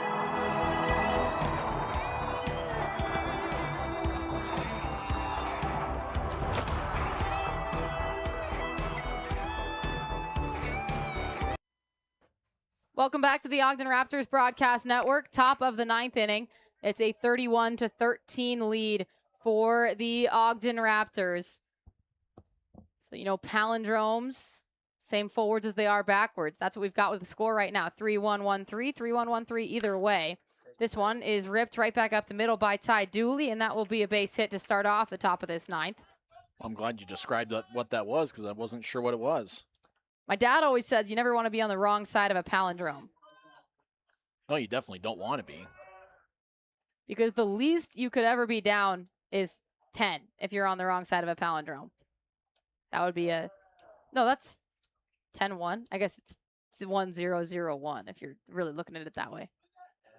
So that's 9. First pitch called strike. Kyle Lewis is still the man on the mound. Garrett Ostrander up to bat. Ostrander today, 2 for 5, no RBIs. We've had a lot of math that we've had to go over here. And I just really have not had a great showing with my math today. Ostrander bats this one over the head, bouncing of Lewis. They'll get one over at second and the other out. No! Tyler Stone pulled off the bag. First base umpire is saying he didn't get it. What a play. Cole Jordan fielded that one at second, flipped it over to Chase Valentine, who caught it with his bare hand, and in the same swooping motion, threw it over to Tyler Stone at first. Well, I thought Stone got his foot on the bag. I'm not sure about that one, but it is an 18-run game. But that was a beautiful play, and the double play would have been completed. You're talking about a Sports Center top 10. And I'm not even sure it'd be 10. It'd probably be closer to 1. This one is hit by Sam Canton to right field. That hits off the top of the highest part of the right field wall. Going from first all the way to third is going to be Garrett Ostrander. But Sam Canton is going to have to wait another game to try to set the RBI record for the Pioneer League. He's now just 3 away from setting the record, as he had 1 today with his solo home run. And that one at the very, very top of the wall, 180 miles an hour off the bat. And I got to imagine Kent will be thinking about that, and Idaho Falls Chukars fans will be thinking about that to start their series against the Red Pocket Mobiles.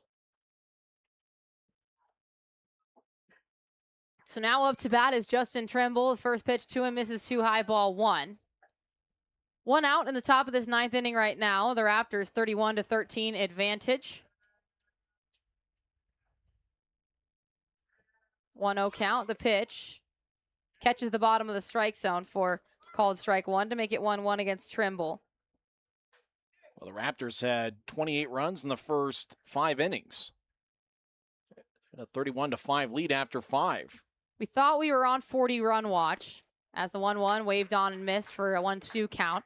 Luckily, well, I don't know if you say luckily, but I think for the sake of length of game, luckily, they stopped being on track for that, as the Raptors are likely going to end the game with 31.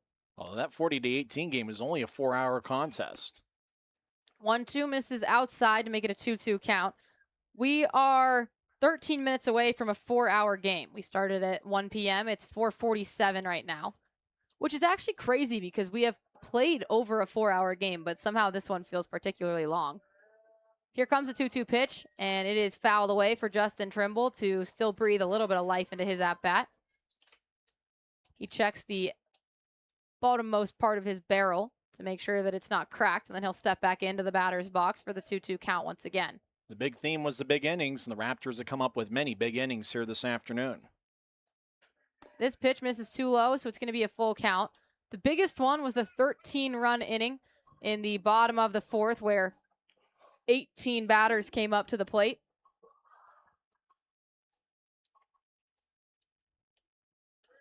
Kyle Lewis payoff pitch is fouled away, and we'll do it again. Runners on the corners. First base is Sam Canton. Third is Garrett Ostrander. A lot of, probably the people enjoying this the most are the families that are in town to watch their Ogden Raptors players, as they're getting a lot of airtime of sorts with their guys. Grounder, Cole Jordan picks it up, is going to allow 1 run to score, and then gives it off to Tyler Stone at first for the second out of the inning. So coming home to score is Garrett Ostrander, so he makes it a 31-14 game.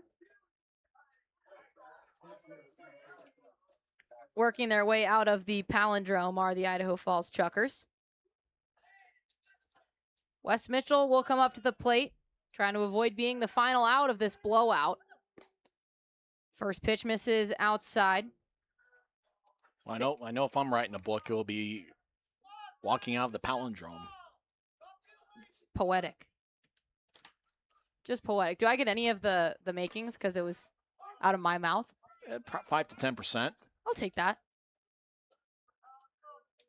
Issue is percentages, is I need you to be successful for that to mean anything to me. Well, what's 5% of 0, Tyson? It's still 0. 1-1 count, waved on and missed to make it 1-2. Kyle Lewis, 1 strike away. The fans here at Linquist clapping either out of excitement or relief. It's unclear. Here comes the 1-2 count amid the smattering of applause. Kyle Lewis kicks and deals, and it's barely fouled away. Because this game just needed 1 more pitch. Fans haven't seen quite enough baseball yet, so Mitchell fouled it off and said, let's do it again. We are still 10 minutes away from the 4-hour mark, surprisingly. So this game could get finished in less than 4. That check swing. And it is a 2-2 count with 2 outs. Tyson, what does that mean? Means the deuces are wild here at Lindquist Field. Vin Scully used to always say that. Kyle Lewis trying to end this game on the deuces count. 2 outs. Here it is. Right back up the middle. Bradley Pell moves over to his left, shy of Raptors Ridge, and the bow bounces off the top of it and careens all the way into center field. So coming around to score is going to be Sam Canton. And we still have a little bit more baseball to play as Wesley Mitchell trades places with him. Good game for Mitchell. 2 homers, double, single. Finishes the game a triple away from the cycle. I think the reason this game has just felt so long, along with the 31-15 score, is the amount of offense that has been present. 30 hits for the Raptors, 18 for Idaho Falls. First pitch swung and lifted into left field by Casey Vaughn, out of play, foul. Looks like kind of a rec league game has broken out. The only thing missing is a keg at second base. Wes Mitchell would be the man drinking out of it. He's the runner there. Here's the 0-1, called strike in the bottom part of the strike zone. Richard cheering on. The Lindquist Field fans are urging them to cheer. Another chance to end the game for Lewis. 0-2 pitch. Swung on and missed. That's the ball game. Hank Dodson whips around, shakes hands with our home plate umpire. And the Raptors will take a huge victory, 31-15. But more importantly than the massive margin of victory today is the fact that the Raptors took this series, and they did so by winning the last 4 games in a row. They had come in playing into game 3 of this series, having lost 7 straight. They win 4 in a row, take the series, and now have put themselves back in an okay position to have a chance at the playoffs. Winning 4 in a row against a really good Idaho Falls club. And it's interesting, last night was a very basic 8-7 game, and today there was nothing basic about this one. Tyler Gannis, obviously the star of stars, as he was 7 for 8 at the plate. He had 7 singles. He scored 5 runs. Stars all around for the Raptors, and they will have a 4-game winning streak when they continue their homestand against the Yuba Sutter Freebirds, as Cole Jordan's dog is running on the field, and just a beautiful scene here. And for the Raptors, what can you say? Stars all around, and they put together an outstanding series, especially after losing the first 2 games. against Idaho Falls. Put together some good pitching in a few games in a row, and today just get the bats rolling. A memorable day here at Lindquist Field. We're going to go to a quick break, and then when we come back, it'll be time for our player interview, bat of the game, which I think everyone already knows who it is, and our flamethrower after this break.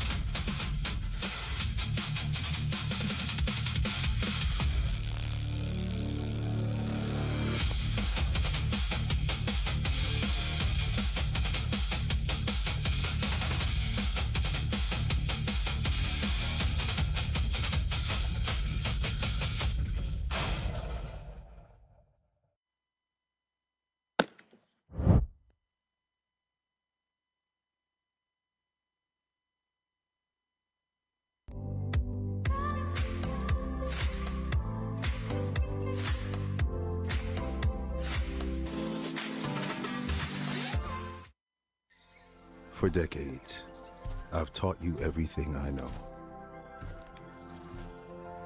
But only you can prevent wildfires.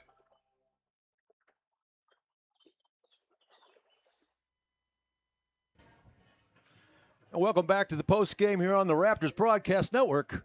We've got the star of the game today. Has got not only a new Pioneer League record, a new Raptor record as well with 7 for 8. Tyler, how do you feel? Tyler, can you hear me? Oh, no, is it not working? Can you hear me, Ty? Ty, can you hear me? We might not get the Tyler. Is it not working? Gannis can't hear us. We'll work on it. We have Paul Gannis here on the broadcast with us, and we'll try to get this going as we need to have Tyler on the broadcast here. But watching your son lead off tonight, go 7 for 8. I mean, how about that? It's insane. That's the best game of his life, and I was just over the top. That was so much fun. Okay, I think we've got him now. Your time to shine, Paul. Welcome back to the broadcast, and we got number 13, Tyler Gannis. What a game, son. I can't tell you how proud I am of you. How'd it feel out there? Oh man, I can't believe you're in the booth, man. This is surreal. So grateful, man. I obviously got some lucky bounces in there. First thing is, got to credit Idaho Falls. That's a really good group. I love playing them all year.